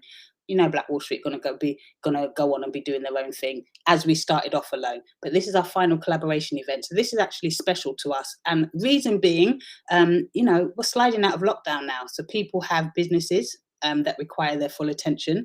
And us, Black Wall Street London, we also need to put our undivided attention back into our main focus, which has been our physical location events, which provide accessible and affordable workspace and business trading space to Black-owned businesses. That said, we are hoping that our collaboration efforts have led by example, and we are spreading the message of collaboration being key to our success. Anyway, we're going to talk a little bit more about that on our event close, our event summary, but just to give you a little bit of insight. Didn't want to say it from this morning because I didn't want people to be like, oh, really? Because it's just because we're sliding out of lockdown. People need to do their things. But it's been great. We started off with highlighting Black-owned businesses via the virtual market, Black Wall Street London. We then slid into, from 8 a.m., live business-to-business guest appearances from founders and representatives of Black-owned businesses. Our first live B2B guest, never forget him. His name is Rowan from Uptown Yardie. Sorry, my other half, yeah, he's gonna kill me there because my other half calls him Uptown Junkie. Rowan, you know that anyway, so it's a slip of the tongue. But it's Uptown Yardie. And he's everything. He's been a pioneer for us and a pioneer in his own right. And he led the way this morning. And we've just had business after business after business. He gonna kill me. Uptown Junkie, really, Tash. Uptown Yardie. Well, I'm so sorry, darling. But yeah, let's move on to a musical break. Let's see what's going on here. Yeah, Mummy says, look, Mummy T says to promote the Black Million campaign. And this is what I mean. In shining a light on everybody else, I keep forgetting to do myself. This is what we're campaigning for. Thanks, Mummy T. We are the Black Million campaign. That's who we're campaigning for. We're Black Wall Street London. But what we're trying to do here is, this is the story, my fine people. But first, let me say, invest today. The Black Million campaign, you can go to www.theblackmillioncampaign.com, and it's for economic growth and independence. But let me just take that off for a quick minute. I know I keep forgetting to plug self, but I'll tell you what happened is Black Wall Street London, we did our first launch in the factory in Dalston, September 2020. So we're young, we're babies. And we just had, I spoke about some of them just now, 20 exhibitors, and they literally helped us shape Black Wall Street London into what it is today. Pavement soldiers, they came and they represented in excellence. Just 20 exhibitors on Black Pound Day. And some of them sold out. Some of them didn't do all that good, keep it real, because it was a trial event. But the people who showed up, because it was Black Pound Day, or this is my opinion, they came to not browse, but support and shop. So we did really well. I was there with my candles as well, as an exhibitor. From 1 month to the next, we quadrupled in size. And that is when I had the moment that this is going to be everything. Unfortunately, lockdown came a couple of months after that, so we were kind of stumped. But quadrupling from 1 month to the next, and then some more after, basically just writ the book for me. But however, in all of its positivity, the story goes that Tash, me, myself, and I, Black Wall Street, London. I'm trying to find event space for us to put on our next event and our next event and our next event. And whilst it was all good, it became 100% clear to me that to continue what I was doing in regards to Black Wall Street, London, finding event space or hiring event space at that point, I needed to become self-reliant and self-contained. Why? I'm the last one to call the race card. Like I said, all inclusivity for me. My family are all colours of the rainbow and everything in between. Refuse to sit on any racial fence. Not about that. I've got white nieces and black nephews and vice versa. It's never been about that. But the truth is, I came up against hurdle after hurdle after hurdle in regards to events and venues being adverse to hosting a black-owned event or a black-owned event concept. In the shape of certain days, no, can't do that. Or certain signage, if it's got black on it, it's clear that we don't want that all day long. And so it became unsavory to me. And I said to myself, wow, okay, so I'm trying hard to find this building. Also because we were so big at that point. So it wasn't like we could just go in an indoor market anymore. We were too big for that.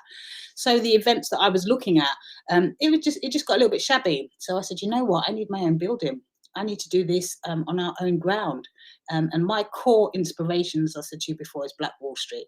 And so the inspiration from there is that, yes, I need to build up from the ashes and rise up, and still we rise. I keep noting that, keep echoing that. And that's where the Black Million campaign, I'm faffing on now, but that's where the Black Million campaign came from. So it's created around Black Wall Street, London, and a series of organised events that would help us and assist us to purchase our own Black Wall Street, London building to start off with. That would help us to continue to provide accessible and affordable workspace and business trading space for Black-owned business. That's simple.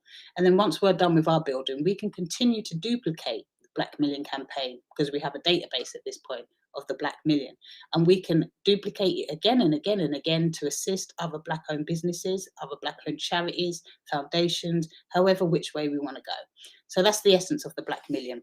If you've got a little shekels, feel free, £1 day. We're highlighting, showcasing Black-owned businesses, but I keep forgetting to do myself.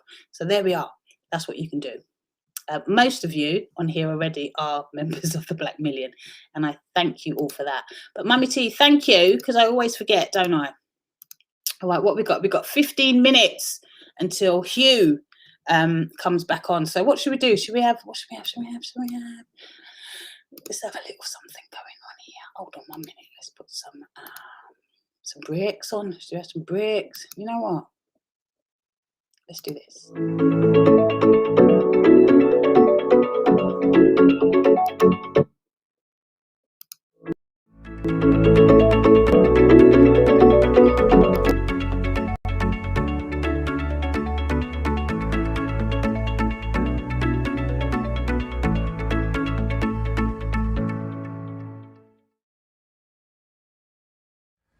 I was just sitting here thinking of your kiss and your warm embrace, yeah.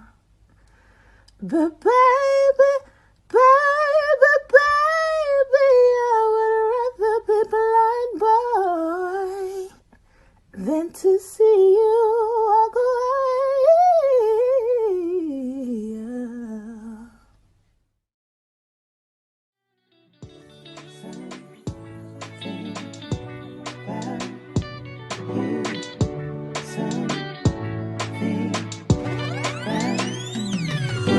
Something about you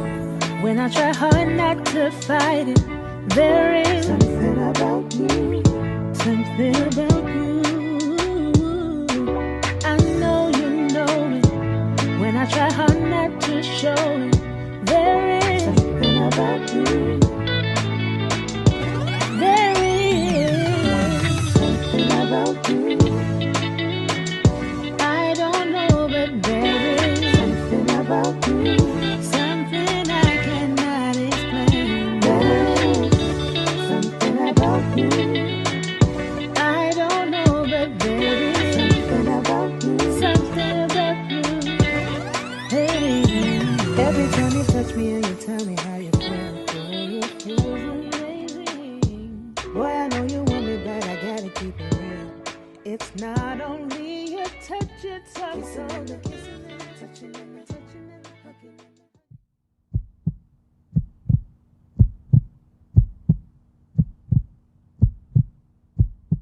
One standing alone, like a thread can be broke. But 1,000 threads? We call this a rope. One shouting in mayhem disappears like a match's smoke. But all shouting together causes enough smoke to choke. Together we are powerful, solid as a rock. Invest in black business, increase our stock. Black Panther, the first film to make $1 billion worldwide. We stand and shout Wakanda, crossing our chests with pride. We channeled our money into this fantasy.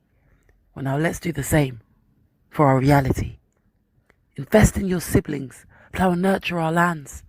We'll reap, sow and prosper if together we stand. Stand up and be counted, be heard and be seen. Like the great preacher king, I too have a dream. One voice, one power, come unity's the theme. Menelin and Ether adorn kings and queens.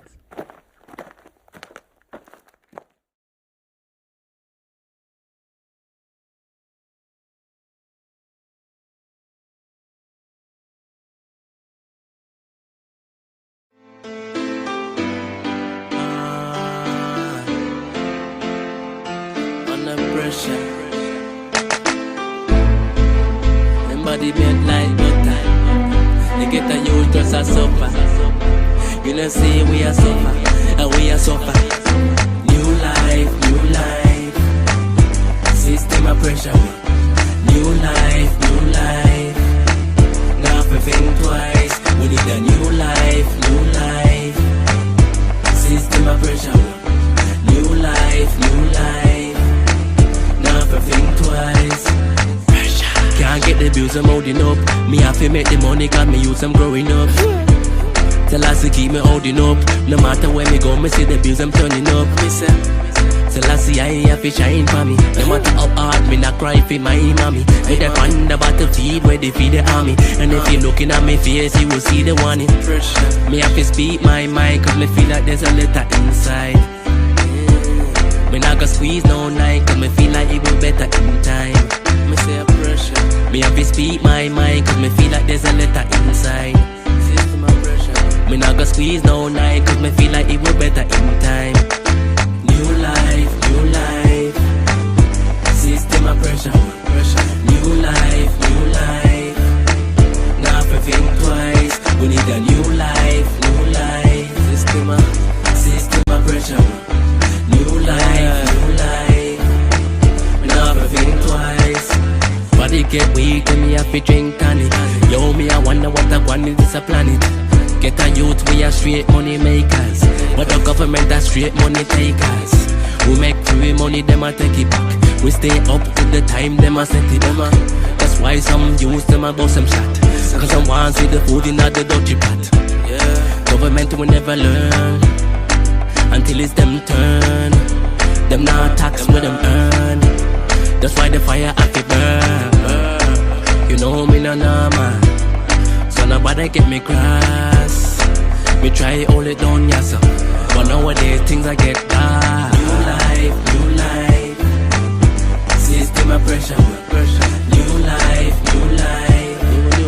Now if we think twice, we need a new life, new life. System of pressure. New life, new life.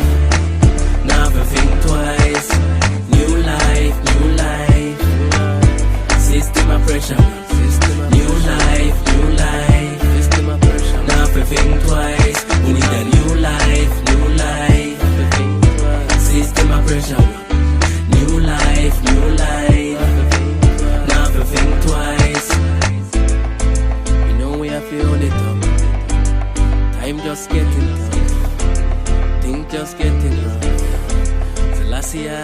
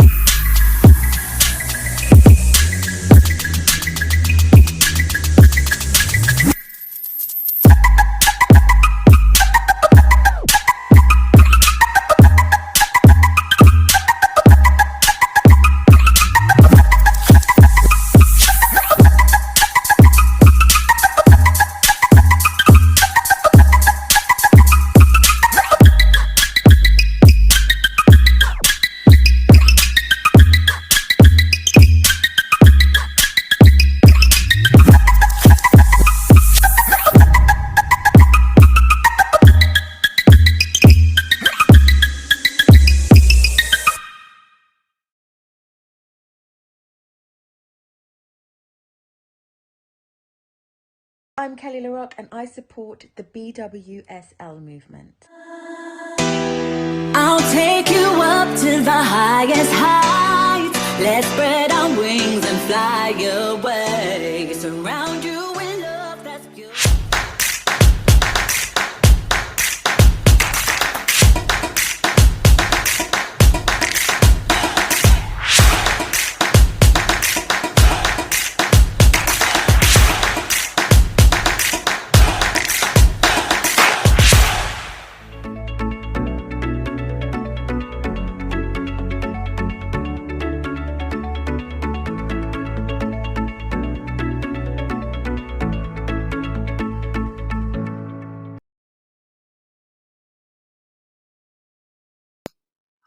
Okay, my fine people, welcome back. Good evening. It's almost 9 o'clock and it is time for Hugh Bellott from Black Business Recommendation and his amazing open table discussion, Brothers Around the Table. I'm really looking forward to this segment because it's a nice follow-up from Shane, as I just said, touching on discussions that are not so often spoke about. So without further ado, we've got a few minutes and I think Hugh is just waiting for his guests to arrive in the green room, some of who we already have. So bear with us while we're waiting. Let me just here's Ziggy Moore is here as well. Hugh, you know what, I'm just going to bring Hugh on because as we go along we can invite these people into the guest studio. So without further ado, Hugh Bellott, BBR, Black Business Recommendation, with his Brothers Around the Table open discussion table talk. Hello. Hi Natasha, how you doing? I'm very good, my king. How are you, darling? You look fresh and ready to go again. I am fine. Listen, you have been doing a wonderful job. I mean, kudos to you. You have been just fabulous, you know. Well done. Absolutely. We've been doing an amazing job. We have highlighted so many Black-owned businesses, so many guest appearances, all just, you know, we've given them space to talk about what they're doing. Absolutely. You know, spreading that brand awareness. We've been saying it all day. But listen, it's over to you now. It's your time to shine. Us ladies, we've had our time. Well, I hear that. Without further ado, let me come off the platform and give you your space, my king. Thank you so much. And if you can put whoever's on at the moment, because that will be useful, and we can take things from there. Until I see you again, we'll talk soon. Take care. Thank you. All right, my. Hello, everyone. How are you doing? Just seems like it's been. That's fake, man. Greetings, Ziggy. Camera. I can see what's going on, but people can't. Can you do me a favor? Could you send me that link email? Because email the link to me. How do I email it? Just press and hold it. Press and hold. They're trying to work it out. Ziggy, how you doing? I'm well, sir. How are you? If you can hear me, I can hear you. So, Eddie, turn off your mic while you're discussing what you're doing. Sorry? Turn off your mic while you're discussing what you're doing. We can hear you clearly. Mark, how are you doing? Ziggy, they'll be on in a moment. They're just sorting out what they're doing. Yeah, they were doing what I just did. Yeah, they were doing what I just did. I understand. Yeah, because I sent it to everyone via their WhatsApp, and they just asked to have it on onto their email address. Yeah. So, okay, well done, Eddie. I like that. Yeah, great picture. The brothers together. Now turn on your microphone. Now you can turn on your microphone. On the left, mic. Microphone. There you go. How you doing? How you doing, guys? Yeah, good. Feeling good. It's wonderful to see you two. Listen, let me make introductions. So, on the right-hand side at the top left, I don't know which way you guys have got it, but that's Eddie with the hat there. Yeah, Eddie Davis. On the left of that is Mark Adamson. At the bottom down here is Mr. Ziggy Moore of More Education. Yeah, and it's me, Hugh. Right. We had a couple of people coming in, but they said that they are having some difficulty. They'll try to get in later. But that's beside the point. The number one thing is we're here. So those who can't make it, that's how life goes, yeah? But the most important thing is that we're here, and I thank you all for your participation. Now, I think it's important that we sort of give a shout out to those people who couldn't make it, and to our families. Barry's here. He's just trying to log on. Okay, Barry. It's been a little while since I've seen my man. So what did you send him?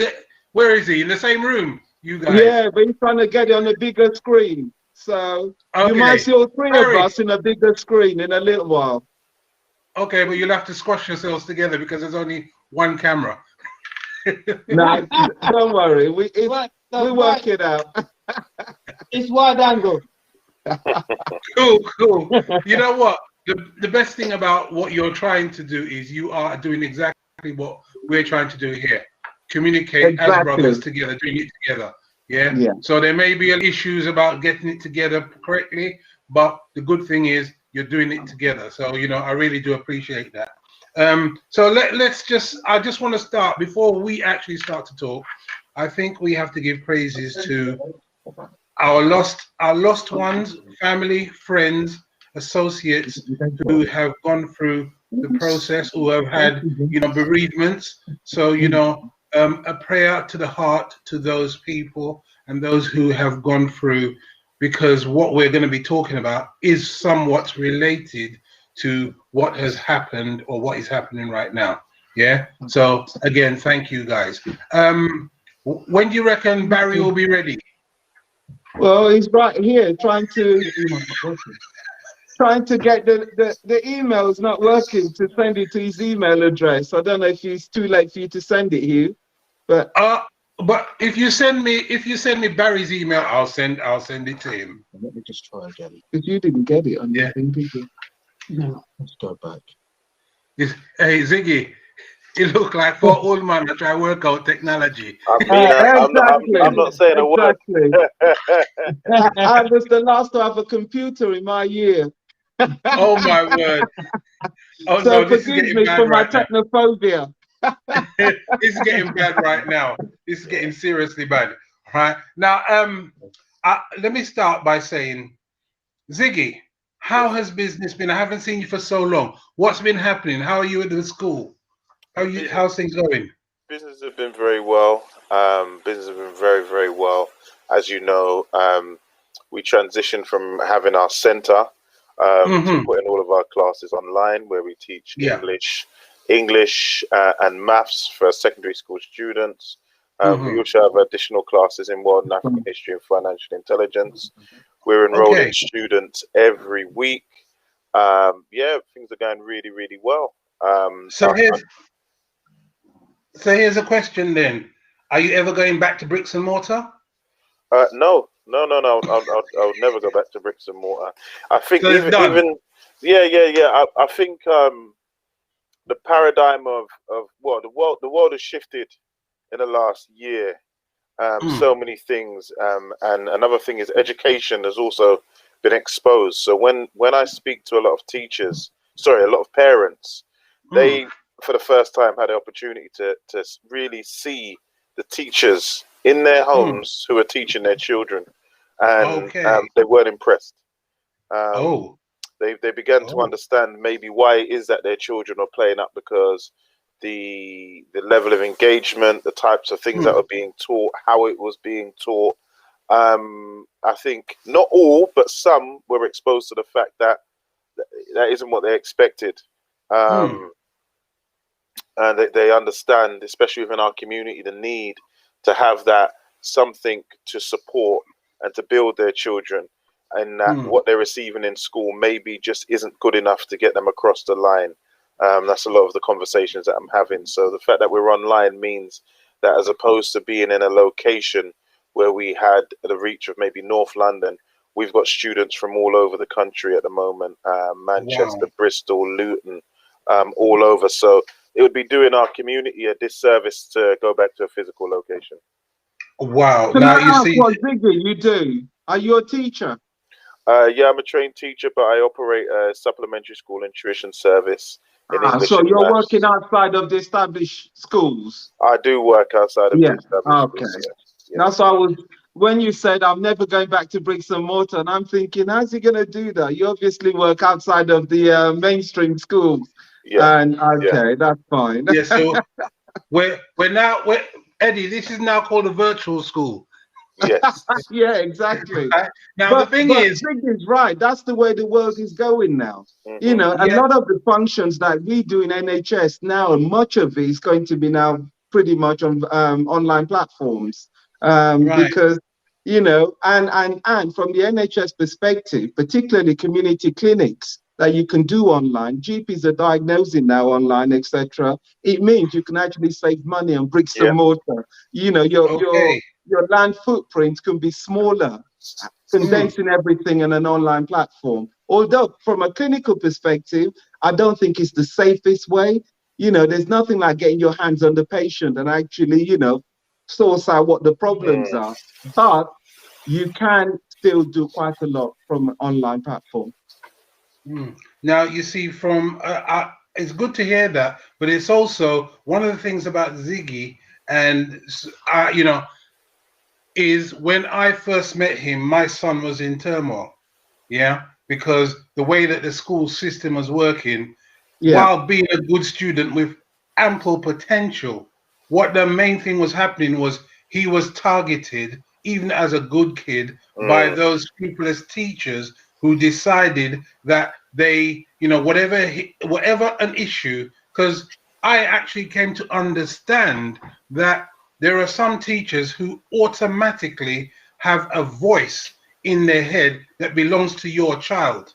So whatever happens, something falls on the floor, makes a little bit too much noise, your child's name is called. Even when your child is not in that vicinity or doing anything wrong. If your child has been brought up to know the values of right and wrong and has a moral compass, if that child then challenges a teacher in a productive way, constructive way, to say, it wasn't me, this is what I'm doing, it doesn't matter. I always felt that my son was going to the head teacher's office, not because of what he did, but the perception of what he did and the perception of what black young boys are to those teachers. When when he finally met Ziggy, I saw a transition. And that transition was that there was a teacher who gave him responsibilities. Yeah. I mean, Ziggy took Toran out of school. They did projects out of school. They did learning. And I started to see my son enjoy being a pupil and flourish. When Ziggy did his school outside of the school premises, I actually started to see Toran grow as a man. Yeah, and that's all thanks to you, sir. You know, I appreciate that. You know, I'll forever my days, I will speak the virtues of what you've done for those young men. And in that school right now, I know there are many young people who probably, Eddie, you need to turn down your volume or turn off your mic if you're speaking, because you're speaking over me. Yeah, sorry. Rude, right? Yeah. So I really do. I do love what you've done for those young people. And when you're now saying that you're not going back onto the bricks and mortar, that is a shame for those young people who are in the bricks and mortar. But at the same time, your level of skill and what you had to go through to do the work you do, you know, I can only commend you, because I know you went through hell yourself as a teacher. Could you give us a little talk about that before we start? Oh wow. No, I could give you a bit of background. I never came from a convention. The issue, I think, the major issue is going into the mainstream education system. Is I never came from a conventional education system, so my expectations and my understanding of what education was would be very different. So I went to a small independent school, majority black school in Tottenham called John Loughborough. So having come from that school, your understanding of what black excellence is is very, very different.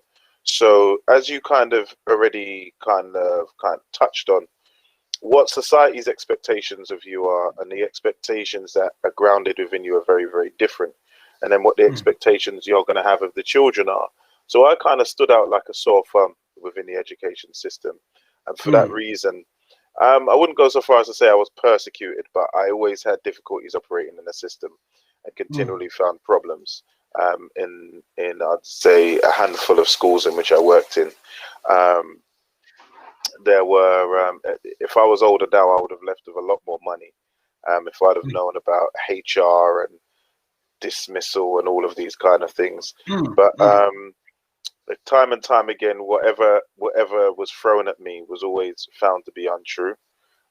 There's never been anything that's stuck against me. I've received, and everybody, I'd say the majority of people who have worked with me and who know me would hold me in high regard in regards to what I do. But I just know that the system, in regards to how, in regards to creating excellence for our children, isn't doing that at the rate in which I feel it should be. Hence why I've stepped outside of the system and created my own thing, because we have some really amazing young people that unfortunately are being pigeonholed and boxed and told foolishness. Their confidence is being damaged, their self-esteem is being destroyed. And when we look at the young people who are being produced, who are turning into young men and young women, we're wondering why we're not kind of achieving the results as a community that we think. And I think one of the main key things is the education system, the fact that we entrust our children with people who don't necessarily have the best intentions at heart for our children. And our children are our greatest resource. So if we are going to give our children over to somebody, we have to ensure that that person has their best interests at heart, and that's at the core of kind of what we do at More Education. Right. You see, that is a wonderful thing, because, I commend you for that, because when Toran, my son, worked with you, that's when I saw the change. And when I met you and I spoke with you, I also found the power and the majesty that you had within what you taught, because you did not just teach. You had an expectation of this young person and what they could achieve and do, and you made young people work together to accomplish things. And that was something that, in my youth work days, it was impossible for you not to do, to get the young people to work. They had to work together. They had to have a self-esteem raised. They had to have them recognized, be self-aware. So you actually did a lot of work before the education started, right? And when the education started, you had a young person who started with the confidence. Now, I'm gonna throw a little ink in the water. Do you think that as men that we are not taking enough responsibility for our young people, because we have a situation where our young people are growing up and not taking advice or not listening to what we're saying, because we probably are not putting the information out or communicating with them in the right kind of way? Eddie, Mark, you two can rope in, and if Barry's in the background, he can talk as well. Yeah. Yeah. I don't know. I mean, I like what Ziggy has just said in terms of that kind of alternative schooling. However, I think that not many people would have the opportunity to attend such a school, because there's still a requirement, and there's a whole rigmarole around the whole education system and who's allowed to take their kids out of mainstream school, who's not allowed. And for problem young people, it's easy to go to people referral unit or alternative schooling, such as the one that Ziggy talked about. But most people, just a moment. The Ziggy's one is not as a means of alternative education as a punishment. Ziggy, No. your I'm school. not saying it is. That's why I made the distinction between people referral unit Yes, and okay. the Apologies. alternative Yeah. thing, because it is different from the mainstream, and Mhm. 90%, 99% of people are expected to send their kids to the nearest school to their wherever they live. That's the system, isn't it? And it would have to be some issues where there's learning disability that's been diagnosed, or there's problems in school, such as the one that Ziggy described, because of people's perception of the young person, that you're allowed, in a sense, to go to a different kind of school. And of course, some people homeschool their children. But there's a whole palaver around getting the permission in order to do it. Not so. Interestingly enough, I read something the other day, and it's how it was framed. And since the lockdown, there's been a 38% increase in the amount of people who have off-rolled their children and are homeschooling, and it's quite a simple process, very simple process. And although this isn't something that we advertise actually, because our stuff is like supplementary. So we do an hour maths, an hour English in the evening supporting. However, this term we have actually launched a homeschool where we offer a wide range of subjects, and that's only because of the demand that we've received. Because so many people have been, as I said, have been unhappy with the service that the schools are providing. Are they really catering for our children? And a lot of people kind of think that it's happening within the Black community, but it's happening across communities, where lots of different communities are in essence unhappy about what's happening. Oh, thank you. I just saw somebody post something. Yeah, I shouldn't read the comments. Yeah, but we've started our own homeschool. We've literally started our own homeschool very recently, and it's more about skills. We're teaching our children the skills that they're going to need in the real world. And just to kind of come back to your question, as men, are we doing enough? I think the best way for me to frame it is when we look at the traditional roles of men in regards to building foundations.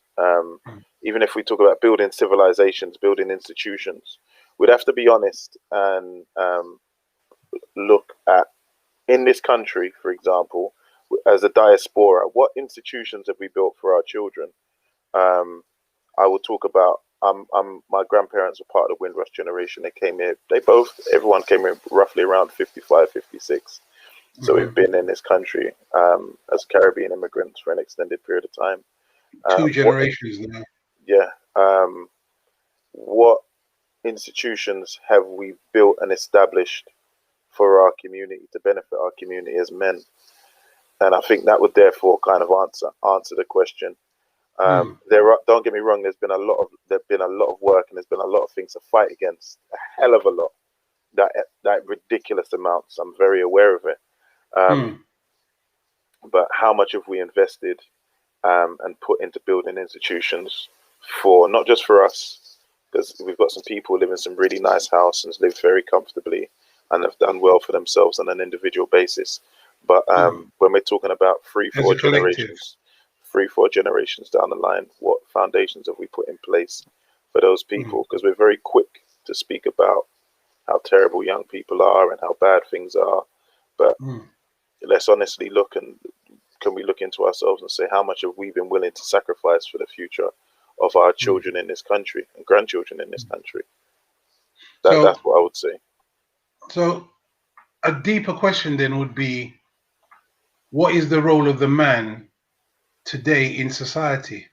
What is the role of us men in society? Because we have a lot of men who, quite frankly, are a waste of time, right? Then you have men who are trying to do the best for their family. When you look at all the things that we are putting in place, we're trying to do what we do. However, the problem is that, do we communicate enough to make things happen?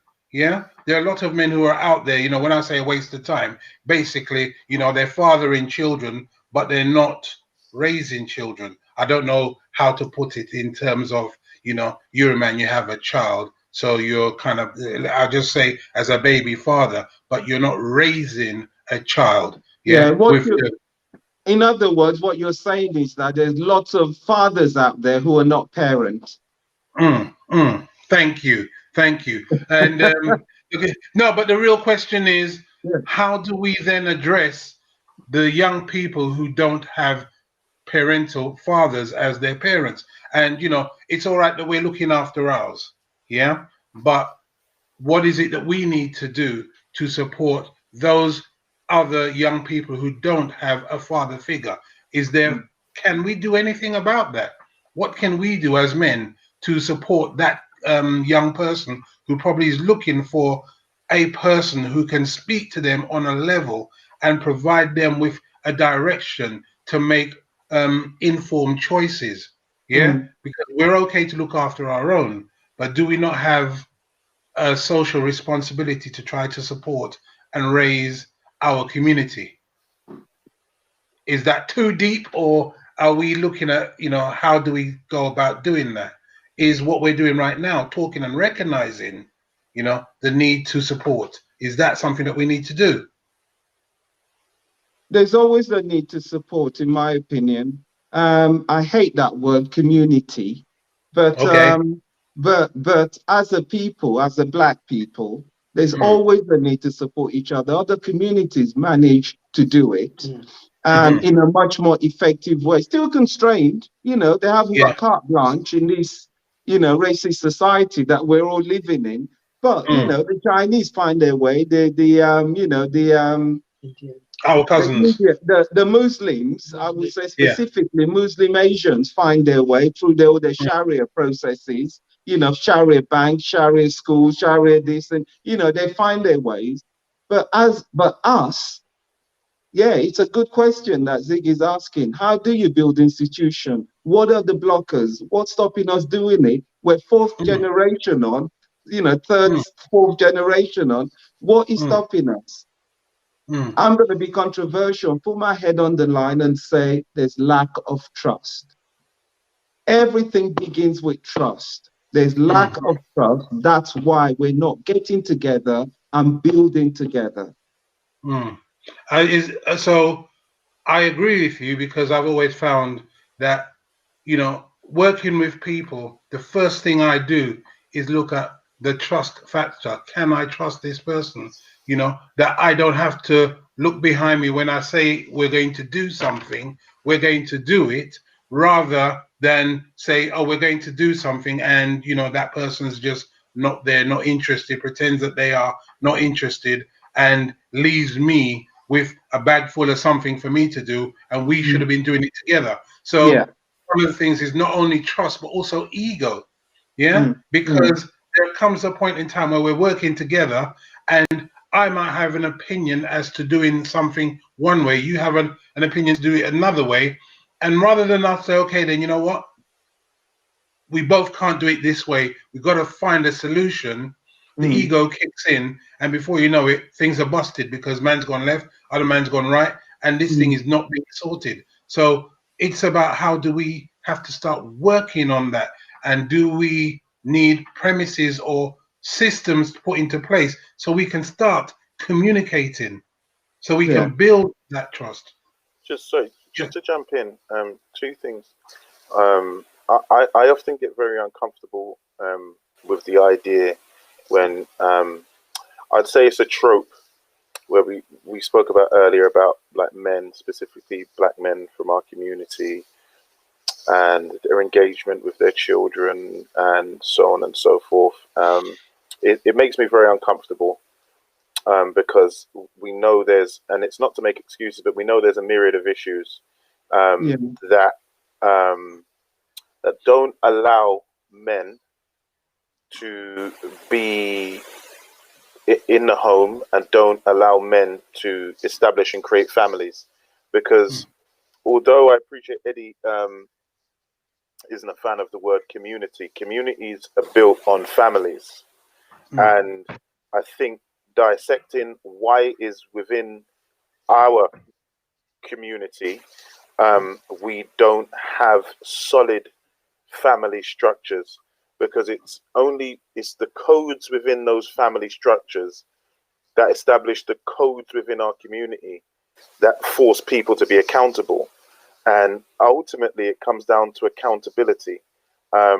Is everybody, because oftentimes we do look at our men, but we need to look at everybody within our community. So for examples, we need to look at the relationship between men and women. We need to look at our women. We need to look at our elders. Are you with me? We need to, as opposed to just looking at one section, we need to look across, we need to look up, we need to look down, and establish very clear codes of accountability, because that links, the idea of accountability links directly to what you're speaking about, which is trust and credibility. But we can't have that trust and credibility if we don't have common codes within our community. So a great example, I was having this discussion recently in regards to things in the news. It would have been unheard of 20 years ago. I think the only British Prime Minister who would have been in Downing Street and wasn't married, didn't have a family, was Edward Heath. I'm trying to think of a Prime Minister before that, but we've got a Prime Minister who sits in Downing Street, who's unmarried, who doesn't have a family, who's a serial adulterer, and these are factual things. But this is kind of reflective of the idea. You couldn't have done that. It would have been impossible to do that, because the codes that govern this country and the understanding of the British people, moral turpitude, they don't adhere to those kind of things. Now, when we translate that back to our community, there are certain codes that we no longer have, and I think until we can we can talk about all of the excuses, but until we're honest with each other and say there's certain codes that we don't have, and do things that are beneficial to our community. There may be wide groups of people who don't want to adhere to those codes. That's cool. We don't need everybody.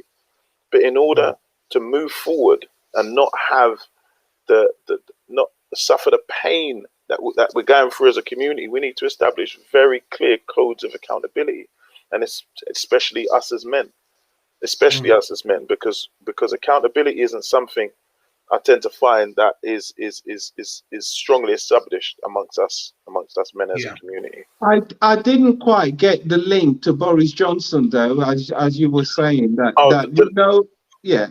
The link in that, the concept and idea of family. Boris Johnson, as I said, is a prime minister who sits in Downing Street, but is not married and doesn't have a family, and that's kind of reflective. You couldn't have done that 20, 30, 40 years ago. He actually does have a family. He's got a girlfriend and a baby. He's unmarried. He's unmarried. No, family. You said family. He's got a girlfriend and a baby living with him. That's a small nuclear family, if you want to call it that. So in modern times, that would be you're 100% right. In modern times, that'd be completely acceptable. 30, 40 years ago, that would have been completely unacceptable. I agree, yeah. It's that simple. So what's the link then to what we're talking about in terms of our black men and fathers? So we use that as a reflection. The fact that currently in society, if we use that as almost a metaphor, literally in what you just said, what is a family? A family can be argued now that a man and his girlfriend, a man and his girlfriend is a family. Whereas 40 years ago, it would have to be a husband, a wife, and children. That is the basis and core of the family and of the community. Again, it's opinion based. You can agree or disagree. However, but it's understood because, as you rightly say there, Ziggy, in my growth, all politicians who had accountable positions, such as a prime minister, it was the criteria was Oxford or Cambridge or something, highly educated, married, right? Children, a pillar of the community, all those sort of things, right? So today, when you look at Boris, right, and I am alleging this because I don't know per se, we don't know, but serial liar being caught out, 100%. making, That's a fact. right? Okay, right? He is not married. Now, before, you had to be married to be in number 10, right? Hold on, sorry, I'll go to Eddie. Do you know, in regards to perception, why it was so important that you were a married family man in a position of power? Do we understand why that is? I don't have an argument about that. No, that's No, fine. No, I'm saying why. Why was it so important? Why it was a cornerstone? Why you had to be? Do we understand why? No, please elaborate. The same thing we're talking about. It suggests or implies moral accountability. I'm not saying it is, but what barometer can we use to judge a man? If this is a man who takes care of his wife, maybe on the surface, and his children, he's married, it shows an element of responsibility and accountability. Yeah. So when I questioned the link to Boris, what I was hoping that you would take me to where I already am, in a sense. So if we look at Trump and his record, right? If Obama had that kind of record, he would never have been president. If we look at Boris's record, if another aspirant person that looks like me or you had that record, he would never be at number 10 Downing Street. However, hold on. So what the record that both of them have, being unreliable, unaccountable to anybody, not even to their family, indeed to anybody, the serial lying, the womanizing, all the bad traits that these two people have, is exactly what they usually use to tarnish black men and black people. Yeah? It's not living with your children, abandoning your children, and all the rest of it. It's exactly the narratives that the right-wing media uses to accuse people that look like me and you. But yet, these two people hold those sort of traits. In fact, they embody, they live it, right? But they can get to the highest positions of power in their country. That's what I call evidence of white privilege and populism. No, you can't disagree and argue 110%. But if we're going to make that argument as a community, we have to actively then look at what's the value system that we need to adopt. Oh, there's Barry. Barry's here. Hold on. Yeah, man, I'm there. Sorry. What's the value system that we need to adopt that works best for us? Simple. Yeah, so we've got those structural issues that gets in the way of our progress. Obama has to be 10 times the person, better than the person that Trump is, in order to even get through all the preliminaries to becoming president. But Trump can be swept into power just through populism, lies, and just literally cheating. So all those things are stacked against us. Those are some of the barriers. I'm not saying it's an excuse for us not progressing as a people. As I said, I hate the word community, but because actually we're so diverse as a people that it's hard to, we don't always have the same objective. We don't always want to do the same thing, as Hugh just said. You know, if you look at the cryptocurrency that's sweeping the world at the moment, every time I go to a particular shop in Hackney, I see lots of young black school kids coming in there and putting money in buying these cryptocurrencies, right? This thing is going to some online faceless individual. Your money is going to these people. You don't even know who they are. You don't even know where they are, right? It's some kind of online banking type arrangements. But if Eddie was to say now, I'm doing a scheme where you can all make money, you know, I need you all to invest £100 each or something, you know, probably no one would take me seriously, right? Because of that issue of lack of trust. But yet people are quick to buy things like cryptocurrencies that they don't even know who's running it. They don't even have an address where these places, some kind of up there in the cyber world, somewhere, or you look at your phone, you see your currency going up or down and stuff, you know, but we trust in things like that, but we don't trust each other enough. That's all I'm saying. You know what? I completely agree with that. But one of the things is that it's not just about the trust, it's about the solution.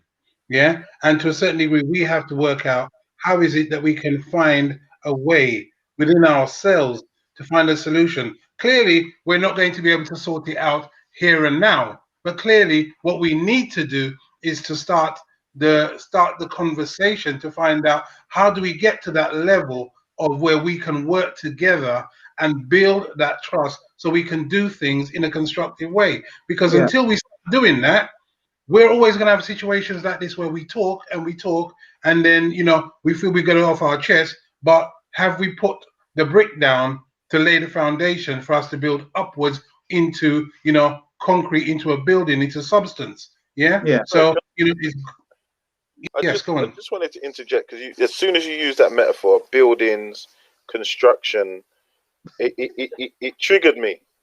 Sorry. I would ask. I'm not brilliantly au fait or with cryptocurrency, but I understand it's a system that had to have been built and established over a long period of time. Are you with me? A long period of time. Yeah. Okay. There's new ones developing almost every week. Hold on. But it's based on the premise of the original, which is the digitalization of money. Blockchain technology. We're talking about blockchain technology, right? Yeah. It's not something that came about overnight. Yeah. These are technologies that didn't come about overnight, and what we're seeing seemingly is something that we've known was going to come in was the establishment of a digital technology or digital currency. Yeah. But my point is, you had to have people who went out, as Hugh said, and laid the bricks and laid the foundation. And what you're seeing is people build upon that. What we're not doing, and the reason why, Eddie, if you sent a text around, sir, with all due respect, saying, yeah, I've got a scheme, blah, blah, blah, blah, blah, blah, blah. Where's your credibility? What foundations have you laid? Yeah. What foundations have you laid in order for me to invest?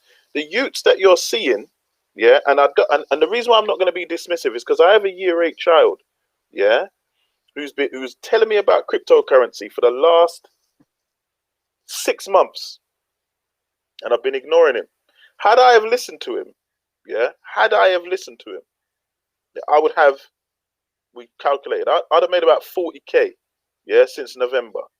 So I don't want the young people to be dismissed. Oh, they're putting money into these things because he's able to. He understands, and he's highlighted specific currencies that I don't know anything about that I should have invested into. Don't get me wrong. No, I'm not dismissing young people at all. What I'm saying is the issue of trust.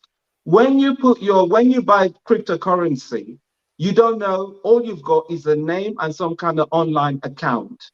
Right? You don't know who's managing those accounts. You don't know who's physically getting your money when you buy the stuff. You've got nowhere to go to find these people. If they choose to disappear from online, you've got no comeback. Absolutely nothing you can do. What I'm saying is people trust and go and buy those currencies in the hope of building 40K, like you've just mentioned, right? But whereas people who they can see, feel, and talk to, like we're doing now, who want to start something, there's always that issue of, I'm not sure. You know, our parents' generation had something called partner, right? Back in the day, right? One person starts it, everybody contributes. Every week, somebody gets can draw money out. That for me, I mean, I'm hearing now about some kind of black wall bank that somebody's starting in this country or whatever. That for me should have been the foundation to build on from back then in the 60s, right? But somehow it fell by the wayside. Can I just not say, all right, you see that somehow? Yeah. That's where the problem lies. Thank you. Thank you, Uncle. Oh, it's only because I don't know why he fell by the wayside. No, but That's we all I'm can't. saying. Because you there's know no what, point in you know, there's no point in in all- having this conversation if we cannot dissect and analyze the why.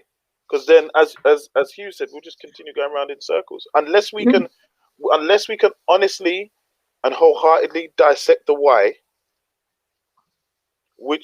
Then we will go round in circles forever. Yeah, understood. Now you see, we have two people in the middle there who have been very silent, Mark and Barry.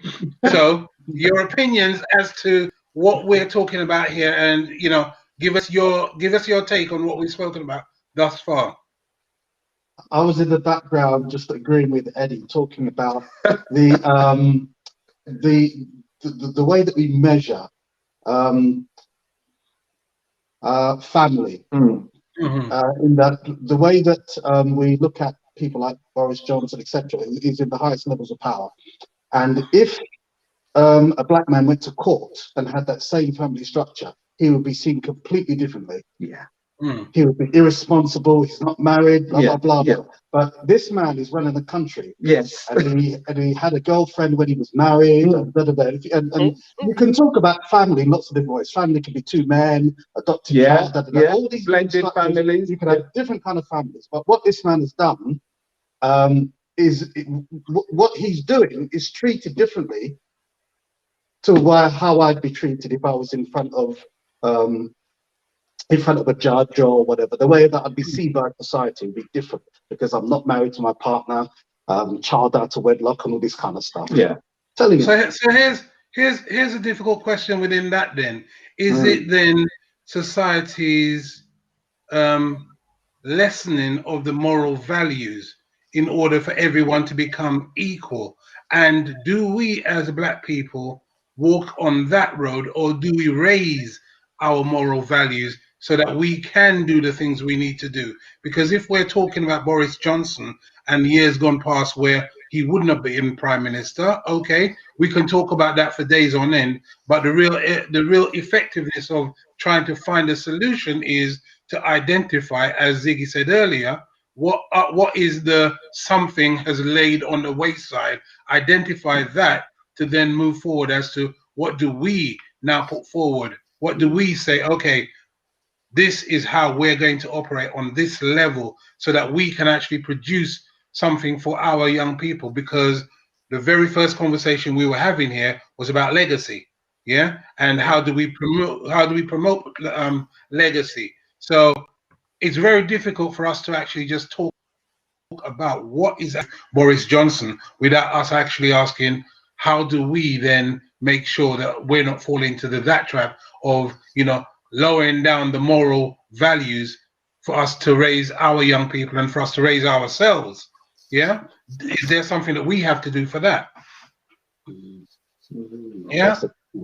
That's a tricky one. It's a big one, because you know what? That's where the conversations are always heading.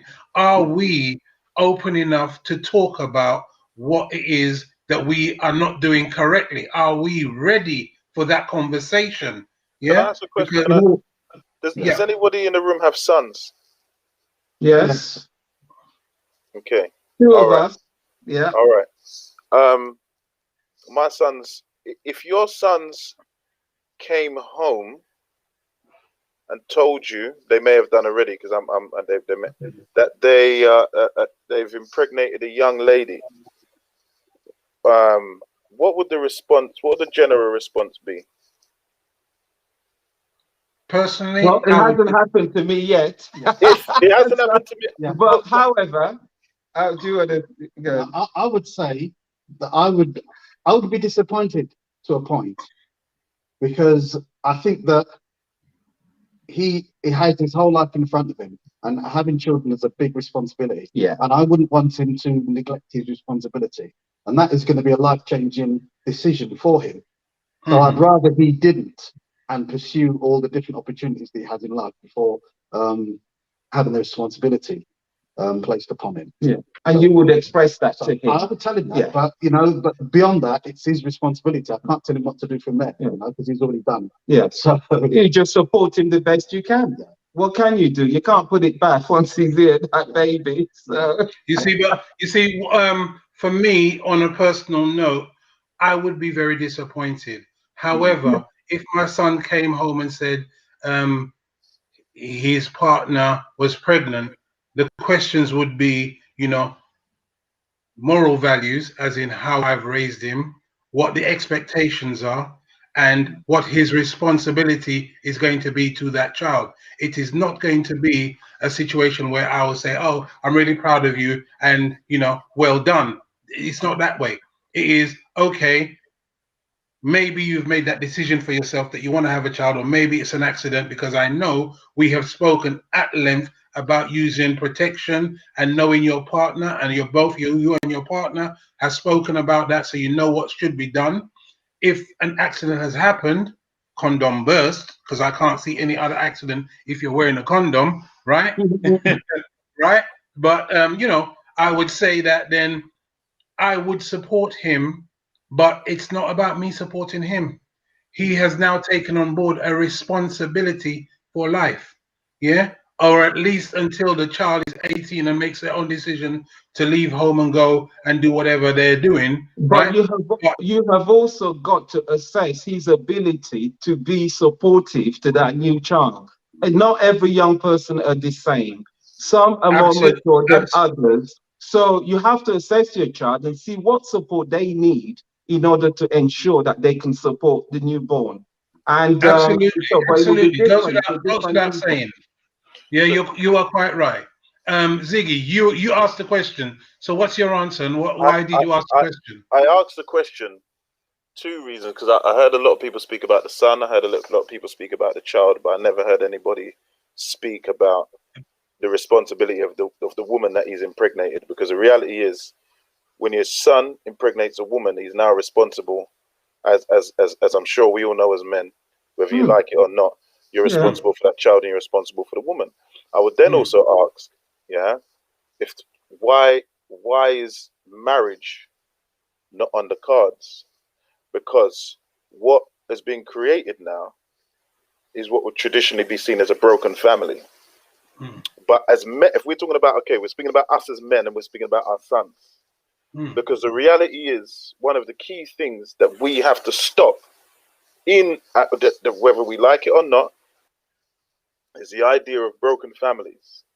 And if I've raised my son with certain basic morals, and there was a time where if you did impregnate a girl, without question, you had to go and get married. And the reason you had to go and get married is because we understood there was a clear code that we do not have broken families, because we know the effect of those things. You see, when you make a mistake as a man, you have to deal with the consequences, like it or like it not. But the fact that even with, and this isn't, because I've contemplated this over and over again, and where would I go? But I feel I couldn't say certain things and live by certain morals if I didn't make that a very, very clear expectation of my son. Because if he knew that was the expectation, that listen, if you're going to go and jiggy and whatever, you're not coming back here for any sympathy, because you have to take on your responsibility. And that responsibility, as Eddie said, listen, he might not be psychologically ready or emotionally ready. Too late. That responsibility is going to have to build you, because that credibility and is what's going to make you a man. It's that simple. I can't disagree more. I can't disagree more. Maybe this is exactly the reason, that kind of pressure is why people show their responsibility and move on, because they're not emotionally mature. They don't have the support network to support them in supporting the child. Maybe this is why we have the situation that we have. If a lot of parents do what you've just said, Ziggy, because it's important that accidents happen, mistakes happen. It doesn't matter what moral code you give to your child, right? When they leave your yard and go out there in the streets, anything could happen. And so this idea that they have to somehow man up and grow up and and start taking responsibility when they've not even used to tidying up their rooms. It's fallacy. It's not going to work. Hold on. Hugh, you made it very clear. You said, boy, the only mistake that you would take is that the condom burst. Are you with me? They might not have used condom. He might not use condom. Wait, Eddie, wait. Hold on. If we can't establish clear facts like this, for me, as a community, yeah, we're going to struggle. Because if you're going to have, like, let's talk about, if you're going to have sex with a woman and impregnate her, you must take on the responsibility, no left or right. If you're not ready to take on that responsibility, which is what I've said to my son, brethren, forget about it. Forget about it. Listen, play your computer games, concentrate on your boxing. Women aren't going anywhere for the time being. As far as I know, there's no there's no pandemic where women are disappearing. You're not there, sir. So don't even go down the road where you could possibly make a mistake because you're not in a position. So he will be, hopefully, if he's taking mine, because he knows where my stance is. Don't go down that road where you want to be having sex with women because you can't deal with the possible implications or repercussions of those kind of things. Now, I feel personally, if we're having those very clear, frank, honest discussions with our sons about the real responsibility of what it means to be a man and what it means to deal with your children and what it is to be a family, a lot of things would be avoided. But what we're saying is, because the reality is, we don't have that stance in our community. We don't. Okay, wait, Eddie, just a moment. Eddie, just one moment. There are different aspects to this conversation that we're having here. When I speak about my son, I speak about a man who I have brought up to understand the value of family. He has never seen his father with another woman. When he sees his father with another woman, it's based on we're working together. This is, that's how it is. It's just working or whatever it is. It's nothing to do with a sexual relationship, He knows, when he goes to bed, when he wakes up, his father is in bed with his mother. That's how it is, or in the house. Can me sleep on the settee when I've been told off.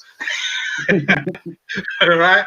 But the important thing is this. I've raised a man that, when I said the only reason I would be disappointed is that if the condom bursts, then there's nothing he can do. But I've raised him in such a way that I know he would take on board that responsibility. I would not ask him to get married because that's something, because I've raised him, he understands the value of being in a permanent relationship with your child, and he understands the importance of that. Because my son once has told me, I value what I have because a lot of my friends don't have a dad with them. And I've always had my dad with them. So I know that's an important value for him.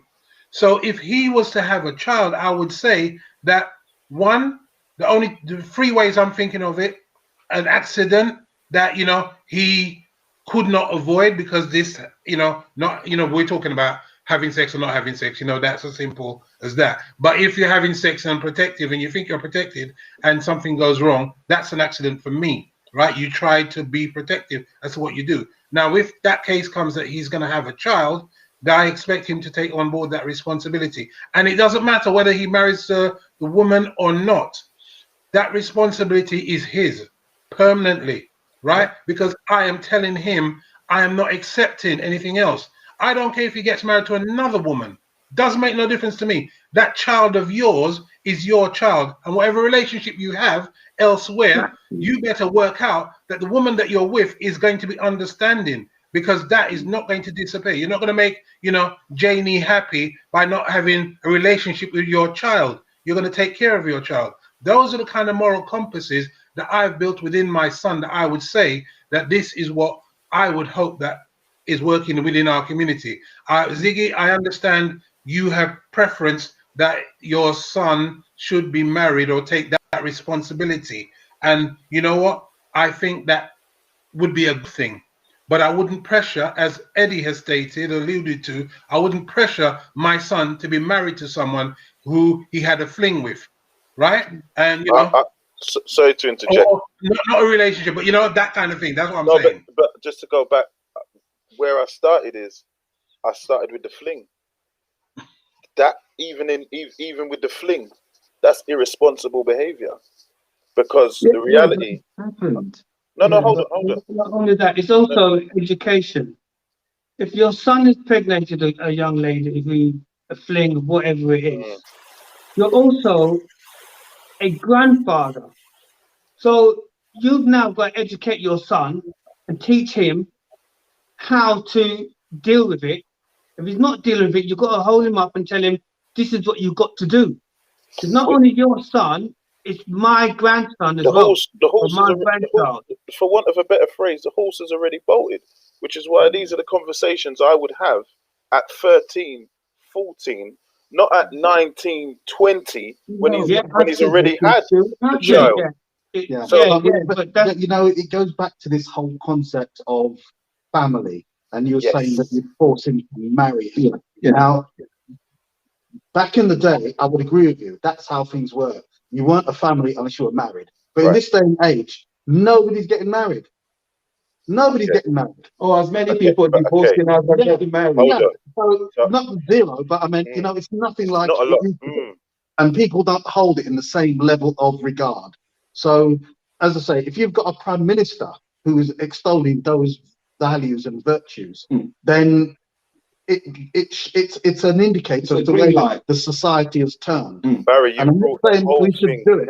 I'm not saying we should do it, but it's an indicator as to the way that society has changed and the way society has turned. And we have to look at it in that context as well. Not just say, well, we got to marry. Barry, okay. Right, Eddie, you want to say? Yeah, I just want to say two things on that point. That I don't want anyone to have the impression that I don't agree with what Ziggy's saying. I think what Ziggy's saying is the ideal. It's very idealistic. That's how things used to be. But we now have all kinds of blended family in today's world. You know, man and man, woman and woman, man and woman, married or not. There's all kinds of blended family, extended family, you know, two blended family, two people divorced getting together with their family from previous marriages. There's all kinds of families. So yeah, what Zig is saying is the ideal, is exactly what we should be extolling on our children, absolutely. But as we've acknowledged that the real world is things do happen that takes people off that course, that moral code that was instilled in them right at the beginning, that was embedded. And so, but then we deal with the consequences as they come.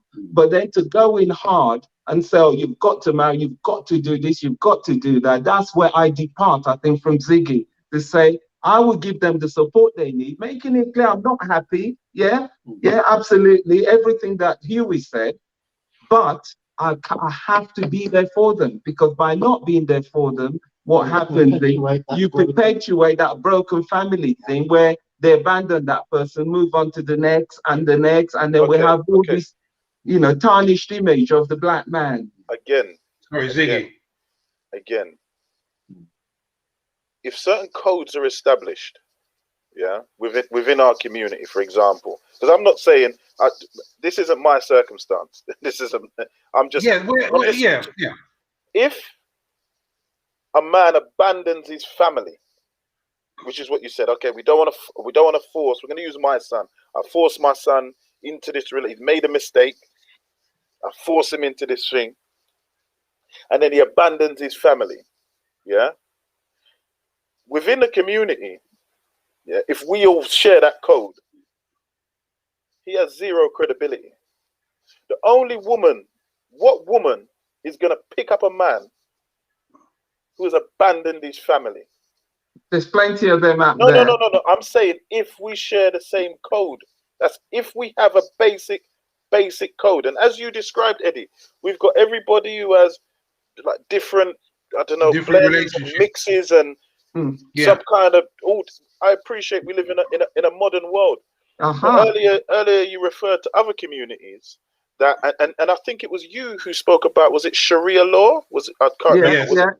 Sharia arrangements. Okay. Yeah, Who have their own codes, so they live within the same modern society that we live in. They just have their own codes. Do we have do we have our own codes? We don't seem to be having our own codes. But you know what's driving the Sharia? If we want to talk about the Sharia, what's driving that is the religious aspect of it, right? We're living in a country now. We're all meant to be Christian, I think, if I can say that word.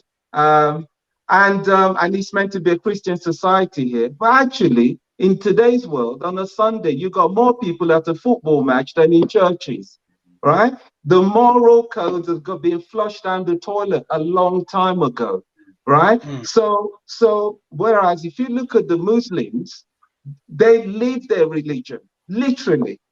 Everything they do is around it, hence the Sharia law, hence the Sharia banks, Sharia marriages, and the Sikh Sharia families everything. and so on. So it's completely different. So that code is well understood, Ziggy, in that Muslim community. That's quite different to other Indians and Asian community. Hindus have their own code that they live by, but it's driven by the religion.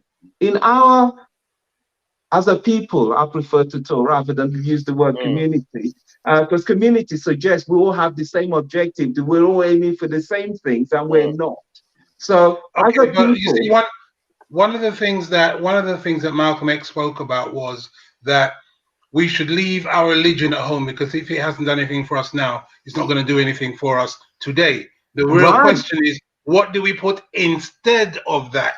Because that's what we need. Because clearly, what we're all saying is, we all agree that there should be a moral standard by which we live by, the virtues of which we guide and have the principles for. But the real question is, what do we put in place? As you've identified and alluded to, religion has been the basic fundamental aspect for us to guide ourselves forward. Now, a lot of us have read through, certain the Bible and seen through certain lies that's been put together, right? So what we then have to do is, how do we then take, what is it that we're going to put in place of religion so that we can all live on that straight line, that we can work from there on? Because we're all separated by, our religious beliefs, a doctrine, faiths, and so on. But at the same time, what are we putting there instead? We've spoken about that, and it's a very good topic that we can actually pick up on. But can I say that we're coming to the point where it's 10 o'clock, and guess what? We have not even spoken about what we originally were going to talk about. We digress. Are we going to get in trouble? I don't want to get in trouble. No. Okay, so you know what? I am not going to talk about it, right? Because when she who must be obeyed comes down here and say, I thought you guys were going to talk about to jab or not to jab, right? You know what? We are in our space. And if that was a conversation that we were going to have, we're going to have it. I found that this was much more fascinating because it was about us, yeah? And we can talk about the jab and so on, but that'll be for another day, another platform, whatever we do, yeah? So I really, really, really do appreciate that we have kind of sat down and had a moment of clarity that we need to identify a way that we can move together. Yeah. And I really do appreciate your inputs. Barry, you're there in the car now, wasn't it?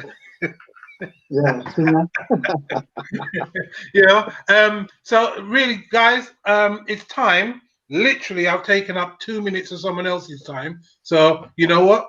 Thank you very much, and maybe we can keep this conversation healthy elsewhere. Okay? Thank Blessing you to you, brother, brother. for inviting me. Have a lovely evening, gentlemen. Good to see you. Take care. Thank you, brothers. Take care.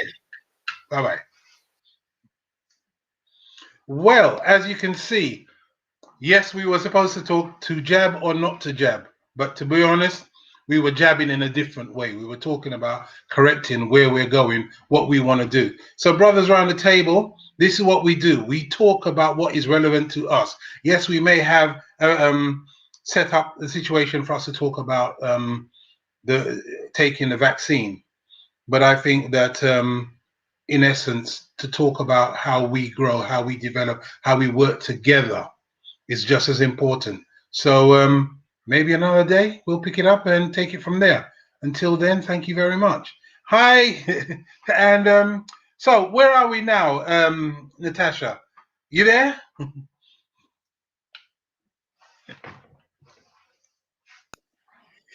How you doing? That was excellent. It was so interesting. It got real deep. Loved it. Like you said, it didn't matter that you didn't touch on the topic that you started off on, because it triggered something huge in itself. Yes. You know? Yeah. And you know what? The good thing about it is these are the values and the visions and the views of many black men when we sit down and we talk, with reasoning. And if there was a little libations, there'll be a little bit more. But, you know, the essence that we actually able to sit down and have a conversation, that was very powerful. And I really do appreciate the brothers for actually being there and talking their truths.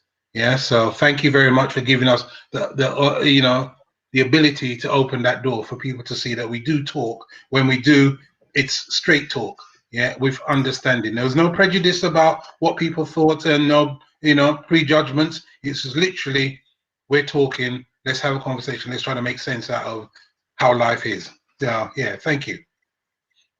Yeah, nice one, Hugh. Absolutely love that segment. Again, guys were everything. Like you said, they opened up. When they're ready, they open up, so it was interesting conversation for me. I'm kind of, since the last time that we did this, or the time before, I can't remember when our first one was, but I've kind of been really intrigued and curious about this whole brothers around the table and men kind of speaking out in their truth. So I've been kind of looking behind the doors at different platforms, because Rudy had said that there was a lot of this going on, but I hadn't seen it. So it's definitely opened up a door for me that I wasn't really exploring before. So thank you for that as well. Interesting stuff, really interesting stuff. Okay, thank you. So what we got next then? What's happening now? Yeah, what we're going to do is we would normally have Charlotte and Tochi of Soul First Music on. Yes, but they couldn't make it this week. But what they did do is they sent us in an amazing 4-piece, I think it's a 4-piece set that they put together for us. Genuinely. So we're just going to kind of fizzle out with a little bit of music for half an hour, a couple of musical projects that I wanted to highlight. Then we'll come back at about past for our event summary. And then we'll slide into Sound of Music Entertainment for the last hour. They're going to take us out. They normally start us off, but they're going to take us out this time. So, lovely. That's it. Let's do some music. Let's see what we got. Great stuff. And bear with me. Here we go. So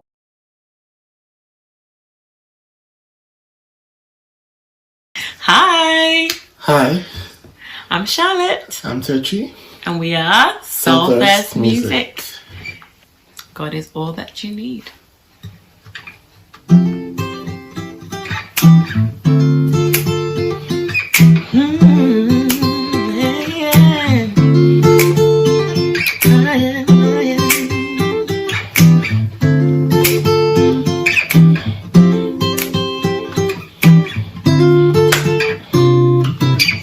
I am the one, yes, I created the whole universe, greater than anything in heaven and in all the earth. It's my air you breathe, so I'm the one that you should be. I am the one you need, why should you be alone? I am that I am, I'm all that you need. I can, yes I can, no it ain't too hard for me. Do you know, really know, do you really believe? Every day, every night of your life, I am. It hurts my heart indeed to see those whom I love in need. Knowing all, I wonder why they never call on me. If you just ask, then I can satisfy you with good things. I'll give you everything, yes, you can have it all. I tell the sun to rise, the wind to blow, the rain to fall. Then I move the mountains and the ocean, rivers great and small. It's everything I made, I want to hear them give me praise. Especially you, my children, each and every day. I am and I am, I'm all that you need. I can, yes I can, no it ain't too hard for me. Do you know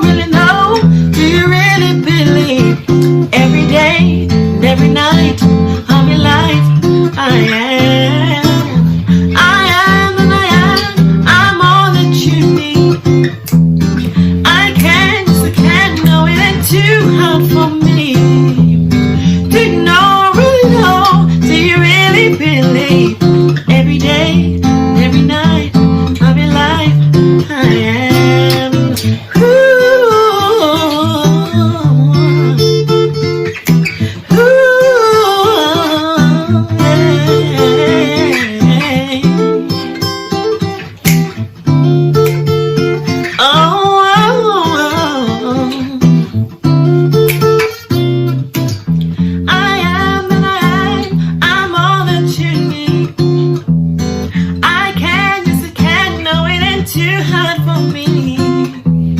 Do you know, really know? Do you really believe? Every day, every night of your life, I am, and I am. I'm all that you need. I can, yes I can. No, it ain't too hard for me. No, no. Do you know, really know? Do you really believe? Every day, every night of your life, I am.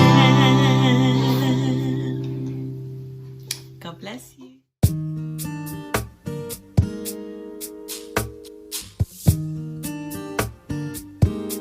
Yeah, yeah, yeah, yeah.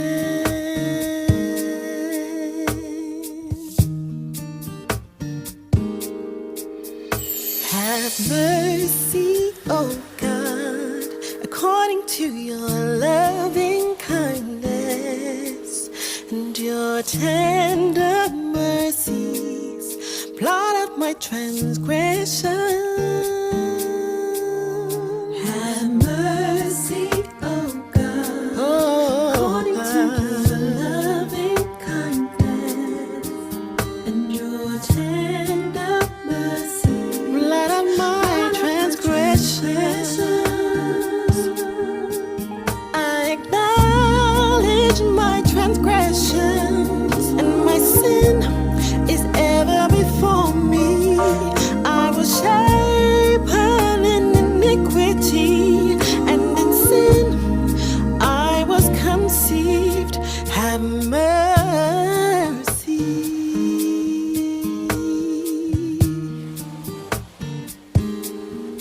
Have mercy.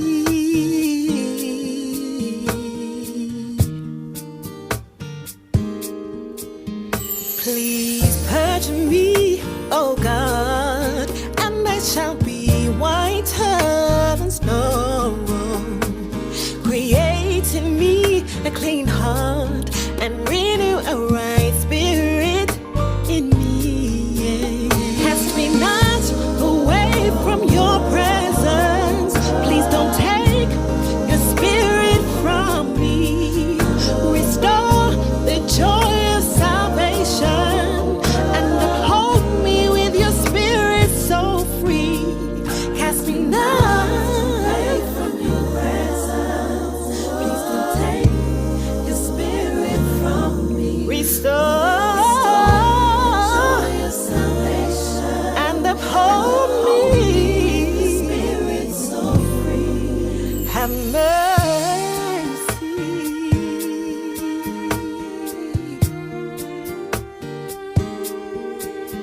Please have mercy.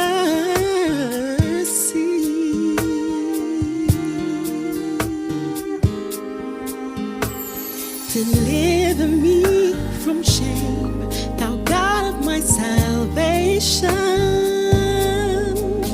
and my lips will sing your praise. Hallelujah. Cast me not away from your presence. Please don't take your spirit.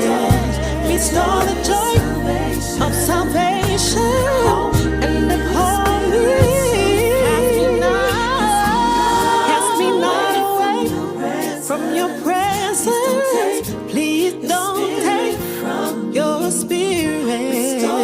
Restore the joy of salvation and uphold me. Have mercy.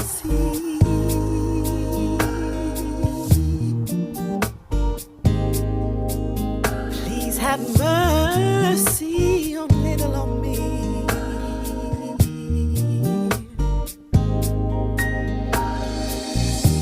Now I'm delivered from sin, and I'm delivered from shame. Thank you, Lord. I will sing your praise. Hallelujah. Hallelujah.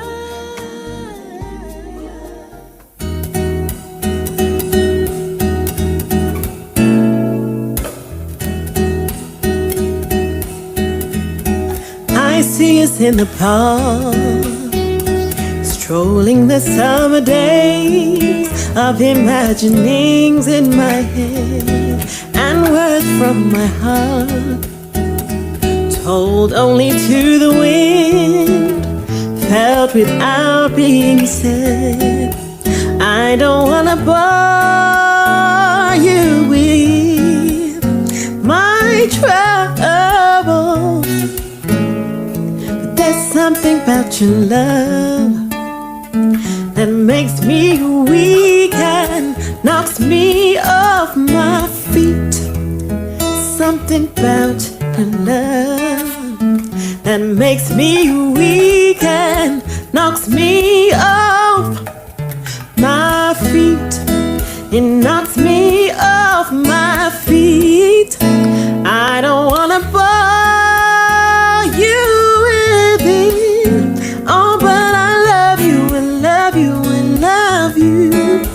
I don't wanna bore you with it. Oh, but I love you and love you and love you more and more. We lay beneath the stars under a lover's tree that's seen through the eyes of our minds. I reach out for the part of me that lives in you, that only our two hearts can find.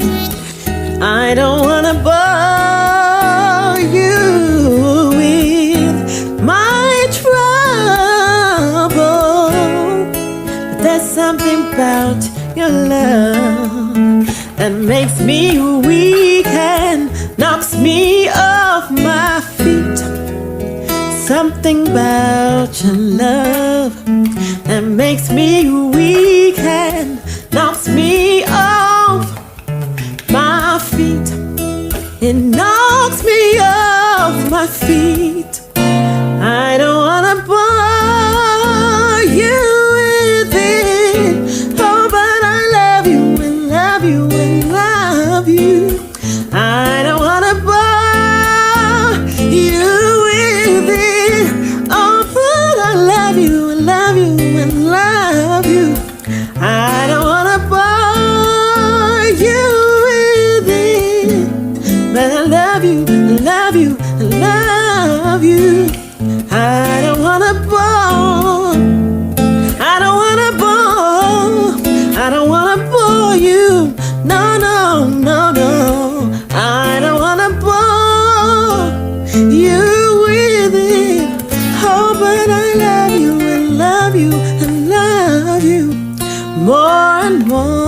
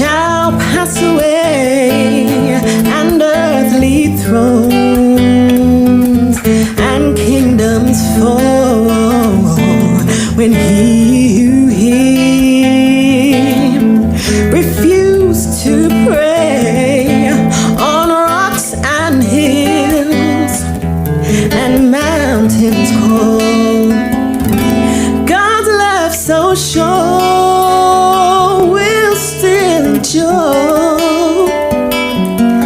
Oh, measureless, measureless, and strong, redeeming grace to Adam's race, the saints and angels. So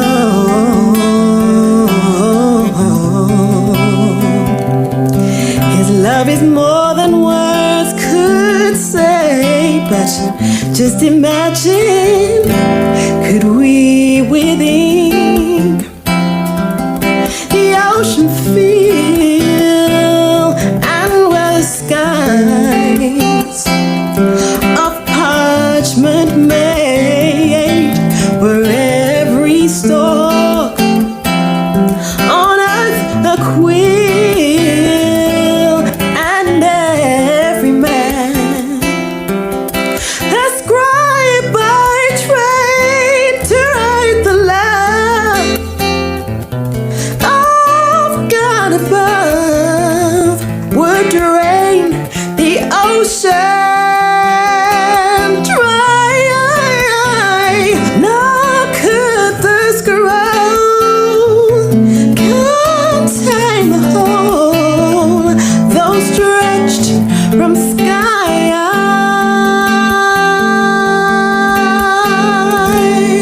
to sky.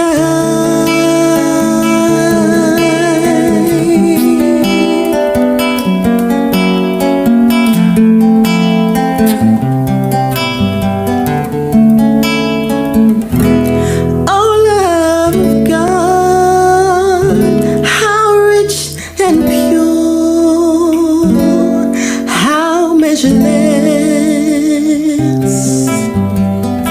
and strong, it shall forevermore endure.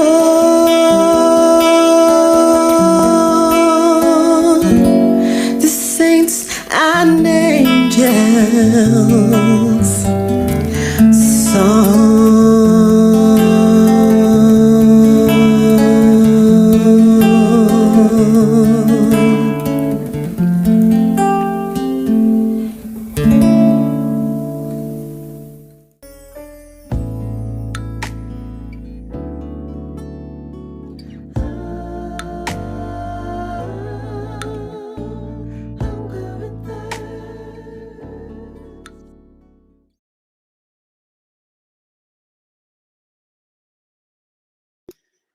Yeah, so that was beautiful. So that was Charlotte and Tochi of Soul to Music. I first saw those, not those, Charlotte and Tochi, them performing live at the Black Owned Economy Awards ceremony. Blown away, reached out to them, and they performed live on our second 24-hour live event. And they blessed our stage for a second time on our third 24-hour live event with their musical dedication. I saw them performing, and their musical dedication, saw them performing a live set. And this is how dedicated they are, with baby in arms. And it was everything. People are asking tonight, where's the baby?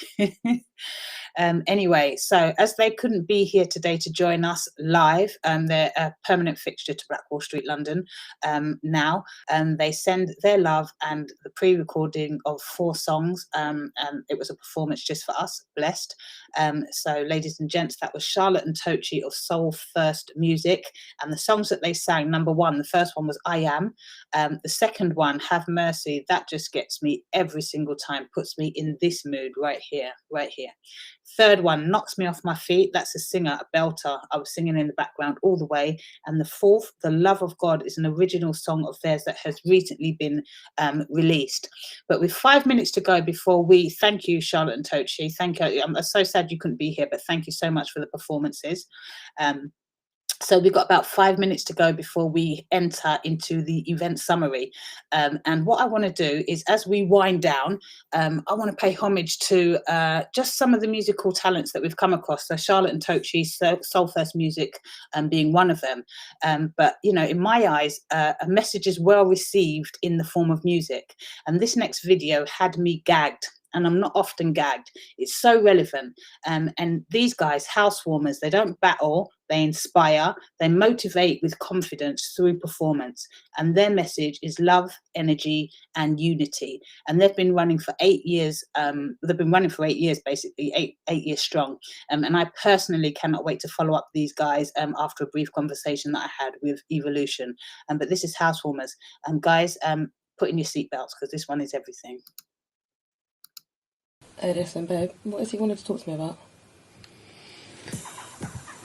Basically, I can't do this no more. Do what anymore? Like, I can't be out on the roads no more. We're getting fined left, right and centre. My family need me. Wait, hold on a second. You can't do us anymore? No. For what? Like, my family need me. I can't so move in with me then? I can't, babe. Well, I'll come check you late at night. It's not a problem. No, I can't. Listen, we're worth way more than that. And no, but listen, this. we're getting fined left, right and centre. I'm not trying to hear that. Get fined for going outside, to live outside. Yeah. Not hearing that. I can't do it. Listen, if you think and you want to make this work, you will find a way.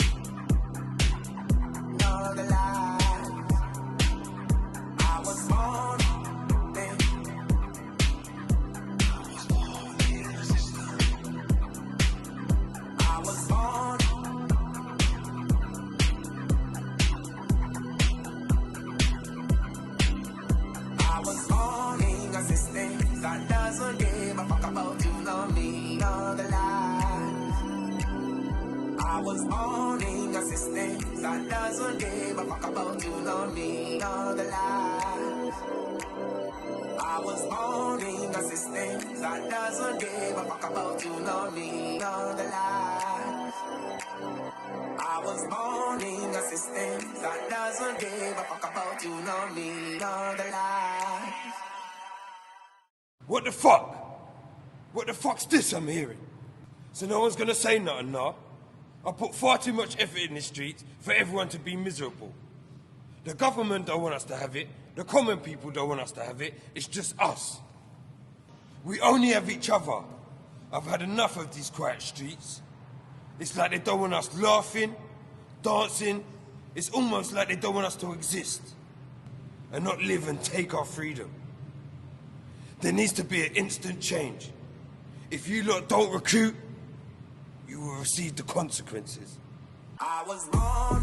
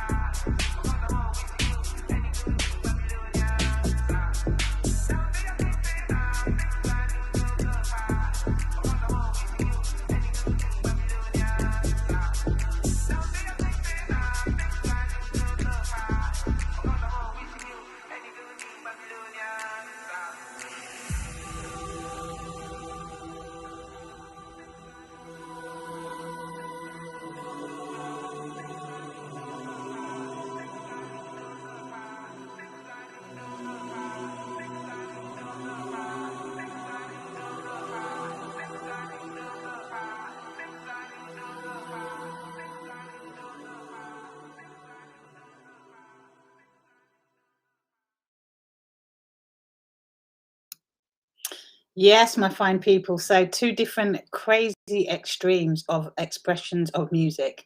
Again, I'm going to touch on these guys another time because I just think they were everything. When I first saw that video, I was gagged. It's a message in a bottle. It's a message in a bottle, and that's the youth screaming out loud how they feel. And before them, housewarmers, we had Tochi and Charlotte with amazing rendezvous of one of their original songs and 3 covers. Let's bring BBR back into the studio for our event summary. Yes. Hi. Hello. How are you? Good. How you? You good? Yeah. There you go. Good. There you go. Good. Excellent. Oh, that was brilliant, Ash. I was going to say, what an amazing day. And what 2 extremes, if we just talk about the music that we just saw, expression, including faith and God, 2 completely different ends of the spectrum. So, I wasn't even going to put parental guidance and all that because it's like 10 o'clock plus. Yeah, exactly. We're past that watershed.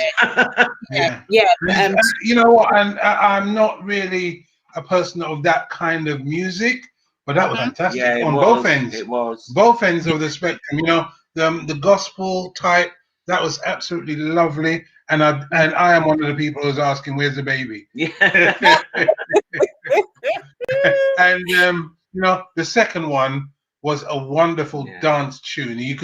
I felt my foot moving with that because the beat was right, and I think the message was very strong, and it was good because at the end of it, it finished with people smiling that they had broken through the barrier. So it was very good, very telling. Yeah, absolutely. So guys, what about today? I mean, we started off great, and then we had some real cray tech issues. I mean, crazy, to the point where I was about to let's cut it, let's call it a day. That's how bad it was because we literally, I mean, I see this side was blank, and when you had Jackie and Karen on, all I could see was 2 little arrows, so I didn't even know if I was bringing them in, on, off, whatever. And then I know the way that happened to you. Sorry to cut you. Same thing happened to you on your side where you couldn't see. I couldn't see any of the comments. I didn't even know if we had people on. It was crazy. Yeah, same here. I think it just was one of those days that wanted to try us, but I think we came through the test because we didn't stop. We didn't stop, and we were able to showcase and put on, a brilliant event as ever for people, and it's great. And I hope people take away from this how brilliant we are, and how far we have come to have conversations. Men speaking to everybody like that and their own conversations. What I mean? We've come a long way from that. Do you know what I mean? From the old smoking rooms and, secret hideaways to have these conversations. So, we've showcased great businesses, great conversation, Tasha. It's been a brilliant day. And with the men, with all of us, but with the men as well, it's like, we spoke about this when we were talking about the Let's Get Uncomfy table and how some people took from the business realm, where in fact, I feel just in the few showcases that we've done that we've opened, we haven't, this isn't new stuff, but we've kind of opened the door in a certain respect, or at least to me, that this is all to do with business. Because, you don't walk out of your house and then you switch onto business mode.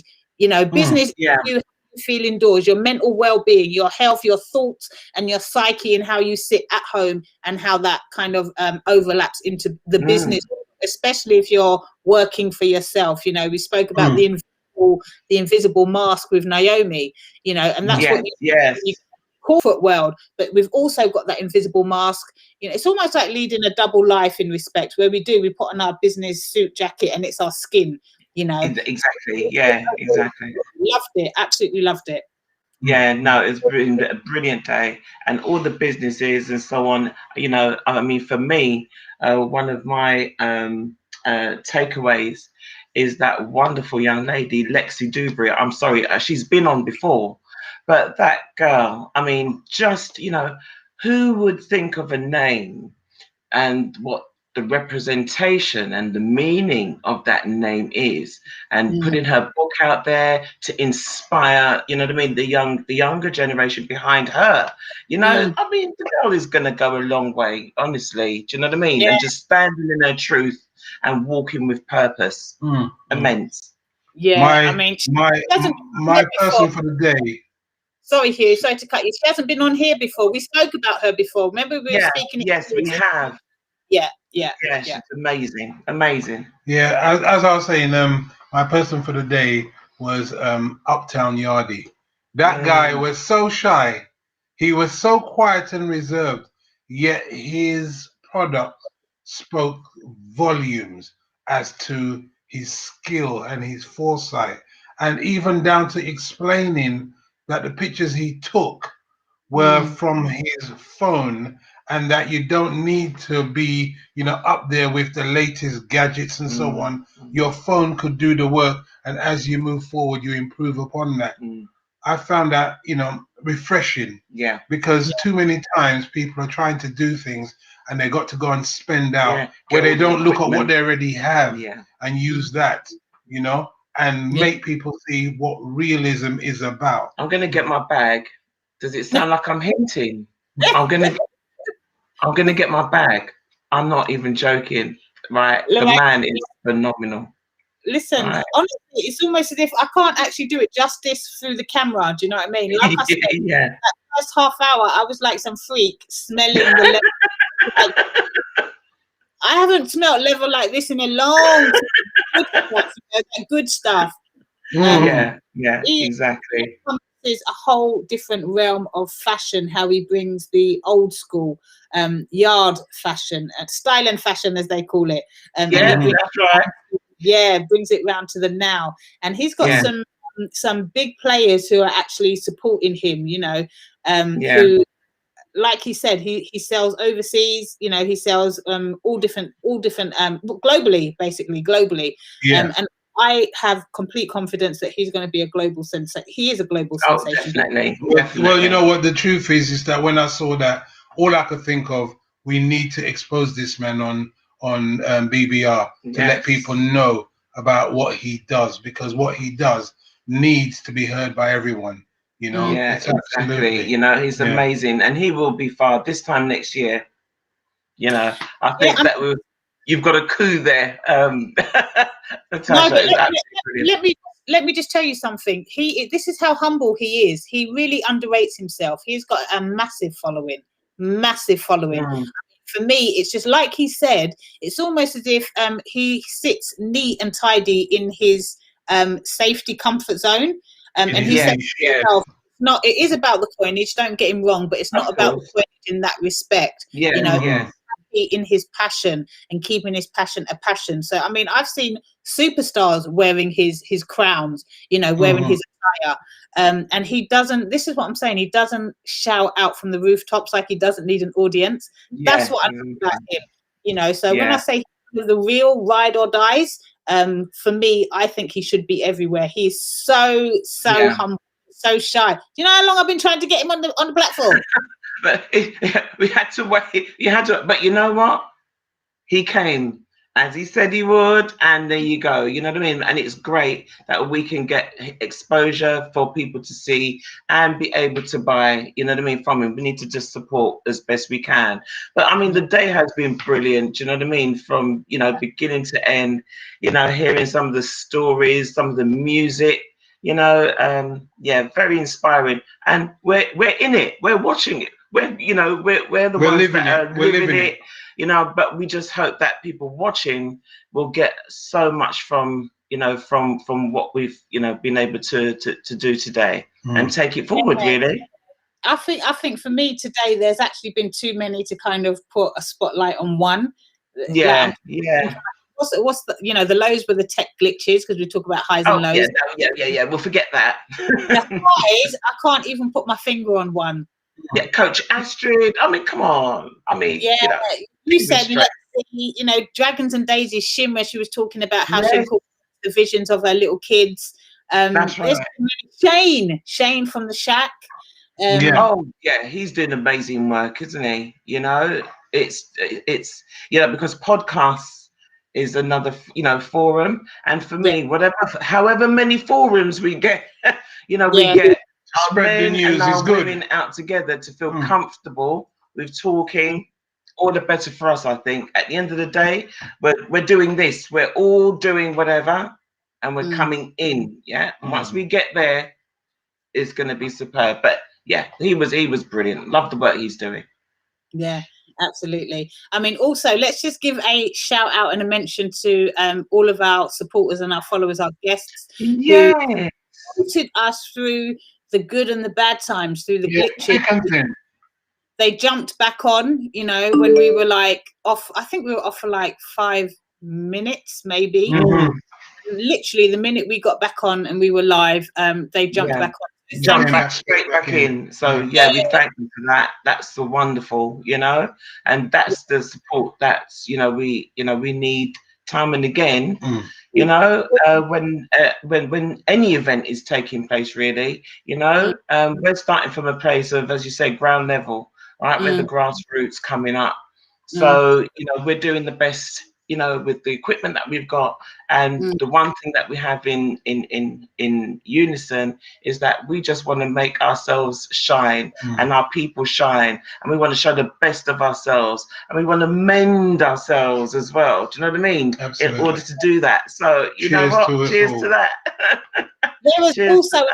There was also, yes, cheers. There was also a lot of foundations that were going on. Atu Foundation. We've got the Cosmo with the One Love Lottery. The One Love Lottery, yes. Oh, we've got 4 tickets to give away, 4 vouchers. I nearly forgot. Oh my Lord. Let's go to that quickly. We've got about 15 minutes before Sound of Music Entertainment come on. I don't know how we're going to do this, but he mentioned that maybe we should ask a couple of questions. So because everybody's still with us, those who have blessed us with their presence up until now, we're almost at 11 o'clock. Let's do, I don't know, let's say 2 questions, and for each question there are 2 winners, because we've got 4 vouchers to give away. I think that's fair. Yeah, that'd be fair. And although it's not completely fair, because we know that we've been having some problems with seeing who's in the chat. So presently we seem to be fine here now. I think the question should be, name 2 people who've been on today. Simple. Name 2 people who've been on the shows today. You can name anyone from any time today. What do you think? What do you mean, as in guests or in two guests. 2 guests or 2 businesses. So you got 2 guests or 2 businesses. Okay, so why don't we do 2 of each? Because I was thinking all guests. I mean all followers, supporters. But let's switch it up. Let's do 2 businesses and 2 guests then. That's fair, isn't it? Yeah. So you want to pick? Who? Oh, look. Wait, what we got? Straight away, FP com, Ziggy and Eddie. Ziggy and Eddie? Straight away, Ziggy and Eddie from FP com. So, yep. That will be one. Is that coming from? That's coming from the audience. Oh well, that's good. Can you see anyone else? Oh, there you go. And then you've got Naomi and Dragons and Daisies. That's great. That's great. All right, so let's do that, because that's easy enough, because we can follow up nice and quick with them. So so that's from Carol Thompson and from FP Comms. FP Comms. Brilliant. All right. So who was it? It was Eddie and Ziggy. Yeah, Ziggy and Eddie. Right. So that FP Comms have chosen Ziggy and Eddie, 2 guests, and Naomi and Dragon and Daisies. And Daisies. All right, FT. That's from Carol Thompson. All right. Yeah, that's brilliant. All right, so that's easy enough. So we've got 4 winners there. We'll be sending them out. Well, actually, I'll get in touch, because I need to get their phone numbers, email addresses, and we know they're over 16 and a UK bank account. And then we will pass the details over to Cosmo of One Love Lottery. So you've won yourself 1 voucher each of £5 for next week's draw. And you could be a potential £25,000 winner. Like we're saying, we want our cup. No. I want you to know this. And we choose you, so we want our cup. Hurry up. No, we're not part of that. Well, me's part of that. 25%. All right, guys. So we're winding down for the day. You know, we've spoken a lot. We've talked about leaving footprints. We've talked about leaving a legacy. You know, connecting and communicating with the youth of today. You know, we need to make it known that this is our finale. Our finale collaboration event, and it's not to be sad, but it's simply from where I'm sitting anyway, is that the time has come as we slide out of lockdown that people need to look after their things. So people have to tend to. I said it before, we've got to get back to our Black Wall Street London physical location focus. You guys have to get back to BBR. This was always interim. It was always, how can we show continuous support to our Black-owned businesses and those who are supporting us in turn? How can we do that when we're not allowed out? So we had to utilize the tools that we have, which is social media, which is the internet and tech and all of that. And this is what we came up with. So this is the final one in collaboration, and it's been great. I'm hoping personally that what we've done, as you said, is show greatness in that we have led by example, and we have spread the message of collaboration amongst brand awareness and business knowledge. Guys? And, you know, one of the things also is that what we've done can be replicated. So if you can do it, do it. Yeah, exactly. It's as simple as that. Yeah. We've done it as the best that we could. If you can do it, do it. Work with somebody, collaborate, and do the same. Do it your own way. Remember, just keep it real. Do it your own way. We're showing that you know what can be accomplished when you come together, and hopefully you know, through the the shows that we have done together, that people can say, do you know what, I've learned so much. I've seen the charities that are there. I've seen what the young people are doing. I've seen the varying businesses, and I've seen their growth.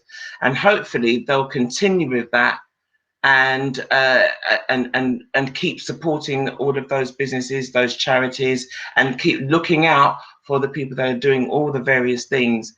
That way, it wouldn't be a waste, as to what has been done over the months that we have been doing this. So hopefully it will just continue.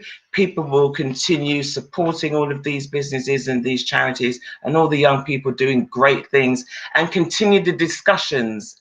Hopefully, even if it's just one or two nuggets that people have taken away from the many discussions that we've had, touching on really, as we call them, taboo subjects, as well as subjects that are deemed not spoken about, that we have somehow within our collaboration together has opened those doors for people to say, do you know what, I'm going to take a leaf out. I heard what so-and-so said. I'm going to try that. That way, I see that we've won. That is our success. That's our success, Yeah, absolutely. I mean, just to echo that, it's never going to be a waste. And also because, these people were here before we got here. I think we just utilized our platform to showcase in an interim. I mean, I know for me, I know that Black Business Recommendation, you'll be marching on. For me, Black Wall Street London, we're going to be ever marching on. So this is not the end, of live events. We'll still be collaborating. People get it wrong. We'll still be collaborating. Just in a different atmosphere. Exactly. That's all. Exactly. It's so don't think that this is just collaboration. That's just a one-time thing. Do you know what I mean? When we say collaboration, we're talking about you do with what your business is and so on. But then there's going to come an occasion again where it comes back and it clicks together again. So hopefully we're showing people we've walked the walk, and we're showing you that you can too. And it will be brilliant. All right.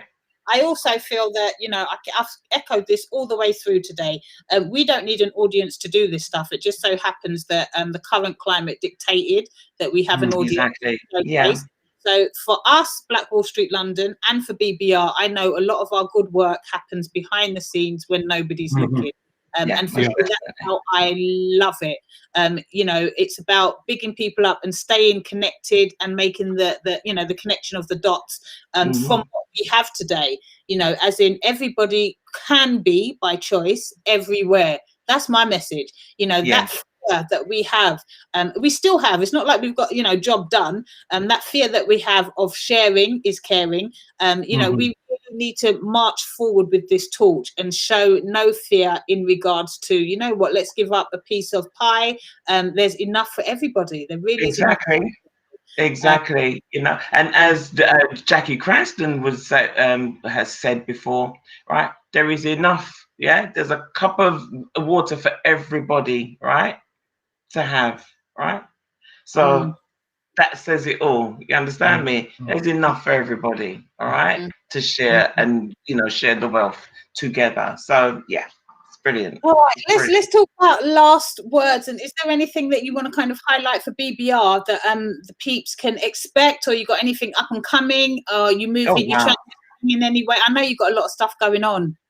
I think we are exhausted in the amount of things that we've got going on, and I think all the people have to do is get in touch with bbr.com or get in touch with BBR, Black Business Recommendation, on the Facebook, and you'll see we'll always be promoting people. We'll always be promoting what we do, and the latest thing that we're looking at is providing the network the for educational people, the side. educational aspect. So that's the next step that we're actually doing. So look out for that, everyone, and pop over to blackbusinessrecommendation.com and register, and then we'll let you know when that is ready for you to sign up on. So yeah, we're looking forward to that.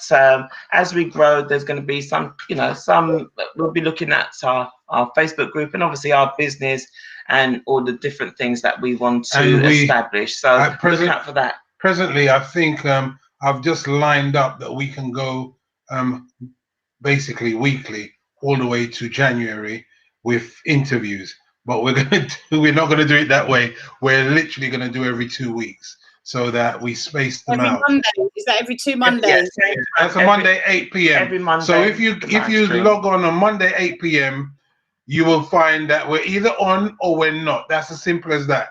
Yeah, because we will be there. No, we can't say that. We will be on every 2 weeks, okay, with a special guest having a conversation at our normal time of Mondays at 8 p.m. And we might also be adding a couple of more things as well, but that's in the pipeline and we'll share that as and when. Yeah. So that's about our growth.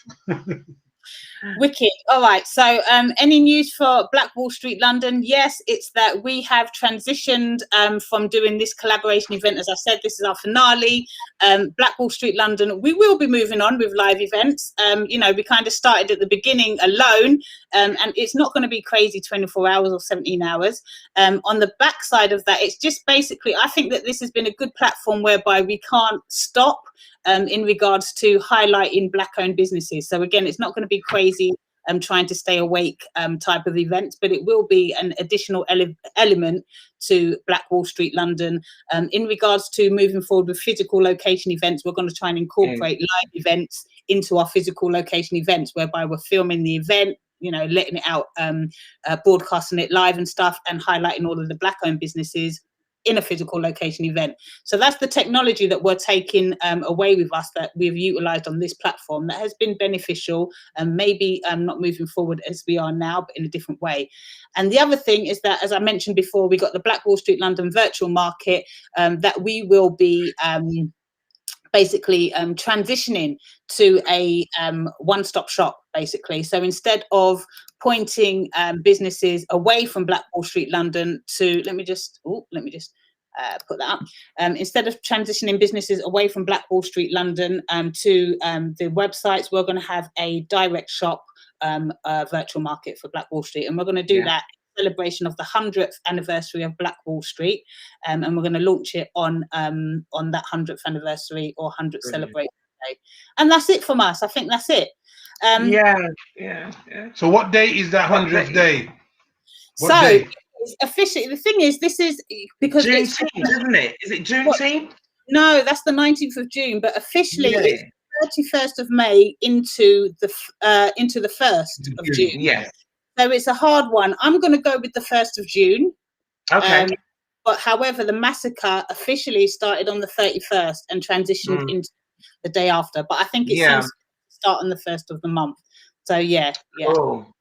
A month from Brilliant. now. That'd be great to celebrate. Well, not, The celebrate it, but obviously shedding light on and recognize recognizing the date. Yeah, indeed. Yeah. So that's brilliant, Yeah. Tasha. I mean, like I said, I was going back and forth. What do you do? Do you do a big celebration? You know, something that's going to showcase the businesses, because Black Wall Street was about businesses booming. You know, so that's my take on it anyway. Okay. All right, guys, we've got 3 minutes, and then we're going to bring the Sound of Music guys. It's been amazing. It's been amazing. Yeah. So, we move forward in strength and in power. So let's do this. Let's do this, as they say. Absolutely, a blast. And just from the floor, everybody, yes, positive affirmations. And I guess it's time to say goodbye. Yeah, I know. Tasha, darling, we're always there. Do you know what I mean? So, we support you in everything that you do going forward. And this is not the end. This is just... Yeah, this is just another venture. This is just later on. Yeah, so we're a phone call away in any day, anytime. Catch you in a bit. Yeah, all right then, sweetheart. Take care, everyone. Guys, pleasure. All right, so that was the finale to our collaboration event. It's been everything, and we have literally just come together, united as one, and showcased the businesses after businesses after business after businesses. So you can catch the Bellots, Hugh and Lorraine, on their platform. Both of us, we're not going anywhere. So as they said, it's not goodbye. But listen, we've got a couple of minutes to round down, and let's end how we start off normally. So as this being the witching hour or close to it, it seems to be a good segment to pay gratitude to all of the DJ houses that have shown us continuous support. So these guys are usually up at crazy hours doing their thing, providing us, the masses, with a platform whereby we can just be. Music, in whatever shape or form it takes for you, is the food of love. So let's eat. And so, without further ado, in the true spirit of collaboration, please welcome virtually the sound of Black Wall Street, London. They normally bring us in to the event, but as we we made it smaller, so we didn't start at the witching hour 24 hours before. We did a 17-hour collaboration, so they're going to close us down tonight, and I'm so happy that they are, because this, for me, the party doesn't start until the party starts. So Nigel and Daniel, aka Nizzle and Dansom of Sound of Music Entertainment, I'm going to bring you into the studio. But before we do, just for you guys who know, because I'm not going to get a chance to say this on the other side, whether you are planning an event or a function or a party, whatever goes, Sound of Music Entertainment will provide a VIP service. That's 2 DJs, and they play across genre. I can't even tell you their musical knowledge, with a quality sound system at a very reasonable price. So this is Sound of Music Entertainment. Yes, let me introduce. Hi guys. Hi. Thanks for the wonderful advert. That was lovely. Listen, you guys, I mean, again, I keep saying this all day long, reflections of you. Listen, I've just got a quick word to say thank you. For us, it's just the beginning. This is actually the finale. I didn't want to broadcast it from the beginning because it puts a down on the whole event, but this is the last of the collaboration events, Black Wall Street London. We'll be moving ahead as we started, but it's the last of the collaboration events just because we're moving out of lockdown and people got stuff to get back to. But I want to say a big thank you, because today we've made it a little bit different because we compressed it. That was the word I was looking for earlier. Or condensed it. Condensed, there's the one. But normally you guys kick us off, and I'll tell you myself, I missed that today. I've got a big lump in my throat right now because I missed it. All right, but it seems fitting that you close us down. All right, so I am going to get myself a cup of char, but I'm going to come back and I'm going to party hard with you guys. I just want to say thank you from the bottom of my heart, and all of the Black Wall Street London, BBR, Rudy Liquid, Rants and Bants crew, that you literally kind of brought us together, and you just gave us, music is the food of love. I'm ranting on because I'm tired, so I'm going to leave it up to you guys to play us out until midnight. So much, Tasha. Yes, so welcome everybody. Welcome all the Black Wall Street London family. Hope you guys have had a wonderful day collaborating. So yeah, we're gonna kick you off. We're not gonna mess about. We're gonna get straight into it. So anyway, you can catch us on Twitch. We're broadcasting on Twitch as well. We might stay a little bit longer after the hour. You know how it gets sometimes when the drinks start to flow. So you guys relax. It's a Saturday night. You know how it goes. Bank holiday weekend. So let us know what we're sounding like, people, on whatever platform. We are Sound of Music Entertainment. I'm Mizzle, as you can see. We'll rise once again. And there's Dan Sumderson. Every time coming amongst the clouds, look to the sky, that the light should strike thy face and give light. The sun is my trial. I'm ready for the weather, rain to come down. Changes one cloud, change and run wild and watch my whole style. Work my flows out, just go the whole mile and run the whole route. Insane, I bolt the race out, sprint to the finish, I dream without doubt. Scream like a dentist is working my mouth when it's time to release the truth to speak out loud, telling the world what we bout. Belief in my power, increase the amount. I'm here to clean house, roll the shades up and let the sun in. It's time to raise up.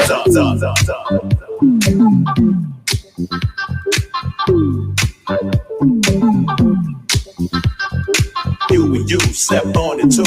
You and you step on it too. You and you step on it too. Raise fingers too. That's peace to you. My mind is like the fine wine. It get better and better with more time. Get smarter, sharper, more wise we find. I'm a child of sunshine, yeah. And each day my mind rise. I gaze in the eyes of rays, give me life. It runs through my veins, she's raising me right. I stay stronger, longer, more grind. Great minds think alike at grave times. Bunch of different places along the grapevine. A good vibe implies a good vibe. Lineage link, the lines is all tied up and tight like my hide. Pops get pops, don't stop, I'm gon' shine. Light to flame and burn bright. Higher, higher, limitless sky.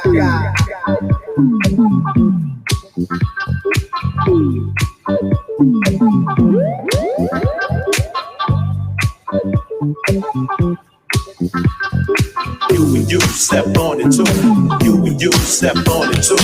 You and you step on it too. The entire room, the entire world.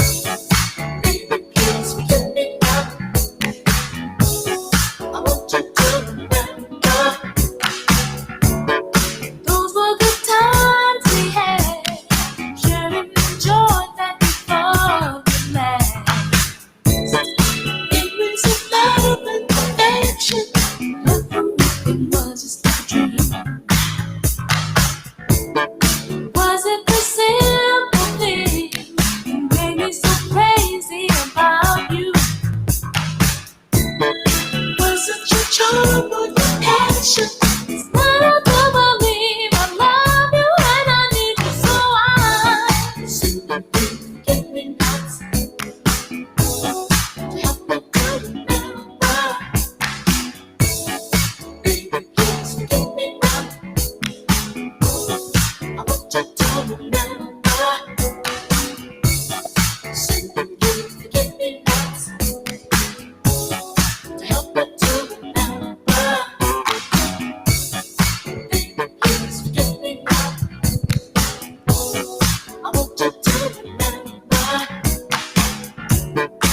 Alright people, this is Black Wall Street London, the new exclusive condensed show, yeah?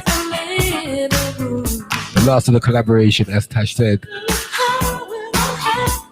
Moving on to the real world, or should I say back to the real world. So remember, we are the sound of Black Wall Street London, Sound of Music Entertainment, aka same each and every time.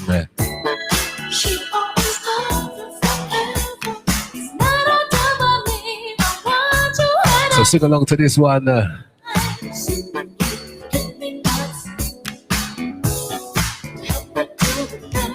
So make sure you remember Black Wall Street London each and every time at 20, 21, 22.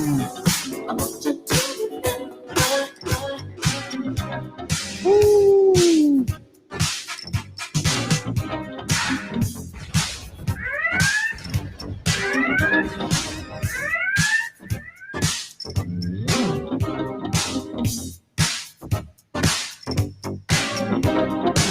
It's alright, push the furniture. Hold on.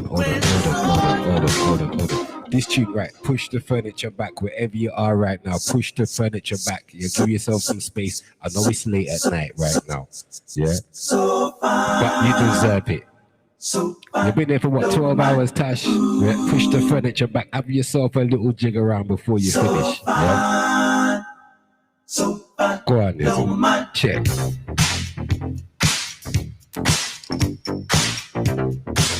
That's right, Tash. That's what I like to see. Yeah. So fine. That's right. Black Wall Street, London. Sunny Music Entertainment. Each and every time.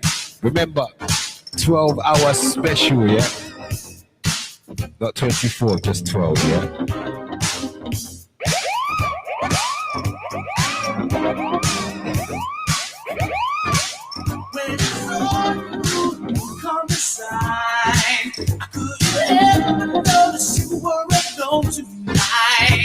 Oh, you're so fine. Can you dance? Can you talk? Can you spend some time? Really strong. You're stuff across the board. Maybe I can't have you to myself.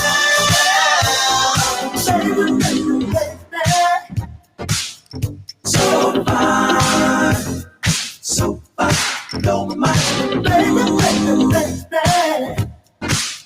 So fine, blow my mind, baby. So fine, blow my mind, baby.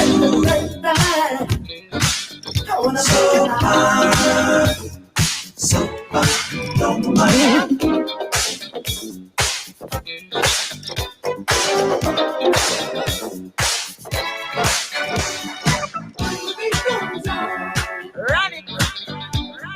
Just like my love, everlasting. The tea. We're just about to get live. Nice and simple. Check this. Do you ever wonder? Remember the sounds of Black Wall Street, London. Right here each and every time. Silent Music Entertainment. Just like fishing in the ocean, there'll always be someone new. Doesn't matter, you did me wrong, but I've been through stormy weather. Just like my love. Alright, check 1, 2. So anyway, sorry Twitch watchers, I didn't realise you guys were watching on the other channel, on Nizzle Dan's channel. Welcome Jedi Master, welcome Anthony Morgan, long time. So yeah, this is the Black Wall Street Business Live event, closure show with Silent Music Entertainment. Big up Mummy T, what's going on? Like the sweet sound of hit music.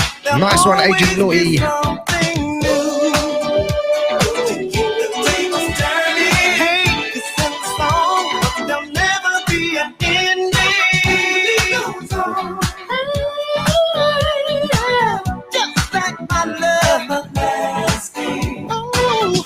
So we only got an hour on this, so we can mix it up, change it up.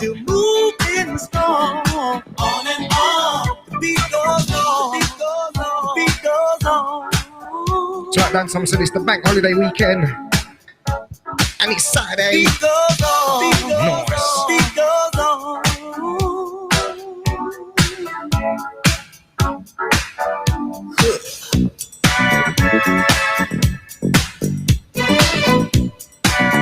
Guitar playing that feel to show the beat is real. So So anyway, once again, big up all those on Twitch, on the Miserable Dan channel. Big up Tasha. So we gotta take us down some. Seeing as we're just warming up the set, you know, like the set's just like, it ain't even been on for a hot minute.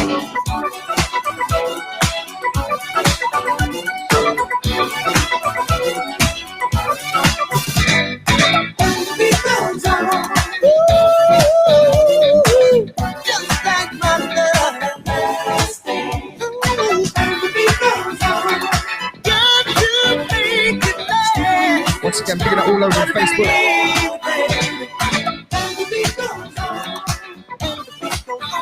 Hiya, tease.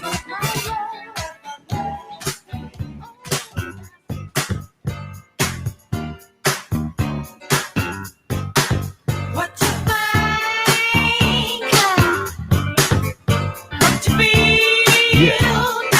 Right.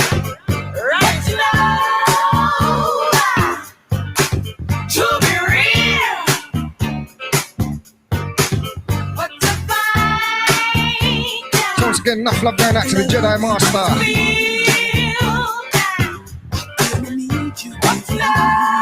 You don't know you can't help yourself, but 2 steps to this one.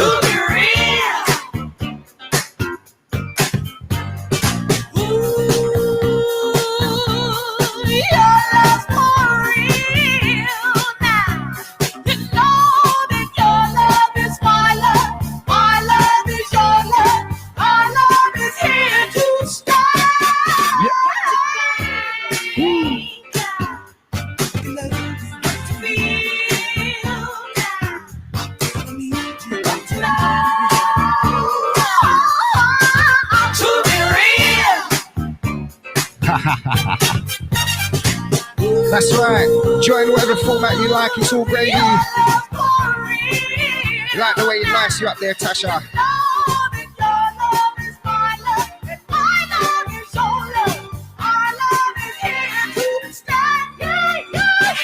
2-step crew. Here we go.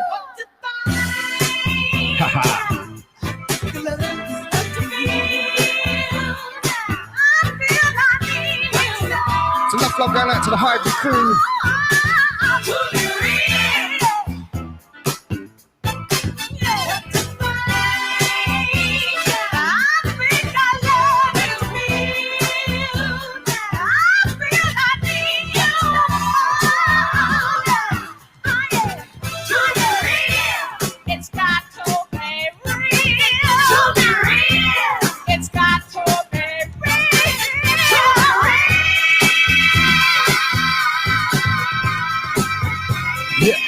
Wow. Wow. Hey. Now dance up. You need to pull that up, bro. Not that one that you're playing now, the one that's playing in the background, mate. The one that you're bringing in. You tease. Yeah. Sorry, people, if you don't know, we do like to cross-generate a lot and we like to mix a lot. But this is like my first crush in it, so you got to play that, bruv. Play You're it. listening to Sound and Music Entertainment. Ah. Yeah. Mate, it was a hard one to choose between Sheila E and Lisa. So we're Sound of Lisa and the Cult Jam. Full force. Take you home.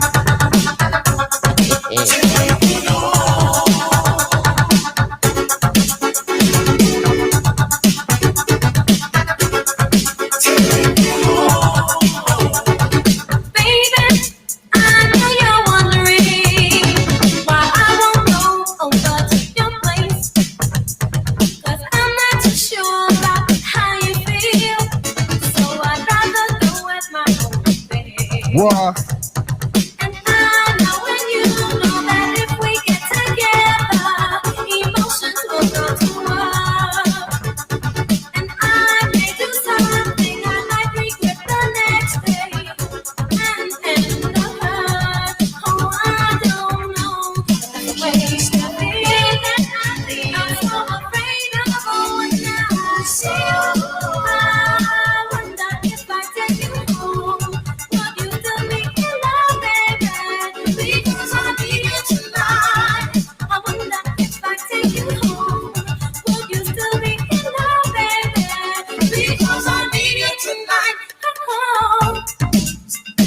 check. Enough love going out to my Hackney crew. So once again, don't forget, it's all about Blackwall Street, London. This live event. Closure. We're gonna party it out, you know what I mean? Might wait the secret DJ out.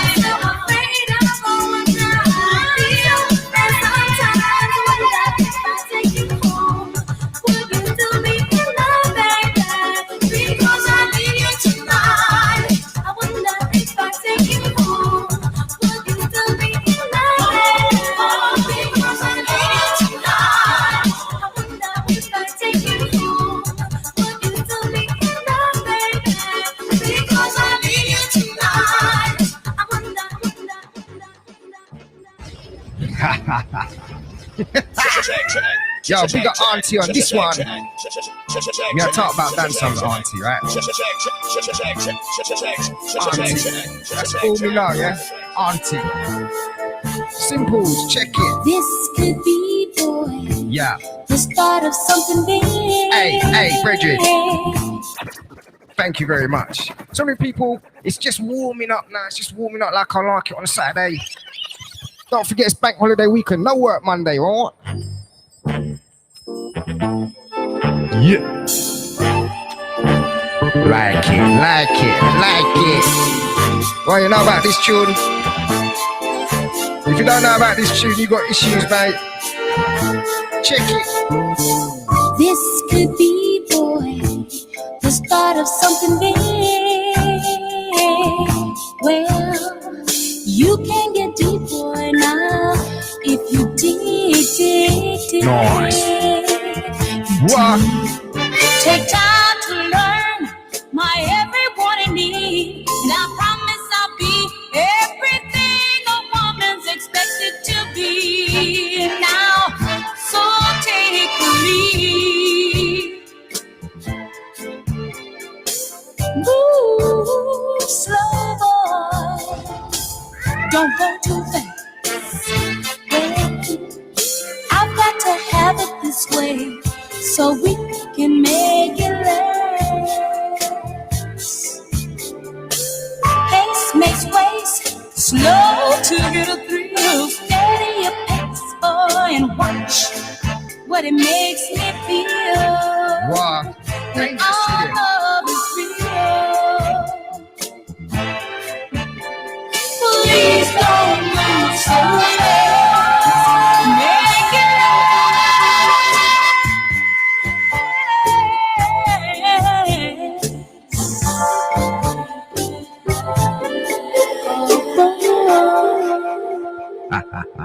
Love that track.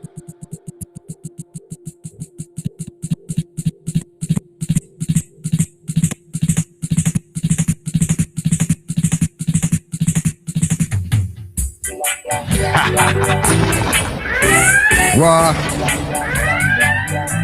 So everything nice, everything. Wow.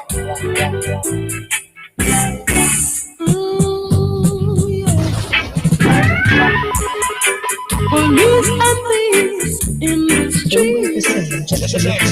What's going on, set girl?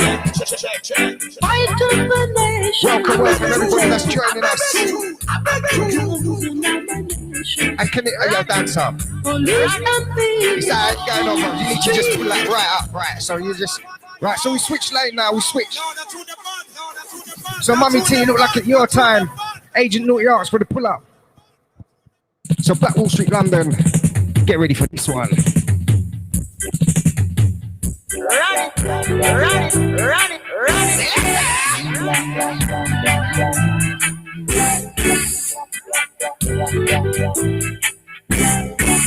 Ooh, yes. Police and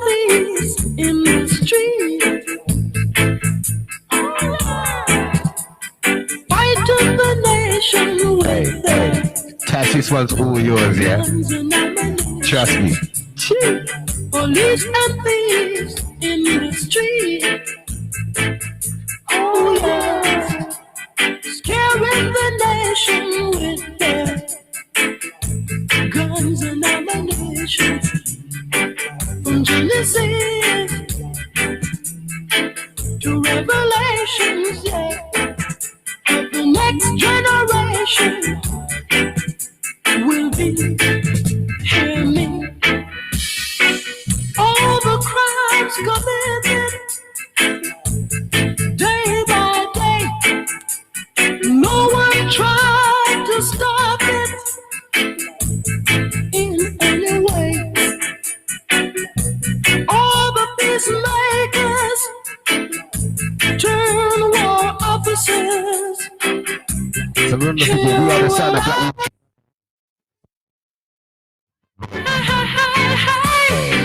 Police and thieves. That's right. In the street. Sing along. Fighting the nation with their guns and ammunition. Police and thieves in the street. Oh yeah, scaring the nation with their guns and ammunition. Alright, Dizzle, what you got for dance, son? And what you got for the people then?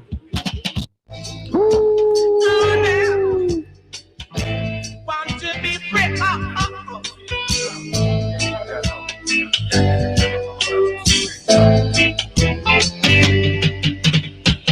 I feel liquid in a bush, right? Fire feel like pipe in a gully. We want to come out in the open, with the breeze skin blowing so far.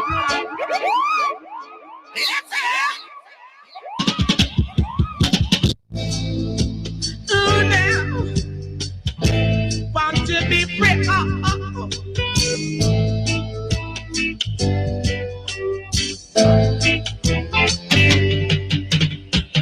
I feel liquid in a bush. Tired feel like pipe in a gully. We want to come out in the open, with the breeze skin blowing so far away. To the north, to the south, to the east and to the west. To the west. Talking about Jonestown, Trenchtown, Concrete Jungle too. From Waterhouse, that's the west, that's the best, that's the west. From St. John's, it comes to you, the best Cali weed you ever. Master, big shout out to Black Wall Street London, big shout out to Agent Naughty each and every time. Big shout out to Anthony Morgan. Enough love. Everybody on the all of our Black Wall Street Londoners, all of our Facebookers, YouTubers, Twitchers, Snapchatters, whatever platform you're on right now, yeah? Trust me, listen to me. To the north, to the south, to the east and to it's all about promoting Black Wall Street London. Spread this, share this, whatever you're doing right now. Just take 10 seconds out of your moment, yeah? And within that 10 seconds, I'm sure you can spread this to 4 or 5 groups. Yeah? Remember, this is not an I thing. This is a we thing. It's a team thing. Yeah? That tune, you know that tune stuck in my head. I don't want no ice cream love, that's too cold. It's not about I, it's all about we right now. Ooh, hey. Yeah, you need to pull that up right now. Hey, is that, okay, all right. Done some open like the door, and this was like, yeah, I mean, nice. Alright. I like it. I don't want no ice cream love. So remember, Saturday Music Entertainment right here, Black Wall Street, London. I don't want no ice cream love, girl, can't you see? I want a love that's warmer than the summer sunshine. I want a love that's as warm as mine, because my chocolate fudge. Because my love is warmer than a chocolate fudge. And that is why I don't want no ice cream, love. It is too cold for me, girl. I don't want no ice cream, love. Hey, it's too cold, can't you see? this tune is kind of deep to dance on, bro. I don't want no ice cream, love. It's too cold for me. Can Dan Sam have a moment with you two? Hey, can I ask you two a question? Can I ask Black Wall Street? Hey, can I ask Black Wall Street London a question? Right? I'm gonna be real with you. Like, see, he's talking about ice cream and love. Yeah, I was seeing someone. This was years and years ago, right? And we was having a conversation. Don't you wait? Come back. Hey, Mr. C, come back here. Hey. Come back here, Mr. C. Hey, I want your opinion. No, stop. Hey, stop. No, it's not nastiness. No, listen to me, right? She said to me, right, that eating ice cream is better than having sex. And I said to her, right, we were just no, right, I know, we just recently started dating. So I said to her, it just depends on who you date. And obviously, if you're saying that to me, you haven't met a man that has really satisfied you. She said to me, boy, ice cream is better than sex. Sorry, Tash, I had to take it there. So anyone that thinks that ice cream is better than sex out there, give me a thumbs up. Anyone that don't agree with that statement, give me a thumbs. That Tasha's that thumbs down. Yeah. Hey, Mr. C ran out of the room. Mr. C was like, Dan Sam, no, I'm not even getting involved in your conversation. Imagine that. Imagine. Ice cream. Girl, your love is like wildfire. See that? She didn't obviously grow up on tunes like this, innit? Because you know, if she grew up on tunes like this, she wouldn't even be saying things like that. Girl, your love is like wildfire. Spreading all over the world. I've sent you roses many a time, wanting you to come on over. Girl, I've heard a lot of things about you. People are so untrue. I want to be with you. Hey. Girl, your love is like wildfire, spreading all over the world. Girl, your love is like wildfire, spreading all over the world.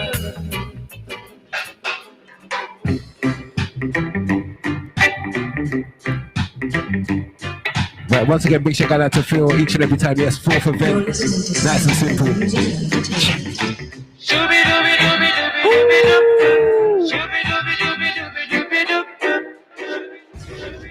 How many of you out there remember this one or even know it?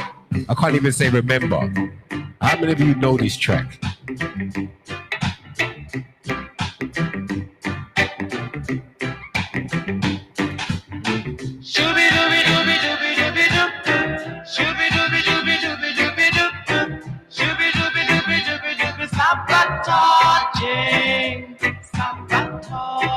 Yeah. Check, mic check. Dan Sam got it right, mate. There better be bare thumbs up coming up, so there's no set out there, mate. Check this one anyway. You're trying to hurt me. What? Hear what I say. I do my honor. He's so unjust. So where are we going to take it, Dan Sam? You never ever know who to trust. What I say. Hear what I say. What I say. Hear what I say. Enough respect for the Licks Godmother Studio. Yeah. Enough love to the Black Wall Street London family. You're trying to hurt me. Sabotage. You're trying to hurt me. It no work. It never will work.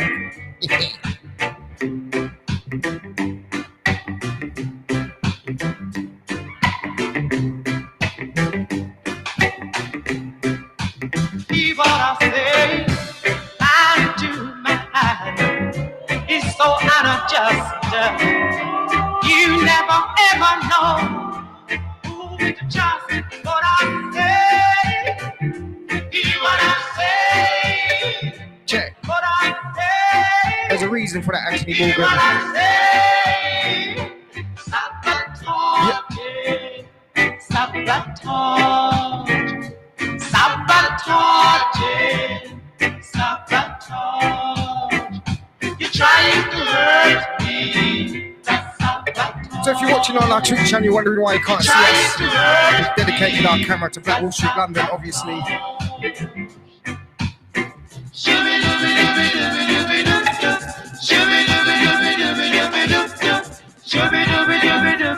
where are you going to take us now, dancer?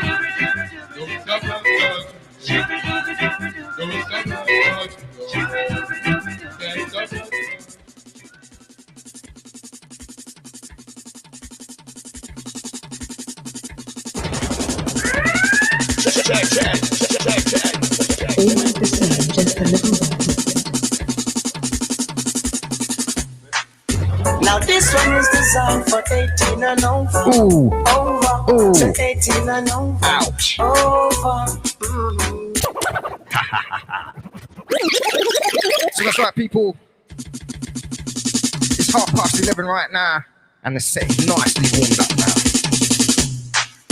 Now this one is designed for 18 and over.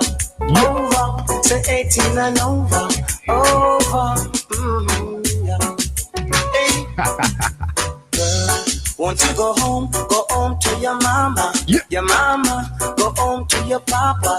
Your papa, you're too young to be my lover. To be my lover.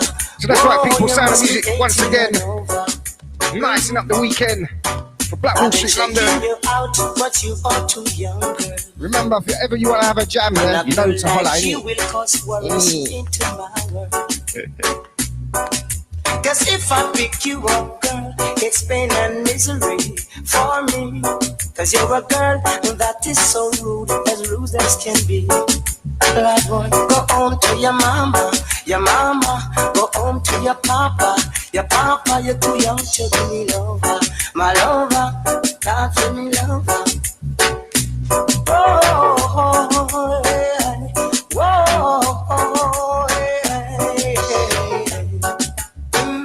talking to your Sandra, talking to your Sherma, or even Marcia. Too young to be my lover. Whoa, hey. Girl, won't you go home to your mama, go home to your papa, check me 2 years later.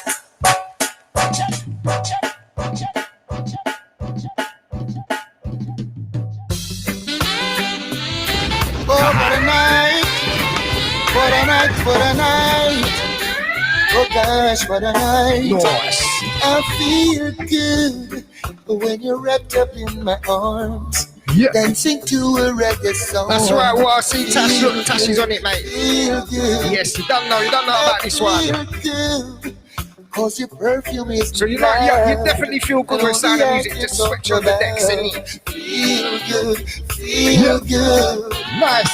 Feel like velvet rubbing over my skin. Yeah, go on, Tash, are you that? And when your hair Tash got some moves, mate. under my chin. Wish we were alone, baby. Just the two of us. Yes, every move you make just vibes in the place. You don't know. That's the idea, mate. Wine some more. Show me that love unconditionally. Make believe we're alone. Just you and me. Hate the problems, leave them behind. Don't let it show. Go, baby, go, baby, go. Yeah, get your record set now. I feel good when you're wrapped up in my arms, dancing to a reggae song. One Tash. Feel good, feel good. I feel good because like your perfume isn't loud, that only I can talk about.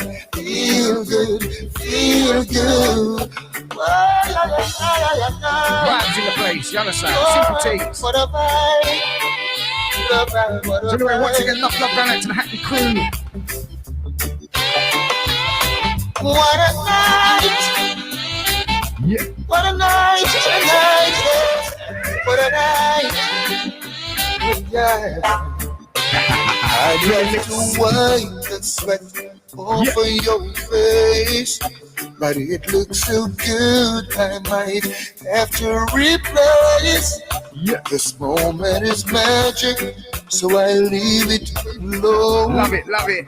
Until you say, honey, time to go home. Wine some more, show me that love unconditionally. Make believe we'll be here alone. Just you and me. Take the problems, leave them behind. Don't let it show. Go, baby, go, baby, So go, we're gonna do baby, that go, dance, baby, go. I feel good when I'm wrapped up in your arms. What? That's what we call a slip and slide, a mix and blend. You understand? Once again, enough love to the Jedi Master. Picking up the Louis Marie Flamma Lamb. The Louis Marie clan. Enough love to the Marie clan. Black Wall Street, London. This is the Black Wall Street, London closure show. Know what I mean? Yeah. Hopefully next time we play for you, it'll be in a live event. I stopped sending flowers to your apartment because I really want to let my speaker box play in it. You said you weren't around much anymore. Yeah, I stopped dropping by without an appointment, cause I heard laughter coming through your door. Sometimes late at night you still call me before you close your eyes to sleep. Yeah, I made a vow that I would drop by sometimes, but that's a promise I can't keep, cause I love you too much to ever start lying.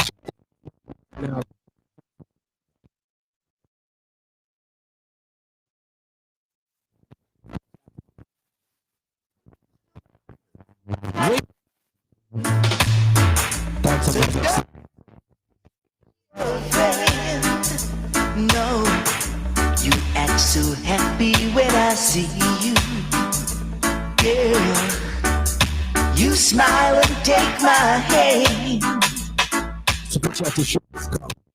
Use me to your latest I seen you in the chat earlier. Yeah, that's when the world starts crushing me. Is that?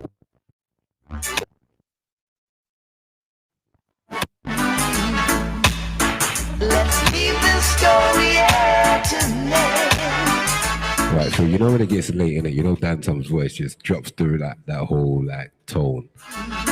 Is that better? Yeah. So shout out to everybody. Big shout out to Shugs. Big shout out to Tash. Big shout out to the whole Black Wall Street London right now. Yeah. Oh. And now for the final story in today's news. History was made in the resident magistrate's court recently when... Are you not ready for this one? Yeah. Are you ready? Yeah. Yellow Man appeared before the court. Check this. Of certain rights. Yellow Man, in his unique style, presented his own case, and this is what he had to say. I beg your pardon. This is what... Was it Sensimilia? Yeah. Sing. Cocaine will blow your brain, but the Sensimilia is... Irie. Whoa, it a people. Chalice, get it. In front of station, the ganja pipe bun. Smoke from the country, make the police I run. The police get vexed and clean out in gun. Me take one job in crank up in gun. Instead they say to me, him ask me for some it a people. That's right. Whoa. It a fi burn. Like incense, yeah. Incense have to burn. Just lean up in gun in the corner. He said, pass me the telephone channel. And when he take one jar, he started to laugh. He take another jar, started to cough. He take a next jar, he started to talk. He get serious, he take one puff. Him say, what is this? I say, the raw ganja. What them call it marijuana. What it name? Sensi mean he say wrap up a job for commissioner. Why you fi wrap up a job for inspector? Why you fi wrap up a job for the lawyer? Why you fi wrap up a job for the doctor? Tash, Tash, is that you're getting on yet? But let me know what they're like. Dan Tom wants to know what they're like, yeah.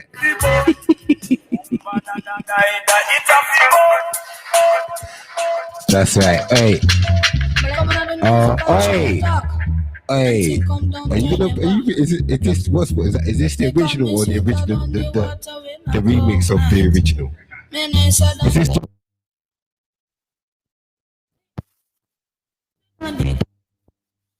Hold on.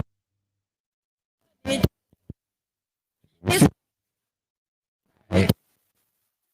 This the earth gets hotter. The girl fishes like a hole in the water.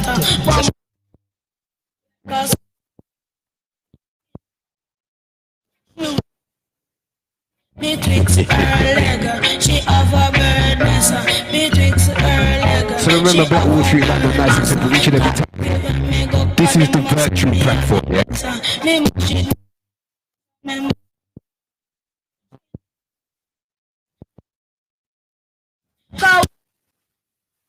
I'm gonna call it that, yeah? It's the PD, yeah? Let's not get political out here, right? So hopefully soon.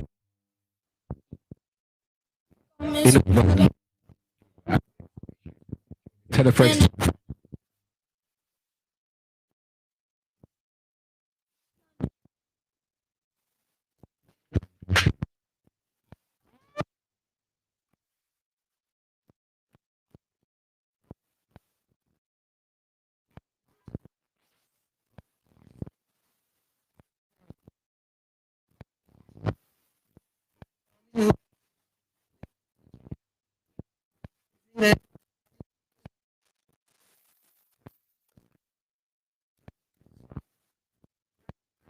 I have to apologize for Nizzle right now, yeah.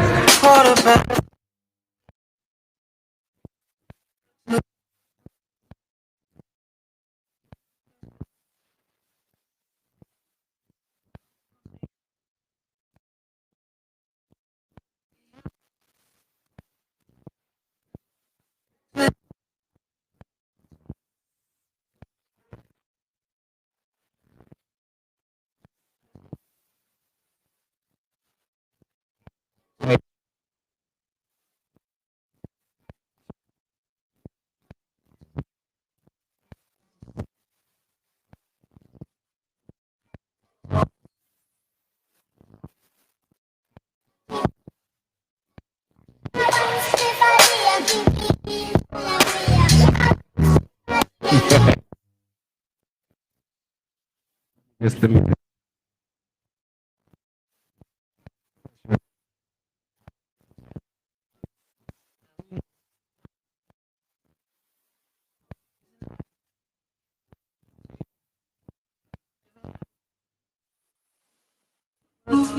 See the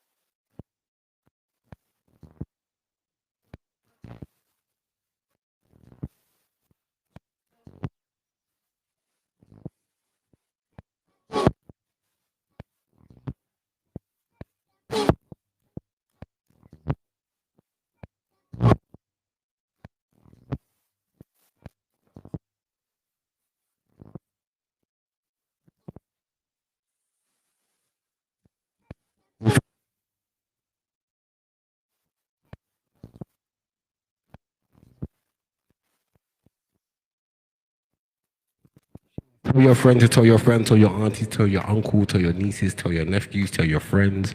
Get them to tell everybody out there, yeah? Black Wall Street, London.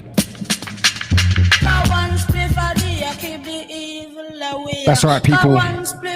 Make sure you tell the whole world. You like that one, Dan Sam? You like the way that happened? So once again, big up all those still locked in. few more minutes from us. We'll see how the vibe flows on the next couple of tracks. Let's see what's going on, mate. Yeah, that was not heavy. That was like the way that happened, mate. Yeah, that was not heavy. No, what we feel like? I feel like, you know, at the end of the Muppet Show, when the two of them is at in the balcony saying, yeah, that was really good.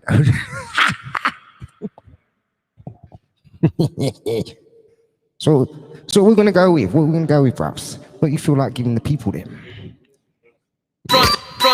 All right then. It sound like the man called Supercat come out to play. Fronted, sided, colors, these are full all teeth. And if you don't like it, the whole night so you face my 45 beat, you see?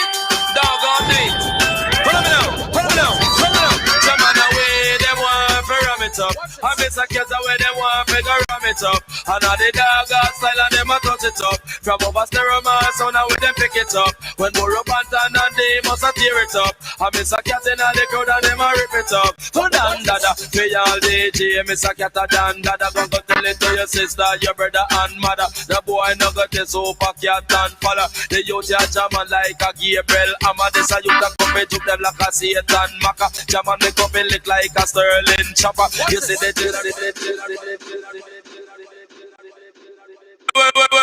well. You see some little boy I come talk about gold teeth, front teeth, side teeth, column teeth, I will pull out teeth. And if you don't like it, the whole night so you face my 45 beat, you see? Dog on do it. Follow me now. Jam on away, them want to ram it up. I miss a cat away, them want to ram it up. And all the dog style and them a touch it up. From over stereo man, so now where them pick it up. When more up and down and they must a tear it up. I miss a cat in all the crowd and them a rip it up. So dan dada, pay all DJ, miss a cat a dan dada. Go tell it to your sister, your brother and mother. The boy no got this super cat and follow. The youth ya jamming like a Gabriel. Amma this a youth a come and juke them like a Satan Maka. Jamming me come and lick like a Sterling chopper. You see the general, you come and talk to me proper. For anytime me come and deal with the matter. Hear me now, do me say dog eat your supper. Come listen, me say can't find the rhythm, me sata. Me lead up on the rhythm like a jump on tire. And say clean on the rhythm like a bad vampire. You sleep on wire, me we sleep in fire. And anytime me come and say the place catch a fire. Five, but away, them want to ram it up. Jam on the general, they want to ram it up. And all the dog style and them a touch it up. From over stereo man, so now where they pick it up. When more up and down and until us a match it up. I miss a cat in all the crew and never tear it up. Say dan dada. So me ya dada DJ miss a cat dan dada. As us love him, them a repress. Them you say that we are the best. That's why y'all skip out my home and I blow up my phone 'cause she want the vitamin S. Here we go again. Smoke my cigar and I run down my car 'cause she want the vitamin S. That's right, people. Her skirt and I pop off my shirt 'cause she want the vitamin S. Y'all not hurt no less 'cause it good to stress them on them vitamin S. Y'all in a heat, y'all warm and I live on the street. Frosty. Don't worry yourself, delete. Why you turn up late like standard? It's like traditional with you, isn't it? You make you feel so sweet. Come late, innit? Make an entrance. On your feet, one dose 3 times a week, and that will make you feel complete. Believe me, that's right, people. Knows it's all about the vibe from the Black Wall Street closure party. Tasha, hey, Tasha got some moves out here, man. Come on, dude, give me a break. That's why y'all skip out my home and I blow up my phone. No worries. She want the vitamin S. Y'all want smoke a cigar and I run down my car 'cause she want the vitamin S. Y'all unbutton her skirt and I pop off my shirt. I have no idea about the YouTube feed. Y'all not take no less 'cause I could distress them. Want them vitamin S. Nicky come check me, she never have no Morgan, you know how it rolls, mate. Injection to get her energized. Just one dose and we start exercise. You don't know how it works, mate. We are nice. Apart together and reach for the skies. Give me some squat now, fi firm up the ties. Listen to me good, me I tell all the guys. Choke them right, let them go fantasize. Y'all skip out my home and I blow up my phone, cause she want the vitamin S. Y'all want smoke my cigar and I run down my car, cause she want the vitamin S. Y'all a unbutton her skirt and I pop off my shirt, cause she want the vitamin S. Y'all not take no less, cause I could distress them, want them vitamin S. Think of that, the girl them out the riot. Nikki says she can't go on no sex diet. Check. The drumstick a beat on a riot. So the big shout going out to me Uncle Dennis. Happy born day, Uncle Dennis, mate. He's a rebel. Can we get a dangle long like devil? I did play you a tune on Wednesday. I did.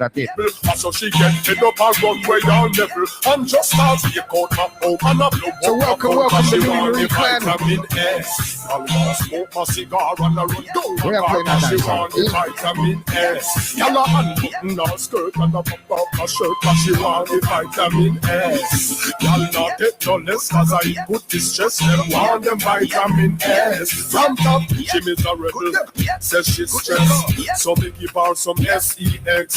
I just love it, them a repress, them here say we have the best. That's why y'all skip out my home and I blow up my phone, cause she want the vitamin S. Y'all want smoke my cigar and I run down my car, cause she want the vitamin S. I've been up that before, but I've never been a dance like this.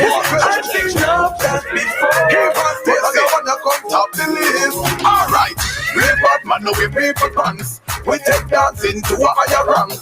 We spend pound and we spend franc. Shut up and you dance and that's a nigga and grand. I'll play you a little Sega once we finish our channel on the Black Wall Street channel. Alright, PK special.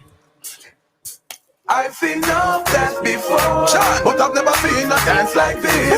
I've been up that before, but I don't wanna come top the list. Alright, real bad man, no we people pants. We take dancing to a higher rank.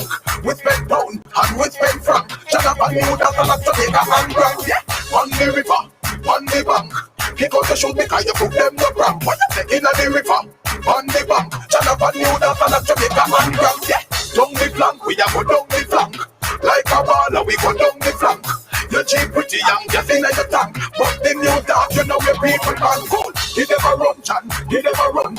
Give them a run, me and the girls that have fun. Both, give them a run. Give them a run, give them a run, me and the girls that have fun. I've been out that before, yeah, but I've never seen a dance like So that's what people Sound Entertainment right here. Sound and music entertainment right here. Black Wall Street, London. It's been the fourth virtual 24-hour and 12-hour virtual event. Yeah, so make sure you keep an eye on what's going on, because soon we will be in person. Yeah, we'll be able to see you face to face.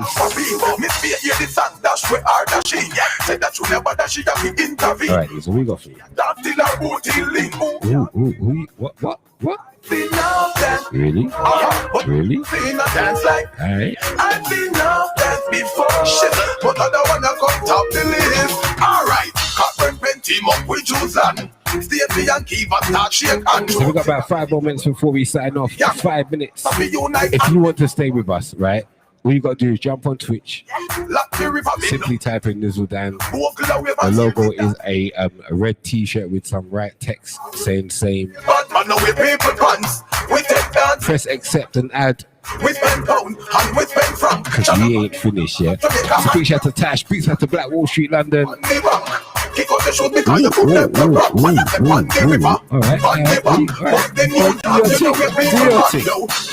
your thing, Nizzle. What you got for me? What you got for that time? Hey. No. He played one tune and he walked away. Yeah, we're supposed to be playing 3 tunes each, right? He played one tune. Tash. Oh my days.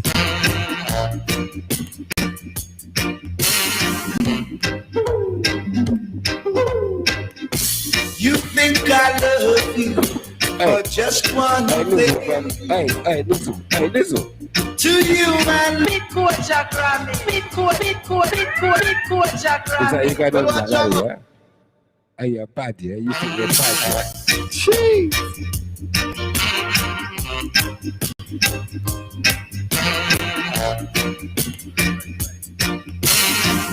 This one's for Uncle, right? Simple.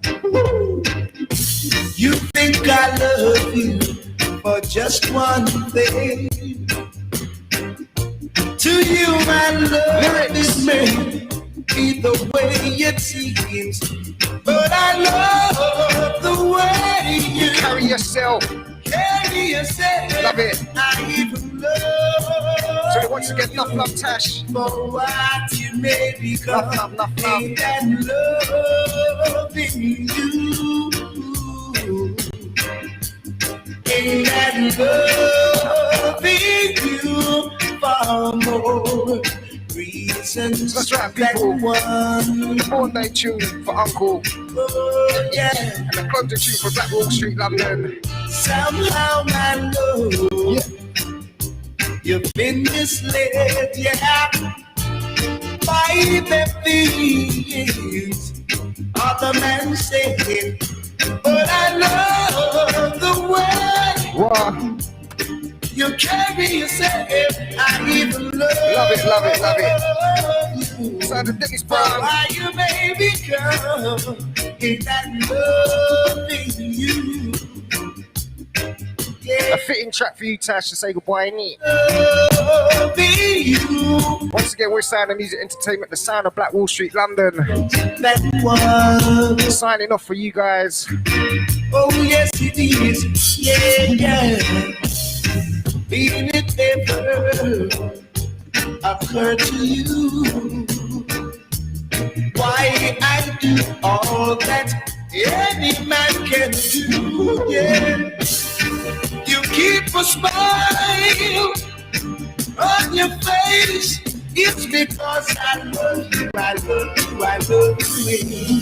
So anyway, somehow my love, you've been misled